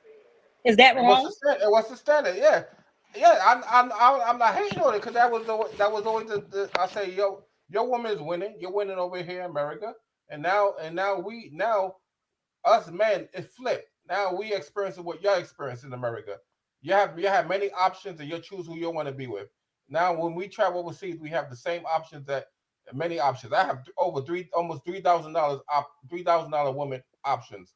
So and I don't think many women even have that type of options. But I'm just saying it just and that's just in one country. Imagine when I go to Colombia or Brazil. And that's a whole different story. So I'm just saying it's unbelievable how a passport changes compared to staying in America, man. It's just a way better option. I don't talk about. I want everybody to be happy. So I wish every black woman or every white woman could find whoever they want, but we know that's not possible. And I wish every man could get what they want, but it's not possible. But I'm just saying. Go ahead. I'll say this to both of y'all. To Rai's point, I think it's beyond looks, because if there was a woman who's very beautiful but she has standards for herself, these passport bros, these incels, these red pillars, they don't want those type of women. These guys want women who they're easy, they're really easy. They don't really have, so it's like I agree. It's a pedigree problem. So a lot of these red pillar dudes around these Austin Hallman knows he's not really attracted to, and he doesn't really pursue women of high pedigree. He wants women of low pedigree, but he wants to complain about, that they got a lot of suitors, they're flaking. Go to a woman who, goes to church, goes to a woman who has standards, blah, blah, blah, blah. But they're just going after like women who really, they're not the women you would want to bring home to mom. But Chris, why does it matter if the women flake or not? Why does it matter if they flake or not? It's not like he really want to be in a real relationship. So what are you mad for? Move on. That's true. That's true. Well, for Austin Hallman, it's a game. He wants to sell like, oh my gosh, I'm going back to Dallas Fort Worth, and I can't get any dates. But you got a six pack, bro. Pause. Like, who with a six pack can't get dates? Are you kidding me? But he wants to. It's a money maker for him. He wants to sell it, guys. Like, guys, look, it's just not working for me in the States. No matter how many times I come back. Actually, he probably don't want to try as hard because you do need some kind of. I mean, you don't believe him when he said that women used to flake when he used to give him a number and then he called them up and they don't pick up or whatever. He's going so what, Flint? Why do they flake? What does it matter? He doesn't want them. They have the right to flake. Maybe he's going after women who are out of his league. Maybe he's going after women who don't find him attractive. Maybe his personality is not attractive. Maybe he has a reputation in Dallas. I agree with that. I agree that his personality is I can imagine that he not really like a. I don't know. He don't seem bad as far as confidence. He could hold the whole life panel for 4 hours, 5 hours talking to I guess you say incels. To lonely men. He's talking to people like him. But life. I mean, I'm sure he could hold that type of conversation with women if he wanted to. So he can. He gel pretty well with the woman overseas. No, but you got to a point. That's what I'm trying to say. His whole thing about I can't get dating in the States is bullshit. He could have a whole life if he switched his whole style up and he Derek Jacksoned it. His whole base could be women, but he's riding the red pill wave, which is ultra misogynistic. There's not a lot of women who are on that type of movement. So that's the movement that that's the movement that he's on. He's on a movement that is geared towards lonely, misogynistic, hopeless men. Okay. So it's interesting. You said take Derek Jackson route. That's what you said. If he wanted to, he could. But that's a grift too, as well, though. Exactly. I mean, both of these dudes aren't really good dudes. So it's like that's the thing. And someone said, I think it was Femi from the chat, if you say that you can't find any good woman in America, then you're not a good dude. It's just straight like that. And most of them think they're good people. They won't check themselves to save their life. Most of them think they're great men. And that's for a woman to judge out of them, not themselves. For a fact you can find good women. It's just gonna be hit and miss. It's just gonna be like you hope that she's not single. You hope that she's single. You hope she's not seeing nobody, and you hope that she'll. But now this is what I know. I experience all the time is like, what's your bank account? What kind of job you have? I mean, why that should be the first thing you ask. Those are not every woman is going to look like is going to.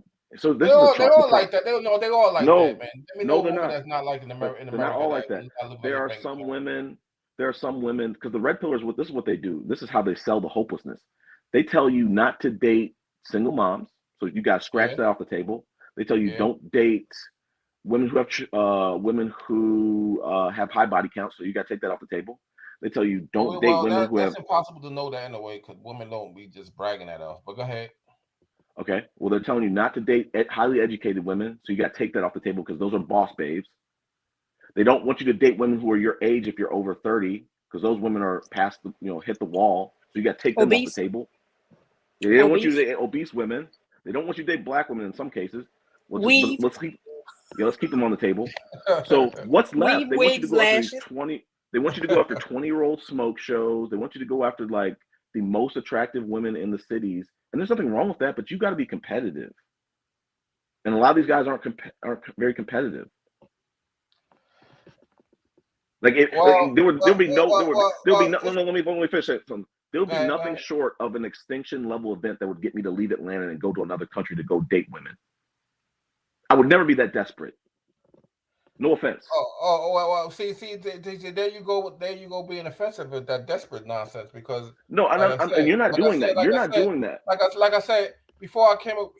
I think it was around 2018, 2017. I was even before I went to DR. I was thinking about, man, New York is not really hitting it. What could I meet a nice black woman, And I was saying Atlanta. People saying Atlanta is a spot. They're from the South, and then I'm like, okay, that was gonna be it. And then until I came across this guy named Chris Dogan, he was out in DR, and it's a wrap as far as going to Atlanta. And then I hear about how Atlanta is now. There's a lot of gold diggers out there, or gay men and stuff like that, right? So that's how it is out there. Especially your man. I'm sure you say you're a man of millions out there. I'm sure you're killing the game out there, but I'm sure you also simping out there too. I don't tell me you're not. Well, that's I'll the culture say out this. there in DR. I mean, in Atlanta, if you're gonna make you have a 6 figures like you say you do, then you paying some chick car note and I bet she hot too though. You're killing it. Well, I'll say this. I'll say this. Like I'm in Atlanta. I'm in Atlanta. I've been in Atlanta since 2001. I'm married in Atlanta. Wow. I'm trying to get remarried, but that's besides the point. The point is that one of the things I talked about this with one of my best friends the last couple weeks ago. Is like one of the things about the red pill is they'll say, "Hey, I'm leaving the country because women, all the 2s and 3s and 4s they're being shared by the 9s and the 10 guys," which I think is bullshit. But even if it's true, they're saying women don't understand their level, so they're asking women to they're overflating their rating or overflating their worth, and they're trying to plead to women, hey, you need to be dating men on your level. You're ignoring you're a 2, you're ignoring the 2s, you're trying to go after the 10s. But the problem is that when men do that, men as a culture are taught to go after whatever they want. If you're a guy who's a 2, you get to chase after a 10 if you want to. And if the 10 rejects you, you don't have to really accept that what your level truly is. Because we always have this money to be the equalizer. But there was another YouTube channel, and she gave me like a great idea. We should really have women in this world to rate us too, to kind of humble us in a way to help us understand what our level is. Because like I think a lot of these red pillar passport bros, and I'm not saying you specifically, but a lot of these guys who are complaining about the West, they're not accepting what their level is. Some guys are literally like a 2 out of 10, and their women that they should be able to get is maybe like a 5 or lower or whatever, and they don't want to accept that. But again, see, and that's talking. I'm glad. What's your name? Chris. Yeah, Chris. I'm glad that's a talking. See, that very talking point. Don't you know? You and other people that use that talking point that you just said is the reason why brothers out there talk about against the very thing you saying that they should stop doing that, because that man that's a 5 or 4 or 3 is still winding with hot chicks overseas, hot chicks. So that's in America. You talking about America? Stick to your level. If you were 5, then you stay with a 5. Why you want a 10 for? But guess what? That same man who's a 5 and go to Brazil, he got him a 10, guaranteed. So you see why? Because your very talking point that you just used is the reason why brothers out there saying, forget what this guy talking about, man. Go overseas. I'm glad you brought this up. I'm glad you brought this up, Flint. That's old school, man. That's only in America nonsense, man. You got to understand that. But Flint, think about this. What do you think a 10 is in Brazil? Do you think that she's going to look and see a guy who's like aesthetically a 3 out of 10 coming over there with maybe a $40,000, $20,000, $50,000 US salary, and she comes over there, let's just say it changes to like twice the salary. You don't think that she's going to still desire to want to be with a guy who's more attractive physically or visually or personality wise? Some do, but some is happy. Then you I don't know if you heard Auston Holliman, but I think yesterday or whatever, day before, that was the most I'll say intellectual I ever heard Auston Holliman, where he was breaking it down, because he's in Dallas now, and he was just saying, like, he said the same talking point basically what I'm saying right now is that overseas is that you can see the man who's average, and he would and sometimes there's women who look into looks, but some not into looks like that. They, as long as you can take care of them and you're a nice person, that's what they're happy with, and that's a 10, because they're culturally they different. They're not looking at aesthetic wise, like you looking at it in America's like that. Oh, you look kind of like O'Shea. You think why he ended up out there in Uganda right now? He killing the game right now because he blend right in. I doubt it.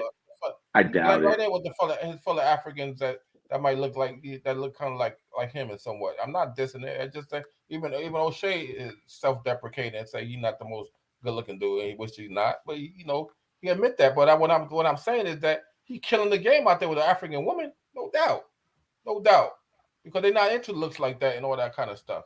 And how do you know that? The majority of men, African men, is not the most, handsome men.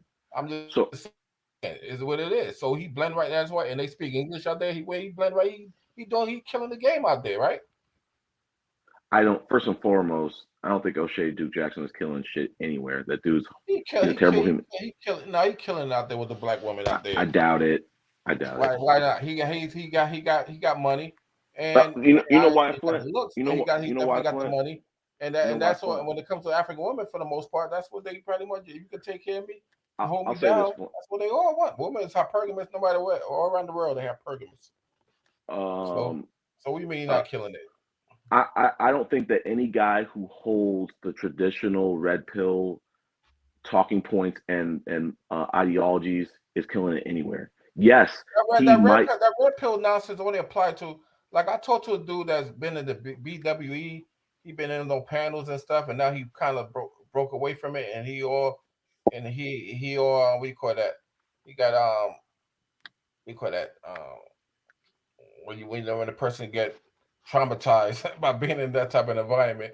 But anyway, I had to break him away. That red pill conversation and the BWE conversation and all that kind of stuff. That stuff could be. That's only in America, man. Once you break away from that and you overseas, there's no red pill. Matter of fact, I was talking to him today and said, what, I should coin a phrase called the passport pill. You know what? The passport pill, yeah. I want that to be it, because that's the new pill. This whole red pill nonsense is only in America. Leave it here. Leave it with the Black Manosphere. Leave it all that nonsense. But and there's no such thing of a red pill in America. I mean, overseas. That's not true. It's not. It's not. That's not true. It's no red pill. Red pill is just it's just understanding woman nature, and then it mixed with be anti-feminist, because that and all the kind of gender wars and all kind of stuff. We get it. The whole Matrix movie, and it's basically a metaphor and all that kind of stuff. I get it. It wasn't when I was in Austin, Holloman age, it wasn't even no internet. There was no cell phones when I was at But feminism is all over the place. Definitely no red pill nonsense.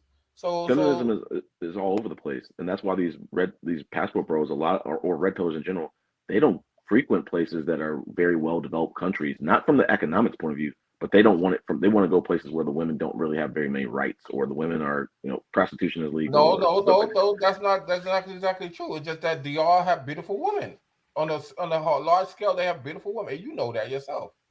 They have a large scale of beautiful women. Colombia, the same thing. A large scale. You go with the beauty at. If there was no beautiful woman there, you think guys would be in DR? They be in Colombia? You want DR? Beautiful. Honduras is not really. Guatemala is not. They Latin America too. They not known for the beautiful women. They not. I know this too. Guatemala is just not. So no brothers are gonna be heading over there that much. The truth is, so they had to beautiful. Brazil is beautiful for the beautiful woman too. So what you saying? What I'm saying is that there's a lot of passport bros that are going to just travel just because they want the sex workers. And they're not okay. I all of them are not lookers. We've seen the video. I agree. I agree with that. I don't really appreciate that, but you know what? I don't appreciate that too. I wish men. I'm not speaking about you. I'm speaking about the stuff that's going viral. I agree with that, but you know what? Men is sex starved in America. They even look at the video and type in CNN, and that was like a video that came out 2 years ago. It was about how and I'm sure it applies to this day. Nothing changed. How there's a lot of men in America is basically incels and not getting laid, but the opposite of that, the woman is doing quite well, getting laid whoever they want to get laid with. No, we need Ra to speak to that. Huh? We need Ra to speak. I can't speak on what the woman's perspective is and whether they're doing well or. Yeah, she could speak on it. She know I'm talking the truth. She knows that. She know right now she have an Instagram. She have a Facebook. She have all kind of, and she looking nice and looking pretty, looking sexy. If she want to do that, she gonna have all these simps hitting her inboxes and saying, "What's up, beautiful?" and all the kind of. She knows that, and then she chooses the one she like. Okay, I like this one, and then she gonna flirt with him. And then where you at? What state you in? I'm in New York. Oh, same state I am. Bam. But I'm trying to say that. Women are. Yeah, but I'm also. But first, there's no rocket science. There's a lot of things to unpack with that. First of all, even though the woman might have a lot of guys in her DMs or dating app, that doesn't mean that they have good intentions for her. I ain't saying they don't, but what kind of intention she has? I mean, okay, majority of men don't want to get married. They don't want to get married in the United States. I'm glad you said it. The whole world pretty much, unless you're in a Muslim country, so pretty much, liberal countries and liberal stuff like that. Nobody marrying each other, so times have changed. Back when I was younger, it used to be more church orientated, right? Bible orientated. Now everybody breaking away from the Bible, and that's the way it is right now. Right. So that the reason why people get married usually because to try to please God and have a traditional family. But if you take God away from it, the positive of getting married is that you conceive kids within matrimony, within a marriage arrangement of a mother, a husband and wife, and then you have children. That's the way it should be. And then Flint, do you have a family? Do you have children? Yeah, I have one son. Was it so? It was not impossible for you to find a woman and start a family, right? No. Okay. So then why is it? Why do we accept these other guys, and Austin Hallman specifically? It's not impossible for him to find a woman and start a family if that's what he wanted, or just even have a girlfriend.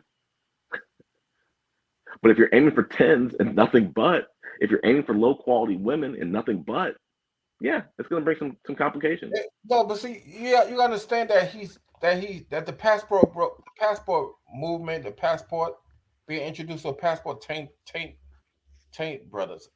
Yeah, I don't disagree with it. I I have don't a group disagree. that with younger brothers who young like that. I had this brother that traveled to DR when he was 22 years old. Um, and so he was like the Austin Holloman before Austin Holloman. He just wasn't on the internet. So and then once he experienced that, he like, oh, this is so much better. And now he aiming to his dream is to just live overseas, outside America. And I'm just saying that's most brothers who experience travel in life. I mean, it's just that once you have your passport, you tasted Brazil, you tasted DR, you tasted Colombia. Yeah. It's a wrap, my man. There's no coming back. I mean, That's just the way it is. I think there's a lot to unpack with what you're saying. I don't disagree that I'm not traveling. I'm not the traveler type of guy for the reasons that you're talking about traveling. But I'm sure if you travel to these other countries, I'm sure it's a game changer. You're probably getting a lot more attention. You're probably getting women that, probably out of your league more often than not. Okay. Fact. But I'm a but 3,000. I want to bring it back to this. Do those women in those other countries love you like black women love you in the States? Are they loyal to you like the black women in the States? Yes or no? I don't know because I haven't dated every black woman in the States, and then black women it's a thin line between love and hate, and as we know, and if you and in relationships in America and with black women or white women, whoever, it's a balancing act because black women have attitudes. They a little more aggressive compared to foreign women. It's just a fact. Women would shake their hand and like, you can't tell me nothing. Who are you? And curse you out in a minute. But you and for the most part, the most feminine woman in Latin America, that definitely is out of it's not their character.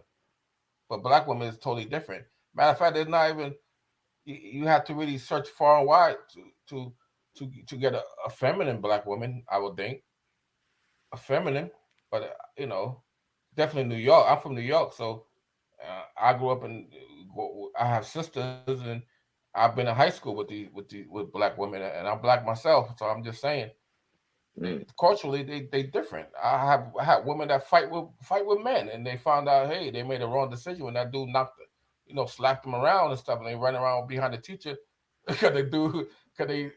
And I experienced that when I was in high school and stuff, and junior high when I see that stuff. So it made me reminisce, and that was like a few girls. You know how if you grow up and going to school, you know how the women are in the city, in New York. So maybe in the South it was totally different. They probably a little more feminine, but in New York that feminine go down the drain. You see how the rap music and the hip hop stars, Queen Latifah, they rappers. A feminine rapper is not feminine in a way. They masculine. Okay. So but to that point, Flint, if you feel like the women in New York are a certain type of way versus in another country, compare the men in those other countries to the men in New York. What do those women in New York have to choose from? What is the culture that those men are giving them to work with? Have those men shaped those women to be who they are? Not really. It's just that the mothers shape their kids, and they stick to they more traditional because these countries, most of the Latin American countries, as you know, are patriarchal. Unlike America, was supposed, they that listen is to not true. what. Okay. But what point not true? America's patriarchal too. Huh? That's America is not. patriarchal. No, it's not. No, it's not. America was built off of patriarchy.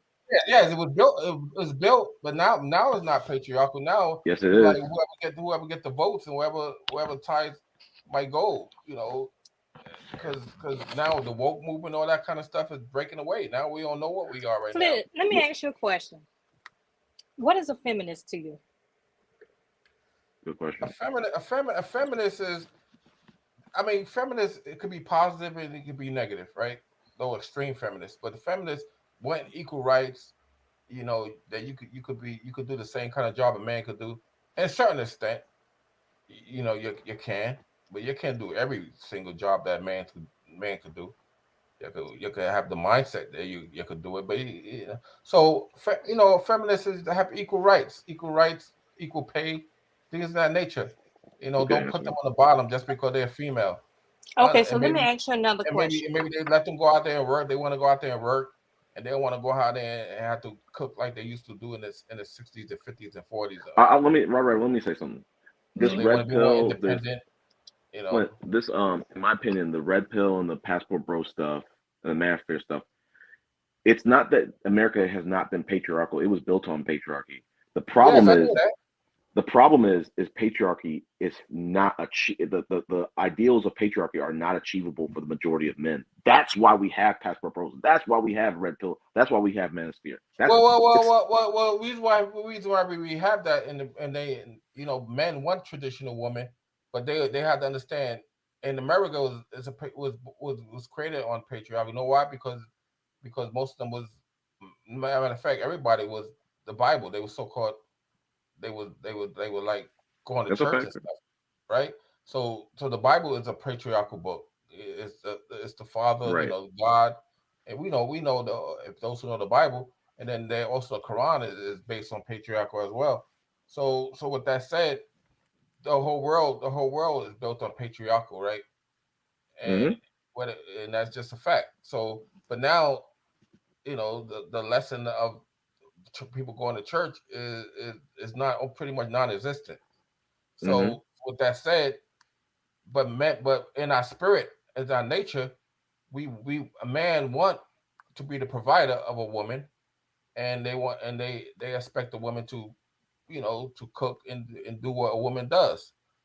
But now that's like, oh, you being a misogynist, woman is feminist, and that's what the whole Western woman. That's in the Western world, in America and stuff like. When you talk like that, I talk that way, and I'm on CNN, I would get killed. Like, yo, come on, how you gonna have no kind of beliefs? Man, well, if you're a conservative, you probably you'd be like, okay, that's good, because they go ahead. How many Black families can afford for both parents to stay home, and the man provide for the household? Not many. So financially, I understand that. I understand that. Not many. You're right. So when has Black women ever been able to not been feminist, according to you? We've always worked. I don't know. I'm from the South. My grandma, my great grandma worked right alongside my grandpa and my great grandpa.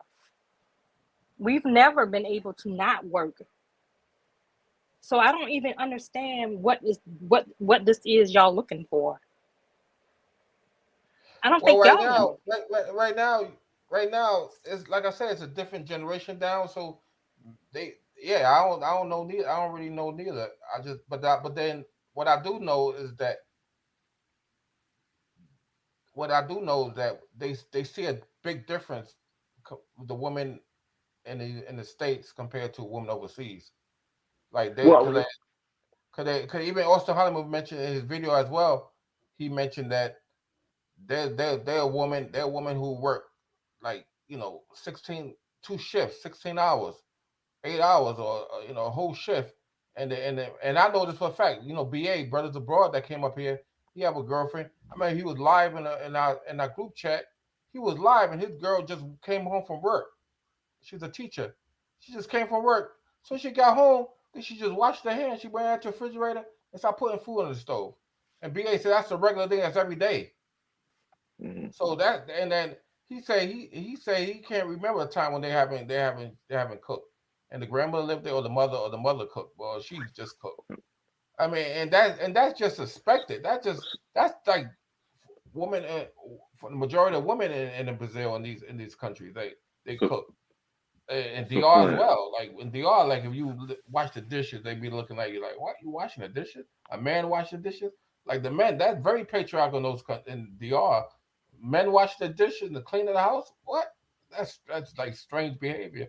When I do that from a girl or stuff, they looking at like come on, we sit down. They think you weird by doing that. I'm just saying, it's that I ain't knocking it. It's just that if you look at it like you going to a different planet, that's basically it's like culturally the races are different, and it's so And much in different that in same America. video, she did that. Didn't BA? She told BA that he had to learn how to cook too. In that same video, didn't she I don't say know the video. she? I'm saying he was on the live stream in the group. He was in the Oh group my saying, God! Never. I I don't know. mean, I don't think being that how to cook. He should know how to cook. Well, I know how to cook somewhat, so props to I you. don't mind that. But I think he don't know. I don't think he know how to cook that well. So yes, if she said that, if you heard her say that, yeah, I'm sure it's true. Well, I'll say this, Flint. Again, I've always said on these panels, like I don't. I think we all want black men, and we all want men to be happy. Like we don't want to see men in a crisis forever. We don't want to see them in a crisis period, but we need tangible solutions for them. But what I'm trying to say is like I think it's and I'm not and I don't want this to be personal. I don't mean this to be personal, but it's kind of funny in a sense to see white men who've had privilege for centuries and generations and beyond complain that they don't have the privileges that they have today, and the world was set up for them to have privileges, but they don't have any. A lot of them don't have it anymore. And for black men, to Ryra's point, we haven't had a lot of things to set us up financially like other communities, and historically, women have always had to work. Um, a lot of them have been head of households in recent times in our community, but it's for me, I find it funny because it's like we have like the most race loyal women of all time. So I think it's like for black men to say like I can't find a wife, can't find a girlfriend. It's like yes, you can. They are only looking for you and only you in most cases. I So mean, it's funny. listen. I'm one time. I asked your daughter, what you saying, and it also brought a tear to my eyes because I do appreciate black women like that, and I know exactly what you're talking about. They race loyal and they very lovable. They really want marriage. They want a loyal man, and I don't believe in the black manosphere. Even though I've been in a lot of the panels, for just entertaining, listening to it, but they always like to blame the woman, and I think it's always a man. It's always a man fault. I never blame the woman for doing nothing really. The way the woman is acting is because of the man. Man, men today, black men, they not choosing to marry these women. They just get them pregnant and they move on to the next chick, and then they blame her for getting pregnant. I don't understand the whole talking points of Derek Jackson and everybody else just talking truth. Talk to what women want to hear because they talking truth. And I know that I know it. I know they talking truth as well. I knew, my mother was. I grew up in a single parent, but my mother was married to my father, but at the same time, for the most part, they broke up, and then I grew up around her, and I knew she tried her best, and she did pretty well. But I wasn't exactly that much a bad kid. But what I want to say is just say that black women does the best they can, and Yeah, and and then when the children come out and they become criminals and all that stuff because they don't have a man in the household that could that balance and say, hey, you don't act this way. This is the way a man's supposed to act and stuff like that. Because I grew up with my mother, I was kind of like it took a neighbor to look at me like, yo, man, how old are you? I said I was 15. You got to grow up, man. So that's what I needed from my father. But I had the neighbor that had to recognize that I was doing like childish behavior, act like a mama's boy. But when you get a certain age, you gotta stop acting that way. And it took a man to recognize that, a neighbor that said, "Hey, you older now. You gotta like don't be acting that way." And I said, "You're right." I thought about that. I guess so. So it made made me think in a certain kind of way. And but you probably will never hear that from a parent, a mother, because she would always spoil you, and but it take another man to recognize it was balance that. So what I'm just saying is that I never blamed the black woman. I never blamed that. is blame the men for how the women are because but that it starts with the white man. The white man as well broke down with society. The whole Democrats and Republicans type of thing. You have the pros and you have the woke movement, LGBT, feminist movement. Then on the one side, you have anti LGBT, anti-abortion, anti-feminine. So, and people are gonna pick a side. And then most times the black women are gonna pick Democrats because Democrats is pro welfare, pro Section 8, pro taking care of baby mamas and keeping the men out the household. That's true too as well. I live in New York City, all these projects, right? All these projects, right? You see outside in the parking lot where you see BMWs and all these fancy cars, and none of them married. Because guess what? You marry, you can't be living in there. You have to because your income level is a little higher, so you have to move out the project. But guess what? They have the baby dad getting pregnant by these dudes, or they smashing, and they smashing. Probably practicing safe sex with a condom or whatever, but they smashing these dudes, and these dudes be bus drivers and having all these good jobs with nice cars, smashing women in the projects and stuff. But they're not marrying them because the government say, "Hey, you marry them economically, you have to move out the project." Go ahead. So you think women are choosing welfare and Section 8 over being married? Well, one thing, the man don't want to get married. Okay, so there's your answer. So stop. Yeah, You can stop right but I there. said that the man don't So want to you get can married. stop blaming the woman, though. Why are you still blaming the woman No, when the the man black don't want man to be should be married? blaming her. I agree. Didn't I say that? I don't agree with those guys. They always blame the black woman. It's always a man for it. Men are men. Men are men. We men. I born knowing that men is men, and we the one that supposed to make things, dictate things, and that's just the way it is. Feminists don't want to hear that, but that's the way it is. Men run things. It's just that in America, like I said, in America, it's no longer like that because voting power and all this kind of stuff. So Well, that's blame politics is the reason why things it is. that's definitely a factor, Flint. But I think also men have regressed. Not just men. So I want to take that back. Not just men, but boys. They're not as educated. I saw a post on another channel that said a psychologist said fathers in America are raising men for a world that no longer exists, and I think that's true. It's like I wish we could take off the shackles of. I wish we could take off the shackles of men because we're burdened with this purpose of if you don't live up to the standard of being a sole provider, if your wife has to work, if you're not a traditional man and a protector, then you're not a real man. Well, there are some guys who are not brolic. Does that mean that they're not men if they can't beat a brolic dude? No, they're still men.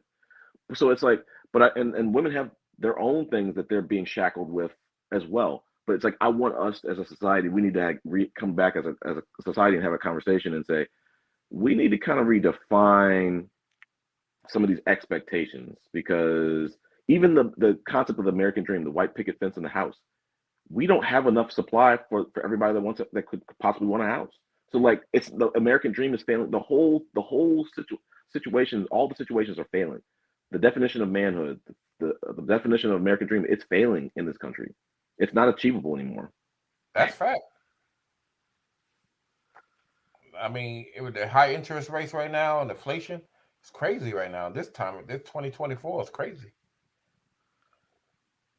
So, and McDonald's in California, they're paying $20 an hour at McDonald's.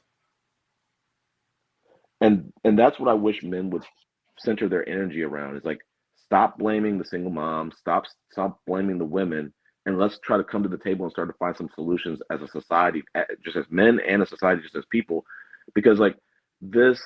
The Jordan Petersons who were like, oh my God, we got a lonely men crisis. We got to get them all girlfriends. We got to get them sex or they're going to become violent. That's not going to make us a better world by just giving them girlfriends. We need to get the boys educated. The men are not as educated as they used to be. And that's a big factor. And yes, and that could be intimidating where it's like you're not very educated and women, they're surging. They're surging, especially in the black community. And the black men want to hold on to, but we still make more than black women. Well, Give it 5 years, give it 10 years. That's going to change for a And lot I of the hate to age. say it. I hate to see black men saying things like, education is not important. Your degrees don't matter. I think that's the dumbest thing in the world, because who's going to raise your children? Exactly. Let's have this conversation. You're the guy you brought up, Flint, BA. I love BA. If he's listening to this live or replay, we love you, BA. And I get it. Some men want to get back to the basics. But when I look at a woman, I think the difference between me and some of these guys is, listen, everybody loves a beautiful woman. But I look at a woman and I'm like, there's got to be some intelligence. What is she going to pass down to my children? A woman who is a quote unquote boss babe. Well, my children are going to be more likely to be more ambitious if I get with a woman who's ambitious as well. So like a woman who's a doctor, I think, again, as men, we need to take the shackles off, because like a lot of men don't feel comfortable with a woman who makes more than you. But what if she loves you? What if you love her? Like, what's the problem? Like now, in Atlanta, I wish I could, I got to pull up the stats. I think the median income of a black family is like 30 to 40 grand maybe. And the white households are like 70, 80. It's like, so if we keep trying to get back to the basics.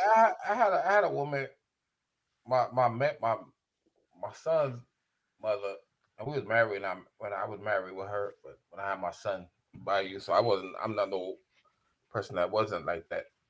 But she made more money than I did. And I appreciate that type of woman, tell you the truth.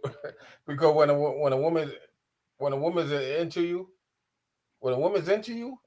and she chose to marry you at well, I mean, you whatever's hers is yours. I don't mean to be saying like that, because that wasn't my intention. Because she had a car before, I didn't have a car at the time, and she had a better job.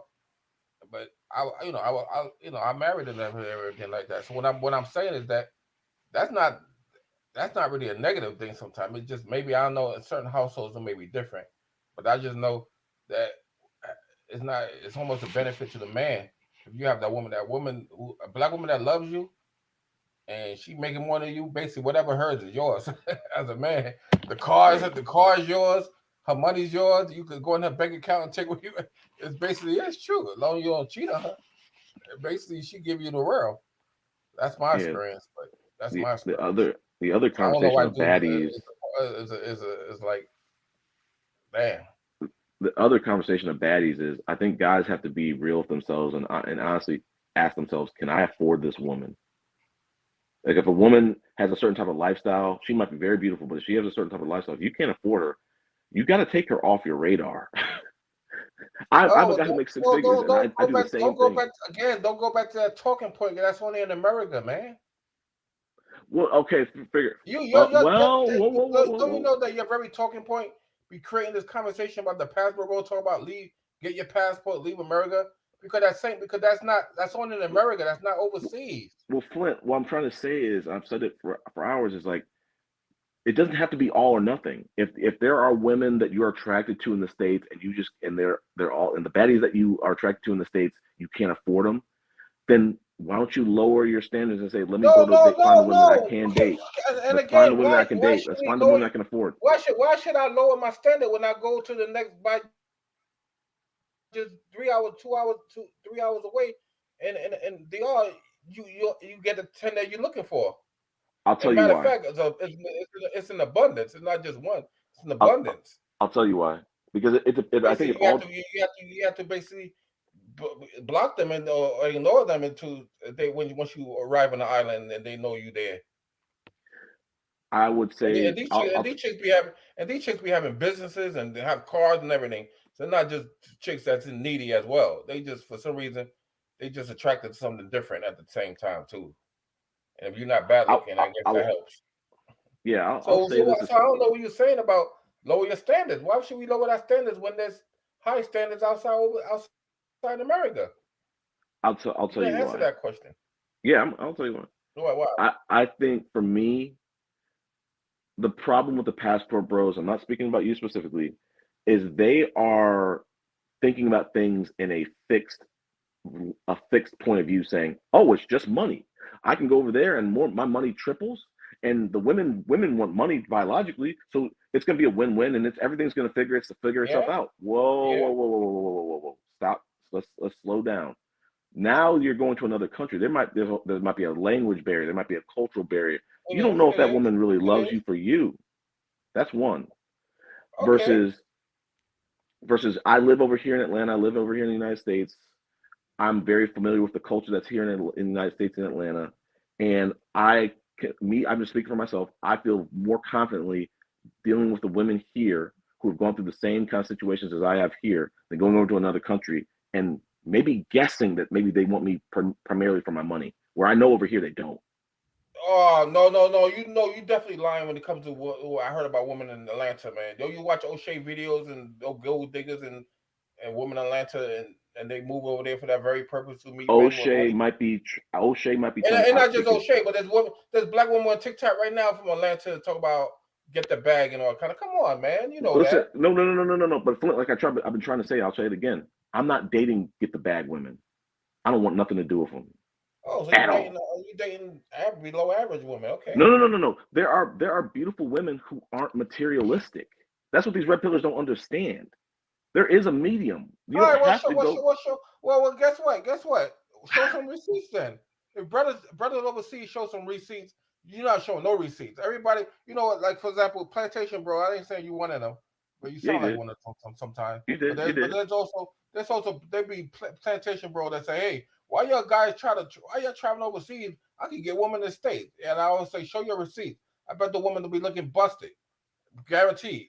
Because if you just show me a hottie, and then I can say, well, that's then I could get the hottie. Because I will say this, and this might be problematic. You don't show no receipts. You could easily show receipts. You could even do what I'll say is this: I would never show my receipts online to strangers. If you were in my friend circle, my friends, when I'm dating women and I'm matching with them on Tinder, I'm like, hey guys, look this. I bring them around to let my friends vet. But no, I'm not gonna be like I'm not gonna pull an Austin Hallman or pulling like a Passport Pro stuff and post women. I understand that. I understand, but I know you in the States, but also too, guarantee if you show your chick and she hot, you're gonna be able to do want to hit up and steal it from you because it's a scarcity mindset. What I said is this: they're gonna be dudes that gonna be ready to grab your chick from you, and that's another thing you don't have to worry about. Here's the thing, Flint. Like, the love, the attraction that I want from the woman has to be more than just the visual aesthetic. Like, I want the woman to actually be into me. I want to have a good friendship with the woman. I want the woman to be attracted to me. I don't care if the woman is attractive to you.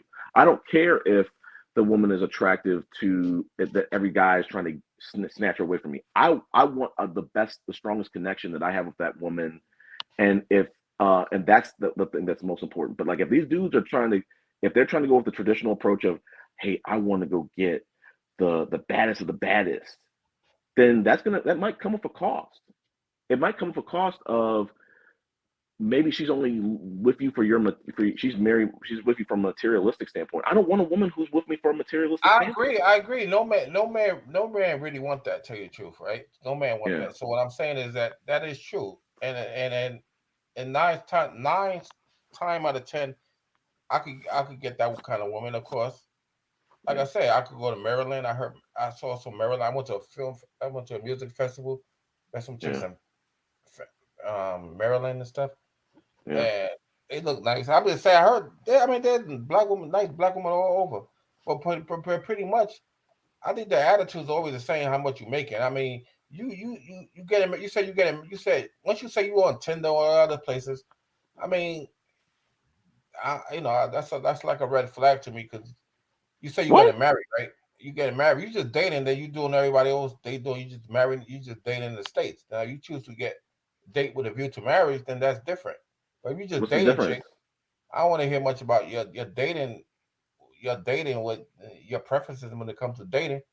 Yeah. But eventually you should just want to get married. You say you're you're looking at someone you want to marry, so stick with that. But as for dating, people want to choose to date overseas.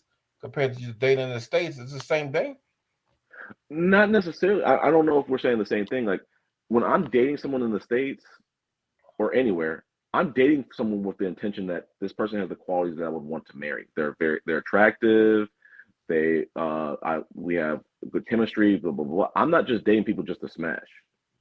So there's people who are just dating just to smash. I understand that. I understand that because you may not be in a drought, but I'm sure when you having urges, you want to smash. That's just man I'll tell you nature. this. You're not gonna be I'll around tell a you woman this right that want now. to smash. I'll tell you this right now. I didn't say this on previous panels, and it pains me too because it's like I'm a guy. I have the same physical desires as any other guy. But you know what pains me even more? I don't want to have that uncomfortable conversation with a woman who I don't see a future with, who I don't find very attractive. That once something becomes emotionally connected from a sexual situation, I don't want. I don't. That's why I choose only women who I see a future with, because like you could have sex with anybody who you find attractive or you don't. But it's like at my age, like 30, I'm 41. It's dating women who are like 35 plus or whatever. They want to become wives, so it's just like I don't want to get involved with someone who I don't find attractive, and then now they want to have an exclusivity conversation. Now they want to like start having a future conversation. No, I don't. Have you I ever don't been want married that. before? I have. Okay, so you have experience with that. So now if you're looking to get married a second time, you don't want it to be a third time, right? So you really want to find Correct. the right one, right? Correct. Yeah, like myself as well. But at the same time, I'm just not rushing to get into marriage right now. But also, I understand what you're saying. I don't really want to be sleeping around that much with women too. That's another way I grew up as well. So I'm in a tough spot. But Yeah, man. I mean, I'll be it's honest good. with you. I'll be honest with you. When I got divorced, because I was married for a minute, I was like, I never really got to have a whole phase. I never did. So I was like, I mean, me neither. I grew up, like a church person, going to learn about the Bible when I was young, and it taught me morals, so-called morals and stuff like that. and I'll And be it's lying to just hard to you. maintain that type of spirituality about yourself. Yeah, I'll be lying to When you you're if I surrounded didn't. by I'll be lying to you if I said I didn't want to when I got a divorce. I'll be lying to you if I said I didn't want a whole phase right now. But the thing is, I had to realize is like the women my age, like they don't want to be in a situationship. They don't want to just be friends. They don't want to be in a friends and benefit situation. So I'm not going to even try that. I'm not going to even try to slip into that. I'm not. those are women you choose to be with, because there's also women that just want friends with benefits too. Yeah, I hear you on that, So but I guess like I said, you're not meeting the ones, and you're not dictating the conversation. yeah, That's what you want, because like I said, when I said man make the rules, a man make rules both ways. He make the rules. He make the rules when what kind of relationship he want as well, because you can't and that's what happened. I gave into marriage and doctor. I didn't dictate what I wanted strong enough to say what I really want or something. I Like mean, slow it down. So I think if a man want friends with benefits, he just say be honest and just say that's what he's looking for. If she not interested, but the thing is, men play a lot of games right now. They like yeah. they really want they just really want sex, but they want to move on, but they can't let the woman know that. Of course, they won't get none, so they have to play like they want to. Yeah, I mean, for me, like I said, like I'm 41, want to be, I want to start a family, get remarried before 45 or Yo, you before have no children, 45. right? No, but I want to. I want to get Yeah, you better remarried hurry up. slash. That's what I'm saying. So that's what I'm saying. I don't have the time to waste.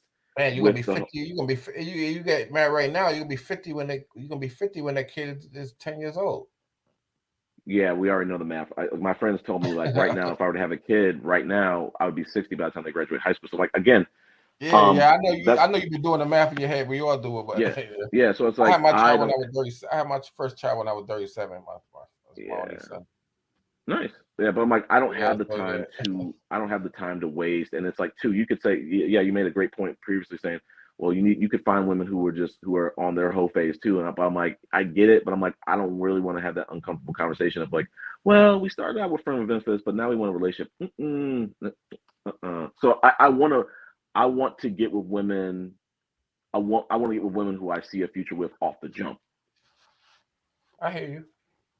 And it comes at a cost, like you said, as a drought. And I had to think about that and say, I had to think about it like today and the last couple of days. I'm like, what is the approach for dating in this year and next year? Like, because I want to be able to, find the women that I feel like, I'm ready to be exclusive with. What is that type of woman? Am I ready? Do I need to? Can I afford that type of woman right now? Am I ready to be with that woman right now? Do I need because the women don't want to just date forever, so it's just like, and sometimes you can get sometimes I've gotten very close where I find a woman and it's just like there's just maybe a couple things off, and it's just like there's a lot of temptation to like continue to date other people, whatever. So it's just like at the end of the day, Yeah, I mean, you really gotta know yourself. I don't know how how your first marriage ended, but you really gotta know yourself and know that this is what you really really want, and you can be faithful to the one. Don't get married and you're not gonna be faithful. Oh yeah, like that's a given. Like, but I'm just like with all the temptation out here, it's really tough. You're in Atlanta too, man. And Yep, then it's a you're gonna be surrounded by. And sometimes I must say, initially, if I'm not sure if you're having sex with a woman you with too. That's something maybe you should, sometimes sex. Sometimes what really put you on the top. I know it's hard to do, and I did it because of religious reasons, but to not have sex until you get married, and that definitely put you on a different level, and that will put you, and that woman would really really appreciate a man like that type of thing. I'll be honest with you. I'll be honest with you, Clint. Huh? For the right person, I could probably do that. It would have to be a very special person. I could do that though. Yeah, I mean, if you, yeah, and because once you having sex, you kind of like what's the sense of getting married? You kind of like why marry the cow when you're getting milk free? So Exactly. I mean, you kind of like, yeah, that goes to every man. That goes to every man listening to that. And Yeah, I that's remember, exactly and that. I have the same kind of attitude when I'm like talking to women overseas and stuff. They be asking me for money and stuff, and I give some woman money, and then I like, but what's in it for me? And they like, well, you over there, I could send you some sexy pictures, some video, or something like that. But I'm not into that. But but then I like, okay, send me like a sexy picture. But then they send me some new. I didn't ask for new. I just asked maybe like you in your lingerie or something. But they sent me nude, and then the chick sent me nude pictures almost, and I'm like, man, I don't supposed to be looking at her nude. That's supposed to be for her husband, man. One day she get married, and her husband find out I have possession of his wife naked. I mean, And I don't think a man should be looking at a woman who's naked really if that's not really his wife. Man, do you date in the States? Huh? Do you date here? Man, a lot of these women these days, man, it's almost things like it's tricking, man. They be like yeah. friends with To that benefits and point, hooking up, like it's like that type of arrangement. It's not really dating these days. It's where do almost you like live? Where do you live, I live in New Clint? York. Okay, you live in New York. Okay, gotcha. So New York is New York. Things is pricey, and then it seems like that type of thing, like money, because everything is high. So women don't like dating. I ain't gonna date in the States because I want to be able to have my freedom to travel. So I know you dating somebody, they don't want that. So I'm not interested in dating somebody over the States. That's just how I feel right now. I tasted passport life already. So dating, traditional dating is not because I would rather date overseas and also travel and see how it is to date a Japanese woman. Because it's just something you never experienced. Yeah, I mean, I get you on the experiences. I get that. Well, Like that's you should do it yourself, man. I I'm not don't. to You know, tell I you don't. what you should go to Japan and go to somewhere you never You been to. But you already you know. don't I don't. The you don't problem with want me that. is, well, yeah. There's two things. There's two things. I don't want that too. I don't have the time for it. I have to. I'm in a gold mine right now in Atlanta where like there's enough wives. There's tons of wives. I'm like, it's just finding the best fit for you. Matter of fact, I should link up with you and maybe go. I've never been to Atlanta, and I've always been curious about it. Yeah. Damn, but I can't just see myself with an American woman because I'm tired of I'm tired of the conversation. I'm tired of listening to the news. That's another thing too. You're not putting the news. The things in Spanish anyway. I don't know full Spanish like that, so you're not even watching the news. And so we just watching movies and TV shows and my own, but you don't care what's going down in America. But America is the whole same type of conversation, same restaurants. I mean, nothing new. It's just that's another thing too. I don't know. I mean, maybe that, and also too, that's the way you feel right now. You just gotta make sure you really, really don't want that. No, I know I don't. Like I told people on the previous panel, like I started my career as an IT consultant, and every Monday through Thursday you could travel on the company's dime to travel somewhere else.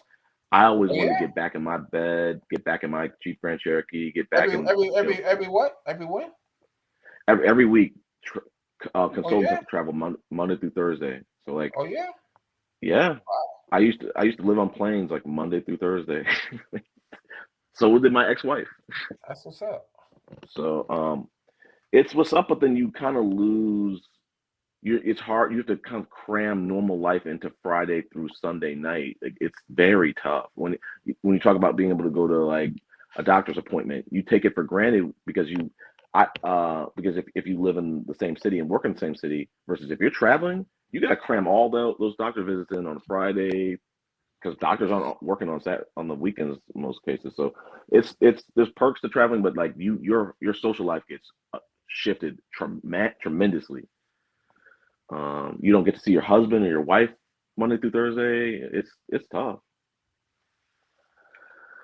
So, but I get it. You've been bit by the passport bug. There's no one is judging you. I think that's one thing. Passport pill, whatever you call it. Yeah, passport pill, whatever you want to call it. Yeah, let's spread that. Let's spread that. Make it hot. Yeah, nobody's judging y'all for that. I think as long as y'all are not the ones like slandering Black women and Western women, which is uncalled for.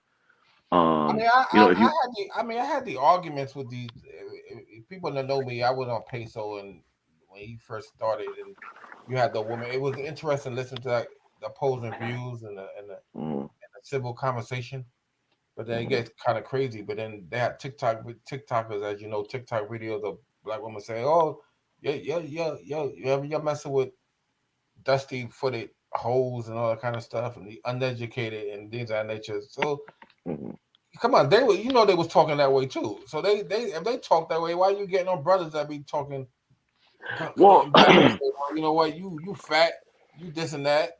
So then you get mad, right? I think you'll do a rock and hide your hand. That's not good. I think that there's a difference a little bit, Flint, is that when a lot of the women, and Rara could probably speak better for this than me, but like I think a lot of times when Black women are calling out Dusties, I don't get offended because they're not talking about me. When they're talking about certain types of like all men are trash, I'm not. That's their experience. I'm not taking offense to it because they're not talking about me. But when Passport Bros I'm not speaking to you, but when the Passport Bros who hold the traditional Passport Bro views, when they slander all Western women, when they slander Black women, they're not talking about specific Black women. They're trying to say don't date any of them. Because like with all the lists that we talk about an hour ago, that is true. There's some man whenever you bring up like if Auston Holliman was to date a Black woman right now and find one, a nice one in Dallas, they would talk about her weave, don't let her wear no makeup. I know they would find all kind of reasons. Why are you dating a Black woman? Yeah, I understand that. They have some dudes have really disdain for Black women and they Black themselves. Exactly. That's not being talked about. With the racist passport bro memes, the racist messaging that they're spreading. Like, this is where I'm at with it, Flint, because it's getting to like a good conversation. One of the reasons why I'm so passionate about anti-passport bro stuff is like I look at the incels, I look at the manosphere. Our community, the Black community, can least afford to participate in this kind of crap, the gender wars. We can't participate. We've been struggling as a community for centuries, for generations. And the problem I see with the Black men and the manosphere is like they want to adopt this, they want to have the same talking points and strive for the same things that the white men want to strive for. But like I'm trying to remember where I'm going with this, but it's just like we don't have the same dynamics Economically, we don't have the same. Our community specifically is under siege. It's always been, and this is just adding another attack on the Black community. We're now doing the work for the people who want the powers that be, who want to keep us as a underclass. Matter of fact, I'm in New York City, so-called sanctuary city. They bringing migrants in here, and the Democrats, the very Democrats that Black women support, they changing the whole dynamic of so years down the road. If Biden win, it's gonna be a wrap, because if Trump win, he gonna kick out the migrants, right? He gonna kick them all out pretty much. But Flint, did you know that Trump didn't really kick out any migrants in his last round? Obama actually did. Actually, he had Obama did. No, I know Obama did, but Trump did have the toughest border war policy. He had the toughest restriction before that. So basically, it was hard for them to come in. That may be true, but he didn't kick them out. They worked for him. Huh? He didn't kick them out. They worked for him. Yeah, he had some illegals working for him. But what I'm saying for the most part, he as far as like Texas and other countries, other states, they were locking it down to prevent them from coming over here.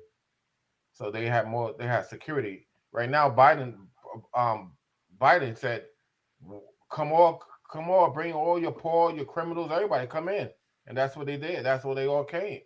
And then even New York was welcoming them at the time, because they thought they're going to have federal approval and federal budget. Eric Adams was saying, yeah, welcome. And then he was going to the White House, they wasn't giving him no money. And then he started crying. It's overwhelming. And then that's what they had some like rage and took his cell phone and all that kind of stuff. Tell him aside, hey, you better keep quiet.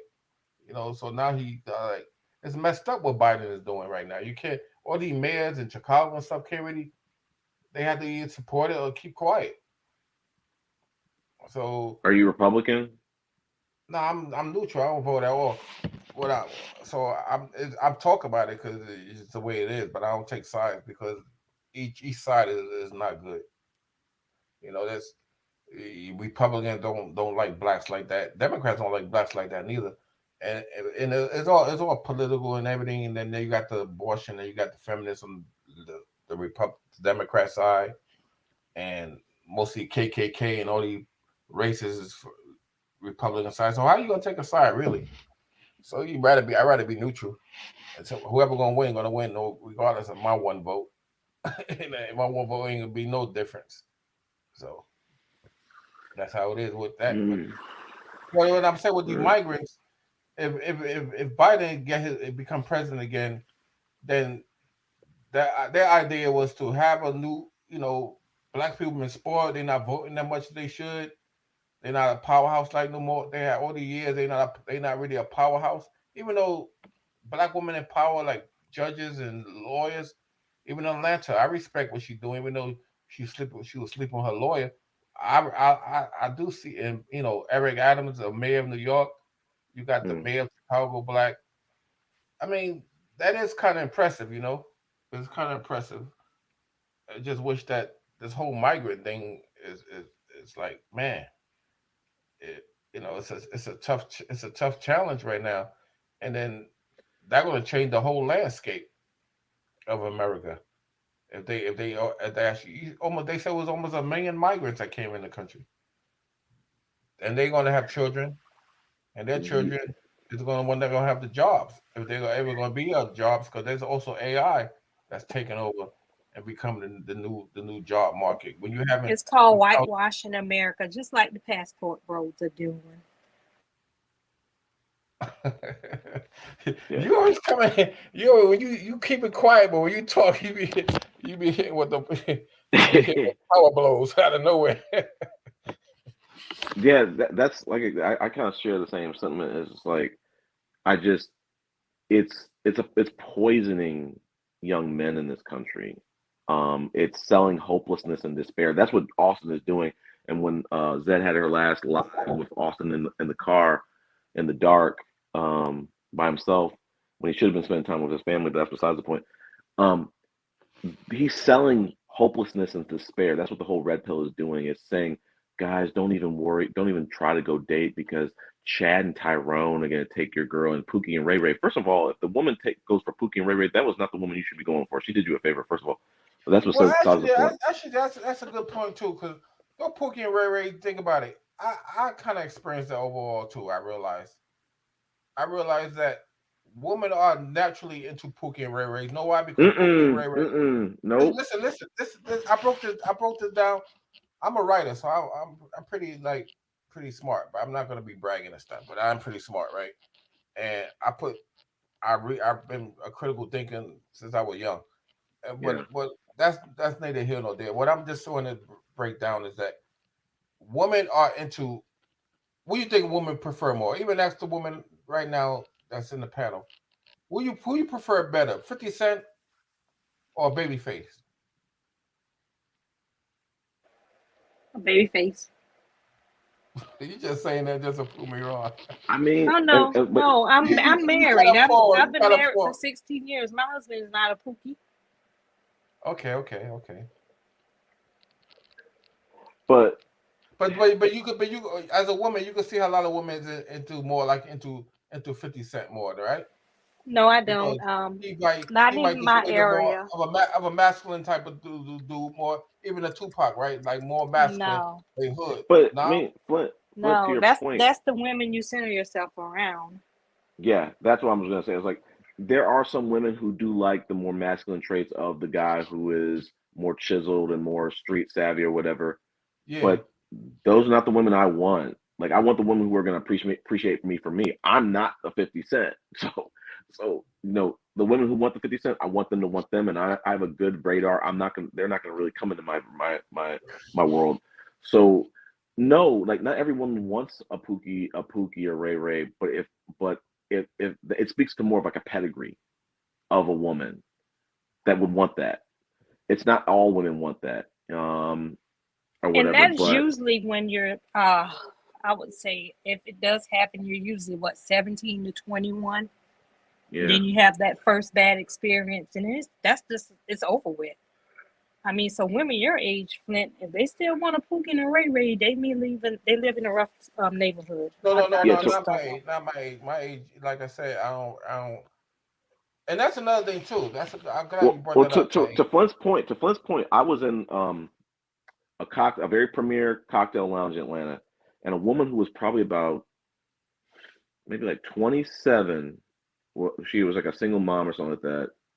She was saying something like, and we just can't help but be attracted to those street dudes or kind of like the Pookie and Ray Ray thing. And I was like, oh, okay. I mean, so there is some truth to what he's saying, but it's like when the women age, like they're moving away from the Pookie and Ray Ray. They might be attracted to certain features. They might be attracted to the hustle that they might have or whatever, but they're looking for stability. And that doesn't necessarily mean 6 figures or whatever the heck, but and that's what I'm saying. Like, you got to be able to kind of step aside from that as a man, because a lot of these dudes, they're so enamored by, oh my gosh, if I be the alpha man, I'm everything a woman wants. And I said that on the previous panel. The women I'm dating who are educated, they're screening y'all out. They don't want high value men. They don't want alpha men. They don't want these misogynistic dudes. If you talk about what's your body count, they don't want you.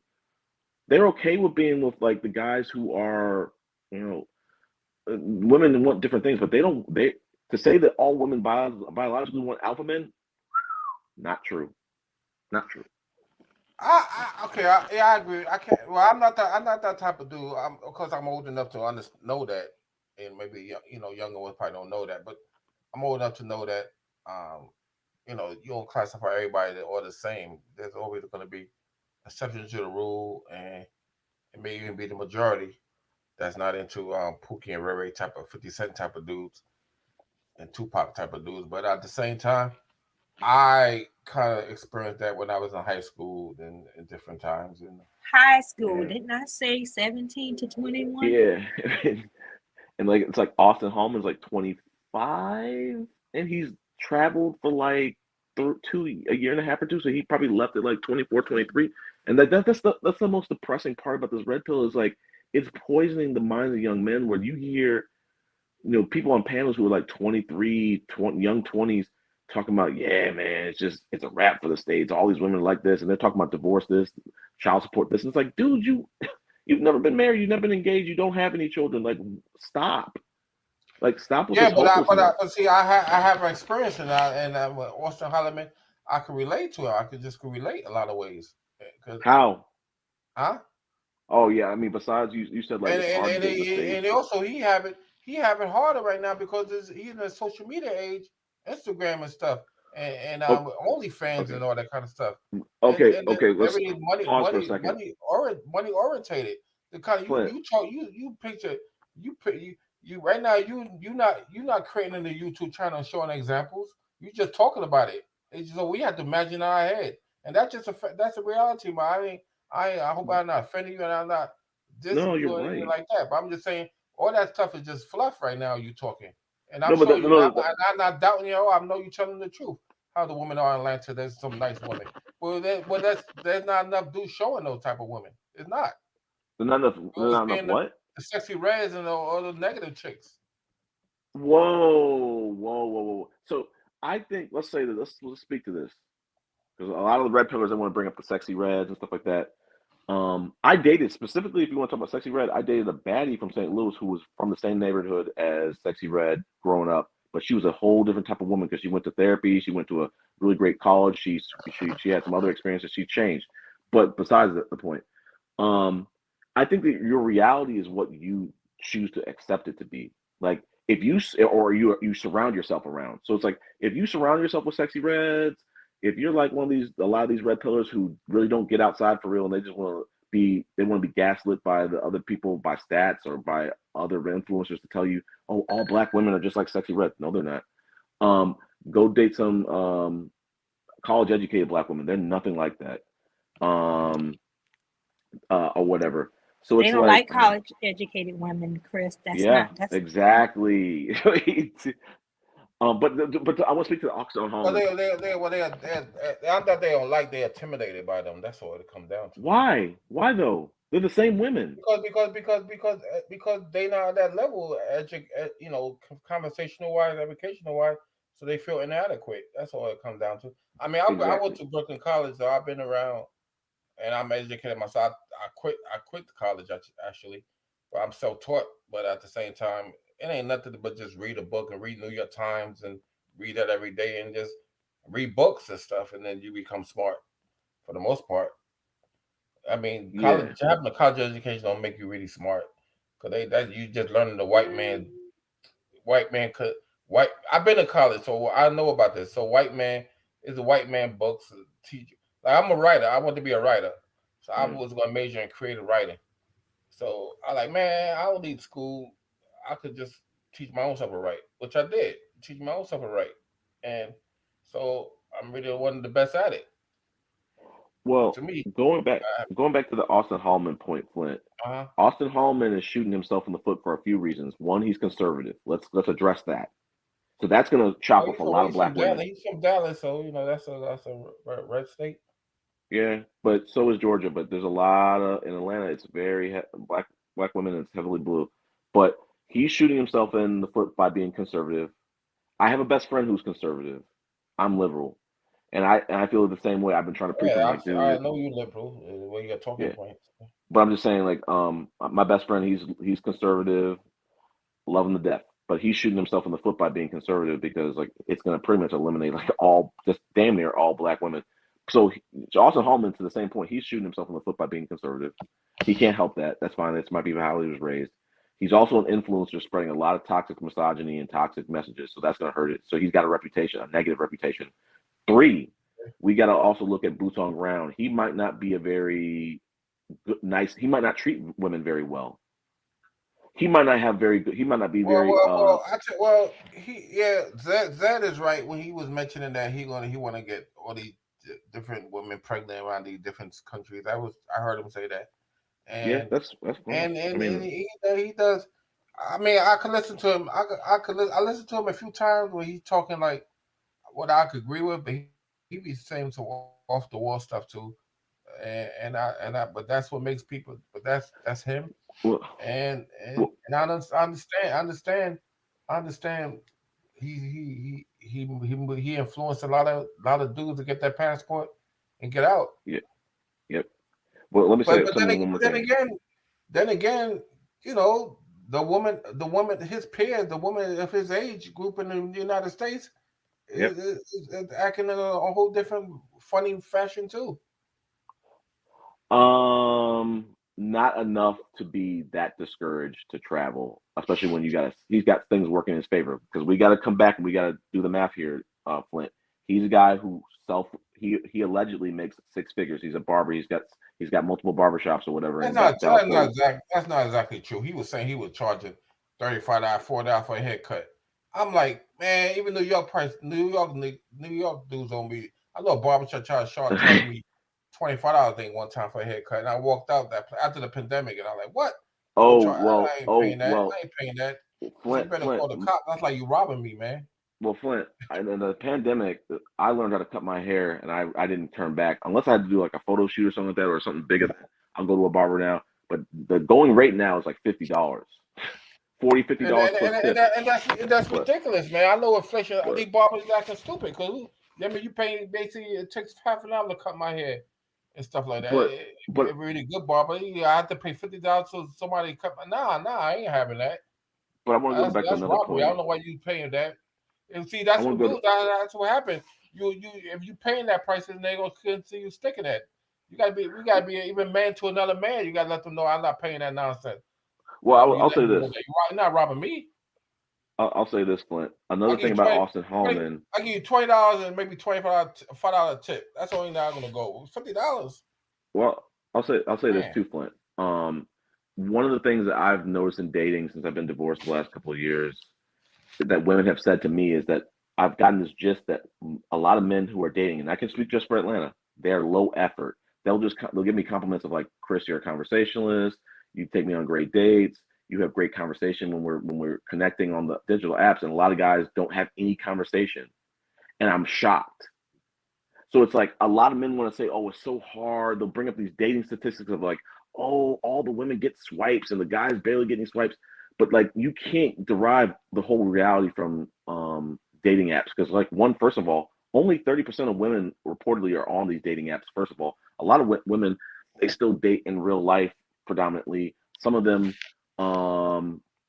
still feel like dating online is weird. So it's like what I'm trying to say is like a lot of men want to complain about the reality, but they're not like. The red pill is, to my opinion, and I'm not saying looping you, I don't know you enough about you, but I'm getting this gist that a lot of these red pillars, they're low effort men. And you can't there's no solution for just being low effort.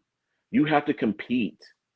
So if you want to set your sights on getting the 10 out of 10 woman, you better be ready to compete, buddy. So and there's no so there you go with that talking points again. What's wrong with that? Chris, they was told that the women's supposed to compete. Yeah. Well, they are too. Yeah, exactly. I'm trying to tell men. The women are competing. You always trigger me. You always be nice. I mean, listen, you cool brother. And you trigger me, man. You get me started again with that those talking points again. What is so triggering about competing? Those days are over now. No more competing. Get your passport, brothers. No more competing now. Okay, I got it. Ain't no more competition. It's reversed. So basically, Flynn is saying that they shouldn't better themselves. They shouldn't do anything to make themselves more desirable. They should just leave. Yeah. Well, Flint, to that point, I'm not exactly saying that. When you go overseas, you do have to look presentable, smell good. The women want the same thing the women in America. I heard the opposite. I heard they didn't have to look good. They were stinks there. I mean, I heard it was horrible. No, that's pay for plate. Cause like my brother said, there's a lot of the passport bros that do pay for play or sex tourism. Yes, so obviously they paying for it. They could look all kind of ways. Women gonna sleep with them anyway. They just want the money. But if you really want like a date, you want to take her out, then you have fun. Then you have to look presentable, look like presentable, smell good, have a good looks, whatever. So Flint, same thing. Women over here dating a woman in America. Really no big difference. The only difference is I can say is just the quality of beauty in whatever country depends what country you go to, and like BA is in Brazil right now. He was just saying how, and that's the same thing Austin Holloman said when he first went out there. We just conversate with these chicks, and they into you like that. They be ready to go to bed with you. That's weird. I mean, that's weird. You might think they hoes and everything, and it seems like it is like that was in America. It'd be like that's a hoe, but in Brazil, that's basically how easy it is. That's crazy. That's why he got in trouble because he said it's just that easy. Well, just And the go to woman was Brazil saying because I that was don't that think we easy, and should they have know to it. compete with that. Huh? Just go to Brazil because I don't think we're gonna compete with that. Yeah, Now, and that's but a good. then you have OnlyFans, you have Instagram, you have Book Me. What that Book Me mean? You have Instagram, you have Book Me on your Instagram. Yeah, I but don't your have fellow, Instagram. your fellow, okay, but your fellow sisters, your black sisters be having that Book Me on Instagram. What that Book Me mean? Are they models? Are they professional? What they have Book Me for? They I mean, used but to that's have a Book certain pedigree of woman, Flint. But the thing is, Me. Nah, what I you was always gonna say say is, pedigree of woman, but come on, nobody looking around for the women that you're talking about was just kind of hard to find or hit and miss or no, that's the thing, Flint. These women are not hard to find. Like I said on the last panel, the women that these red pillars really preach about. I want the purity woman. I want the traditional woman. They're invisible to those men. They're not invisible to yeah. me. But guess what? Guess what? Actually, guess what? There's a movement where there's women who be saying that be pro black male, right? You know, there's women who they call them grifters, call them whoever you want, and they be saying that this was the men want. Let's be that Yeah. way, black women, right? And then what the black women be calling them? They be calling them pygmies and all that kind of stuff, right? Pygmies and stuff. So it's always a battle between that when you talk about that soft girl, You're right. that brothers are so-called looking for, and then when I mean when you're a soft girl, they getting picked on by the woman who's saying, "Nah, forget that. You're a pick me. Don't be that way." But So come on, man. It's both that's ways. yeah, that's true. I mean, there are battles between the sexes, within the sexes, or whatever. But the one thing I do want to say Yeah. too is I got feedback from a woman that I went on a date with last week, and she was saying that I think I got feedback from a lot of other women that like a lot of guys aren't very patient with they're not really courting women anymore. So that shocked me Oh when I yeah, oh first got yeah, out. and that's another thing too. You're right because now with also the passport bro movement too.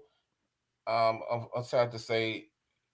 I mean, you don't have to take a chick on a few dates, man. It's like one date, and basically, that's what it goes down to. Sometimes, What do you mean by that? like if I'm just saying, smash. What these young I kids wanted you say, to right? say it. I wanted you to say It, it. yeah, basically, it leads to the bed. One So, date. do you think that that's a healthy expectation of dating? No, in these days and times, you know what? When there's no morality like it used to be when I grew up. So I ain't say what's right and wrong. I just saying if people eventually gonna have sex, and then they expediting it basically. It's expedited sex. If you That why you courting a woman in America, you might not get it, and she getting foodie dates, and she benefit from your food and your budget, actually, and then and then uh, and then when the third date she flaking on you or she ghosts you, and she uh, really want to and she get with the man she really want to be with, and that happens. Don't be saying that don't no, happen. Flint. I'm glad you said this. So No, but again, hold on. Does that happen? Yes or no? Chicks okay, be let me think about this. Let me think chicks about this. chicks Let me so think. chicks might date you and they know that you have money. You take them on 3 dates and stuff, and you really want to smash. You say, man, I'm taking the chick, but you really want to smash eventually, right? You're a man, so you taking her You out. But she you want she the like truth? I'm not into his looks, but I'm into he gonna give me some fruit, Okay. he feed me in a nice restaurant. But then she gonna get with the man when she really want to get in it. She gonna call the dude up and hit him up and get with the really have sex to let her pound her out. That's how it is, man. That's the way it is, man. These women be acting like they're innocent. They be just like that. Again, I'll keep going So I back don't to like that. I don't like that talk you be talking. I Be get acting it. like these I'm women not gonna be I'm not trying to innocent. make it personal. I'm just trying to speak my experience. No, but they gonna be But innocent. They gonna be innocent like you painting the pictures, man. They don't.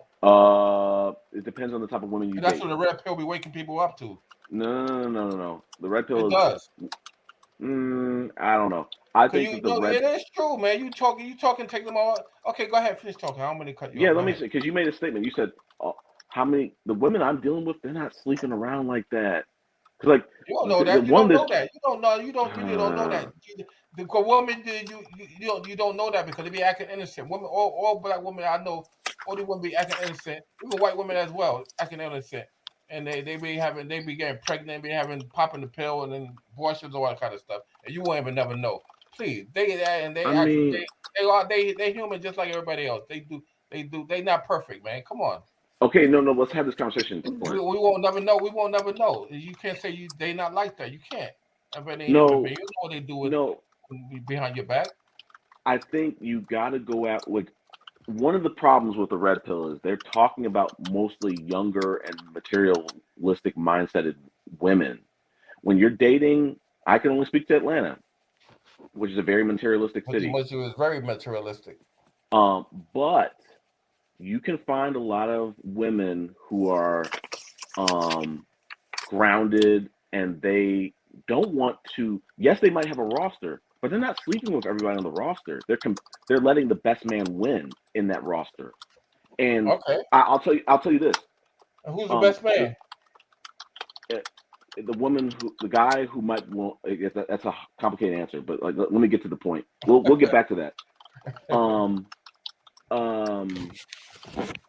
A woman who was a black female data scientist that I dated, she said, and I think I'm getting the gist of this from most women, is like they're not giving up cookies until they get commitment.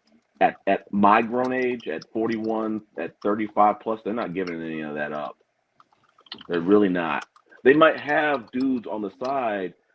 Some women might have dudes on the side. I'm not saying all of them, but most of the women I date don't. Like I think what I'm starting to learn is, and you're older than I am, women can abstain from physical activity more than a guy can. A lot. It doesn't mean that they don't want it any more than us, but like they can abstain from it stronger than we can. So like that's what I'm saying. Like so I'm saying like a lot of women. What I'm saying, what the only thing I'm saying is that I know that they could refrain and they might not happen. What I'm saying, when you think that they not getting it down like that, the human are getting down like that. Like they dating dudes who they just want to date and just bring them along, string them along, and then they find some reason when the dude really want to, like, you know what, I've been dating you for. I mean, it's first thing is an awkward conversation when you're dealing with these chicks, so you don't want to turn them off in America and stuff like that. So you want to act like you take on a few dates and then I don't know, when the conversation comes up. I haven't dated so long, like when the conversation come on and say, I've been dating you for a long time, can man have urges? I guess you could talk like that and see what she say, but then that's what you're interested in, and like that. I mean, but she really banging the dude that she really banging. You would even never know. I'm just saying it happens like that. Well, again, I say, like, I think it's more of like a certain pedigree of a woman and maybe a sex drive of a woman. But I'll say this first and foremost: all the women have sex drive. They're not married. They're having sex drive. Come on, man. What I'm saying is this: You're getting it in. From my experience, well, I think some of them are, but I'm saying a lot of them they are trying to find the person who's going to be the best fit. They want to be able to have that physical activity with one guy, and they're trying to find who's the guy to choose to do that with. But they want that. But then dudes is not marrying, and dudes not marrying these chicks. They just banging them. So that's the way it is right now, man. Yeah, but if that's the case, these, in my opinion, I'm getting off my topic. I want to go back to my point. But I wanted to say, what I want to say is this before I lose the memory. Going on dates with a woman is not getting you any closer to sleeping with a woman. It's not. And that's where I think the mistake is that a lot of guys are making. They're thinking, oh, if I go spend $300 on a date, that's going to get me this. Nope, it's not getting you anything. Why you not? Have to emotionally. Why not? You have to. I'll tell you why. you have to emotionally connect with that woman. So I tell every guy, no. Don't give me that. No, this is like I said. That's so old fashioned. This is a different time period. If you spend $300 on a girl, you better get something from it. And I know exactly what you mean. I'm not that type of dude, but I'm just talking about this generation now. No, man, don't be spending no $300 on no chick and you're not getting that from it, man. Come on, then what are you doing it for? You just giving away money? Just feeding this chick? Why she have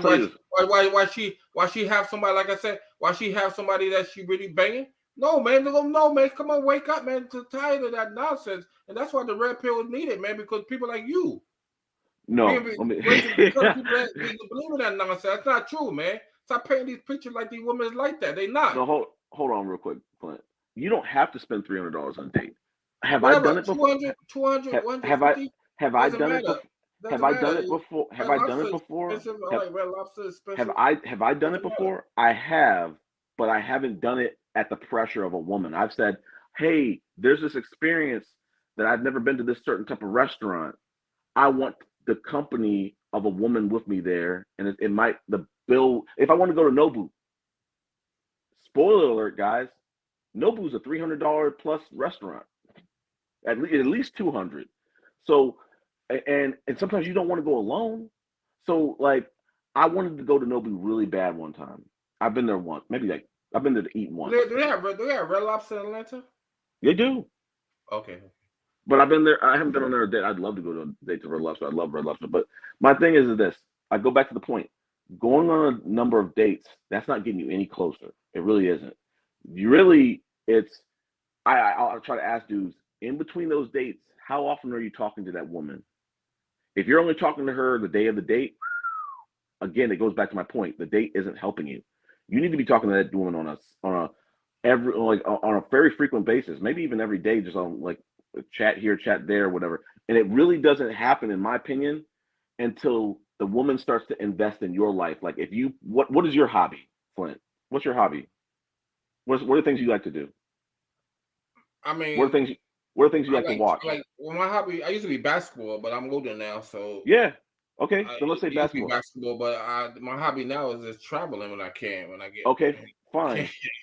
Fine. Let's just say basketball and traveling. When the woman starts to connect with you and start showing up to your LA Fitness and start watching you play, or wants to start having some basketball dates with you, or she starts talking about traveling and say, hey, when was the last time you traveled, and what were some things that you liked? When she starts to invest in your life and start to get to know you and really care about getting to know you, now you're on the track to do that.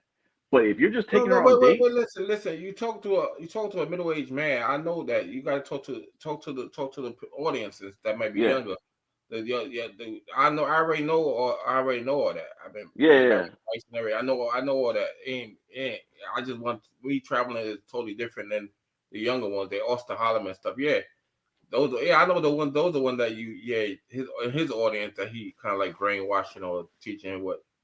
I mean, it's screwed up. I'm just saying it's screwed up though too, because you talking truth, but at the same time you have the opposite of that those everything off as well. You understand? I think you talking facts. You talk about how you saying this. You've been in Atlanta. You know how there's some girls that, man, you meet these women. They traditional. They nice. They this and that. Yeah. Yeah, but we know we don't get to see that on the internet that much. They hidden. Well, one of the things that the red pillars love to tell women is choose better. So I hit men with the same thing. If you got used for food, choose better. If this woman dogged you, she picked Pookie, choose better. You got to choose better. The guys I'm not talking to you specifically. I'm saying just men in general. They got to start choosing better. Choose the women who, might not be. You see, another thing too. That whole dating thing, like you dating, or I feel too that men is just dating. Men and women just dating these days. It's like, okay, choose better what to date or to get married. If you're just dating, relationship just eventually gonna end anyway. So, but the passport bro movement or expedite things is basically. Everything's just basically, especially the men point of view. These days, men just want sex, man. They just want sex. Okay, I'm glad you said it. That's the fact of the matter. If you want something different, if you the kind of dude that, okay, you already mentioned many times that you want more than that. Then that's you. But also too, you the type of you the kind of dude that that could open herself to be hurt too if you want to be into a woman and she want to like playing you. I'm not, that woman's not going to get close to me because she's got to like me for me, and I'm going to be. I need the reciprocation. She's got to reciprocate the energy. So if she doesn't reciprocate the energy, and she's only in my orbit because I'm taking her out to nice places. I'm gonna switch it. I'm gonna switch it up. I'm gonna say, hey, let's go to a park. Hey, let's go to a different type of date or whatever. Hey, and if she's not talking to me, if she's not reciprocating me in the chat, if she's not reciprocating in the chat, she's getting cut off. Yeah, I hear you. That's a smart rule. Yeah, that's a good way. But the thing is, so what I wanted to say to you is, like, even if you go abroad, if you really want to find a wife, like a lot of these passport bros claim they want to do, but it's bullshit. You're going to compete against other dudes for the best women in those countries for a wife. It's the same situation. That is true. But and the hottest ones is I remember I have a lot numbers, and some of the like the really hot ones I already know they like okay, they already have they kind of like play the same kind of games like American chicks, but they at least they but then again there's so much I mean it ain't the same, man. It ain't the same. It's not, even when you just saying there's no competition. There's no competition at all. I'll say this. Well, at least me personally, there's no competition. And other brothers, and Austin Holloman, you can see that there's no competition when it comes to him. And Lisa, well, you can see that he been to European. He probably striking out. But he been to Peru, Uruguay, Africa, killing it. Africa, they were kind of curving him. Yeah. He went to Kenya.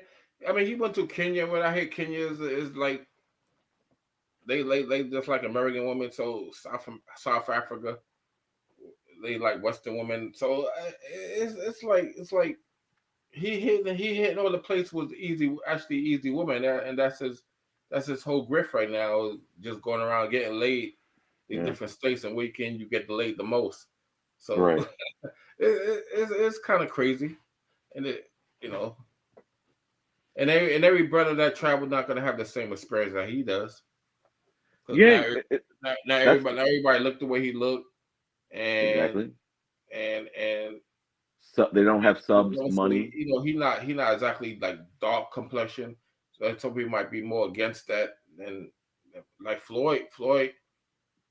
Is Floyd picking up chicks like that, or he just picking up pay for play chicks? I'd say the latter.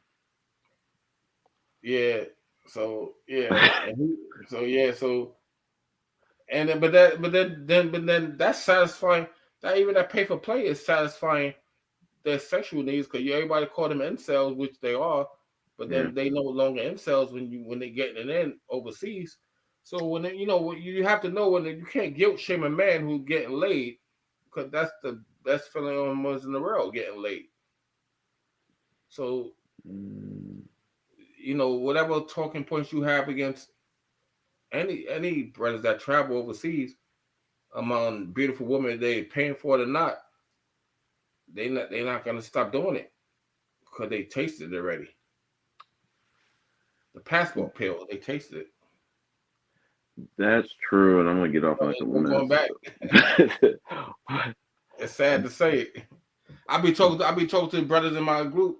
They're like younger, and I said, man, this passport thing kind of way spoil y'all because if you was in America before the passport thing, you knew that if you find a dime piece, you want to keep it. You won't put a ring on it. Because you don't want no other man to happen. You want to. That's why there's a lot of murders and all that kind of stuff. When men be killing their significant other in the States, their girlfriends and stuff, because she broke up with him and now he can't handle it no more. Because it's really hard to get another woman like that. But in America and overseas, you don't have to have that scarcity mindset, man. You just move. Some chick hurt you, you move on to the next one. They all actually standing in line for you. I mean, and this again, I'm gonna get off in like 2 minutes. Me too. I got a 5 a.m. workout. I'm gonna be it's gonna be rough. 5 a.m. But Huh? Yeah. I'm gonna get my workout in early, but I think it just depends on what men are going overseas for. I just think that it's it depends on what they're going over for. If they're trying to find love, I think they're taking they're taking huge risks that I don't know if it's going to pay off. In most cases, I don't think it pays off. But if they're going over, they can find love. They just gotta. Cause my channel is called Find Love in DR, and then people was telling me, and I was like learning, and I realized this: you can find love in these countries. You just have to live there for the most part. Long distance and overseas is kind of risky because you don't know what she's really doing, and she don't know what you're doing either. And so it's best that you live there and be around her, just like in America.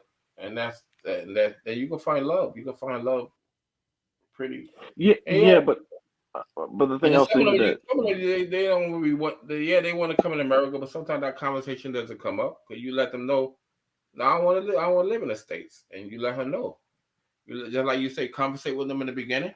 You could talk the same way with these chicks. Say, I'm not living in America. This is the way it is. You want to be with me or not? She already know that she's not gonna be in America. You don't want to go back in America. And if she don't want to be with you, move on to the next one. I guarantee she's gonna want to be with you for the most part. And then she don't want to be with you, then you kind of know what her head is at. She just basically use it for the visa. that's the point, and I think that'll be the last point. Is like I worry about the passport bros of like, do they really ever know where the woman's head is at when a woman is living in a situation that's very desperate, and you're coming over with financial opportunity, providing financial opportunity? Can you really ever know where her head is at? And I understand what you're saying, and we kind of ended around here, and then you have the last point too. But what I'm saying is that to your point, when men, because I'm not in Austin and also Floyd position, but if those guys were looking for love, which they really not right now, but one thing they looking for or not, they getting their sexual needs satisfied. Mm-hmm. So when they get their sexual needs satisfied, who cares if they like really love you or not? They don't really care. But not Floyd, but Flint.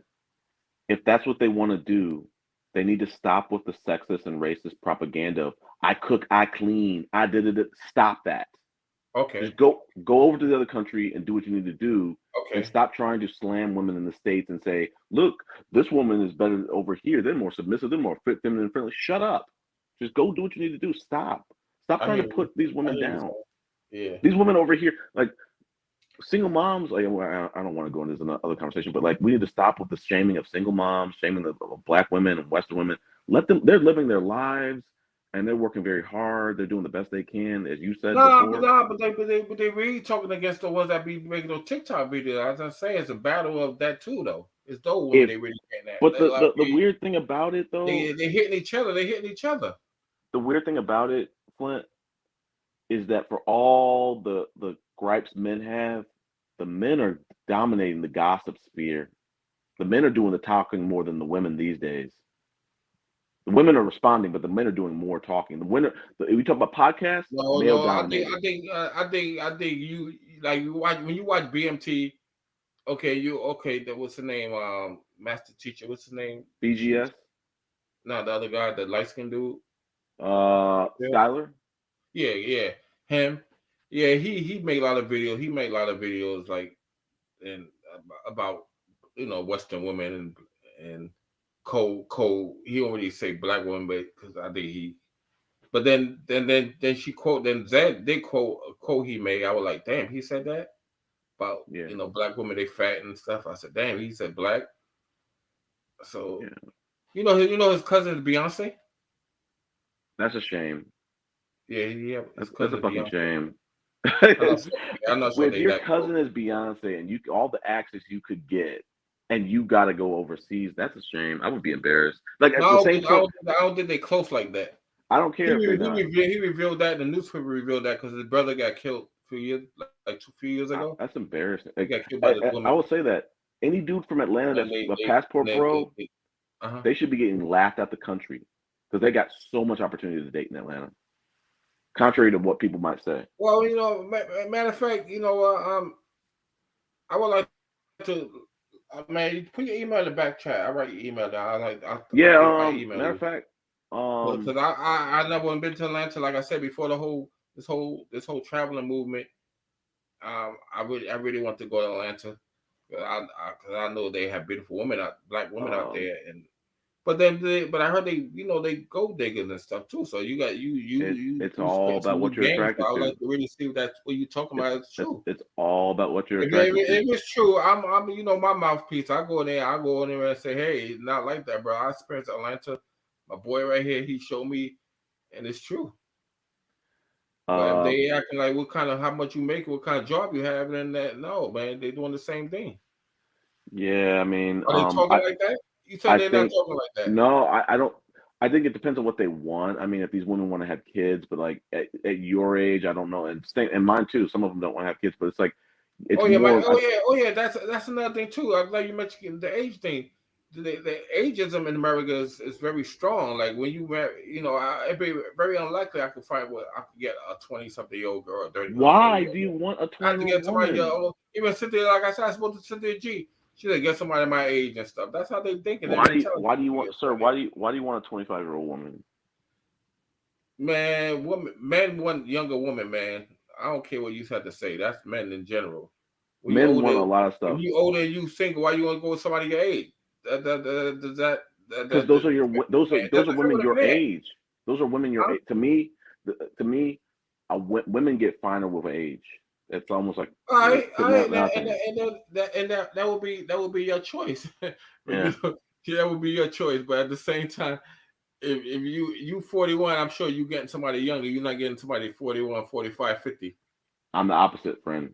I like women my age. I don't want a 25-year-old woman for anything. I don't want to date women that age. I agree. I never thought that was possible too until you go overseas, and then age is just a number. It don't mean nothing. Yeah, but these are great conversations, man. That's their reality. It's, like I said, everything is culturally different than America, and the majority of women that I have in my WhatsApp is in their 20s. It's crazy. And it ain't like I'm just choosing them. It's just having they give me the number they're interested. They don't care about that nonsense. They just think about, can you provide for me, and that's it. You look halfway decent. It's on and popping. So why should if that's the case, then why should I settle for anybody else? That's American and the woman and feminism mindset. I think one of the biggest bamboozles of this country is convincing men that they should be dating women 20, 30 years younger than them. Like, no, you should be dating your age. That's no. And why you should be dating your age? You a true liberal. You a true. No. I'm just saying. I'm saying like if you go to certain the guys will booting you up, laughing at you because you definitely. I mean, I like you. You're doing your thing. I'm not saying this. It's so Western talking. I don't think there's anything wrong with being a 40, 50-year-old and being attracted to a 25-year-old woman. But I think there's something weird that we've convinced men that if you're 40 or 50, that 40 and 50-year-old women your age basically, are unattractive. You're right when you say in some ways, and I kind of thought that too. But then the woman chooses that. When you look at on their dating profile, they be having the age they're looking for. And some might say they looking for like 37 and that's it, or whatever like that. If they young, right? But most majority of them is 50 and above. Some say 99, like ridiculous. I'll say this. Yeah, that's for money, honey. What can a 25-year-old talk to you about intellectually? What would y'all have in common? I agree with that too. Because when you talk to them, it's funny. They say what you looking for? Oh, I'm looking for a stable relationship. And I'd be like, oh, when I was green, I was like, okay, I'm looking for the same thing. And you interested in an older man like me? Sure, yeah, I don't mind. I used to date somebody older. That's how I fell into a trap. But then I realized that they say that to all the men they meet. If you green, And so they basically say, yeah, they're looking for a stable relationship. I say, how can you want a stable relationship when I don't live in your country? And they say, oh, time, they start saying, oh, distance shouldn't matter, just communication and loyalty, that shouldn't matter. And I said, that's a bunch of bull crap. You just want me to support you and send you money and so-called we're in a relationship, which is, so you made a good point, sis. So you made a good point. That's true. They just into the money, but they want to pose it as a relationship. Yeah, so, but then these women are smart. When you talk to them communication wise, they talk. They might not have. Some of them educated too. Some of it's college bound. My first girl in DR, she was a nursing student, and she was very intelligent, very smart. But yeah, I'm about to jump off the panel. Yeah. My social, Chris.b.buck BUCK. Right in the back chat. Right in the back chat. Yeah, sure. Yeah, just take a picture. That's IG actually. IG, okay, cool. All right, guys, thank you. Flint, you're so much more pleasant without BA. Thank you. Have a great night, y'all. I appreciate that. let me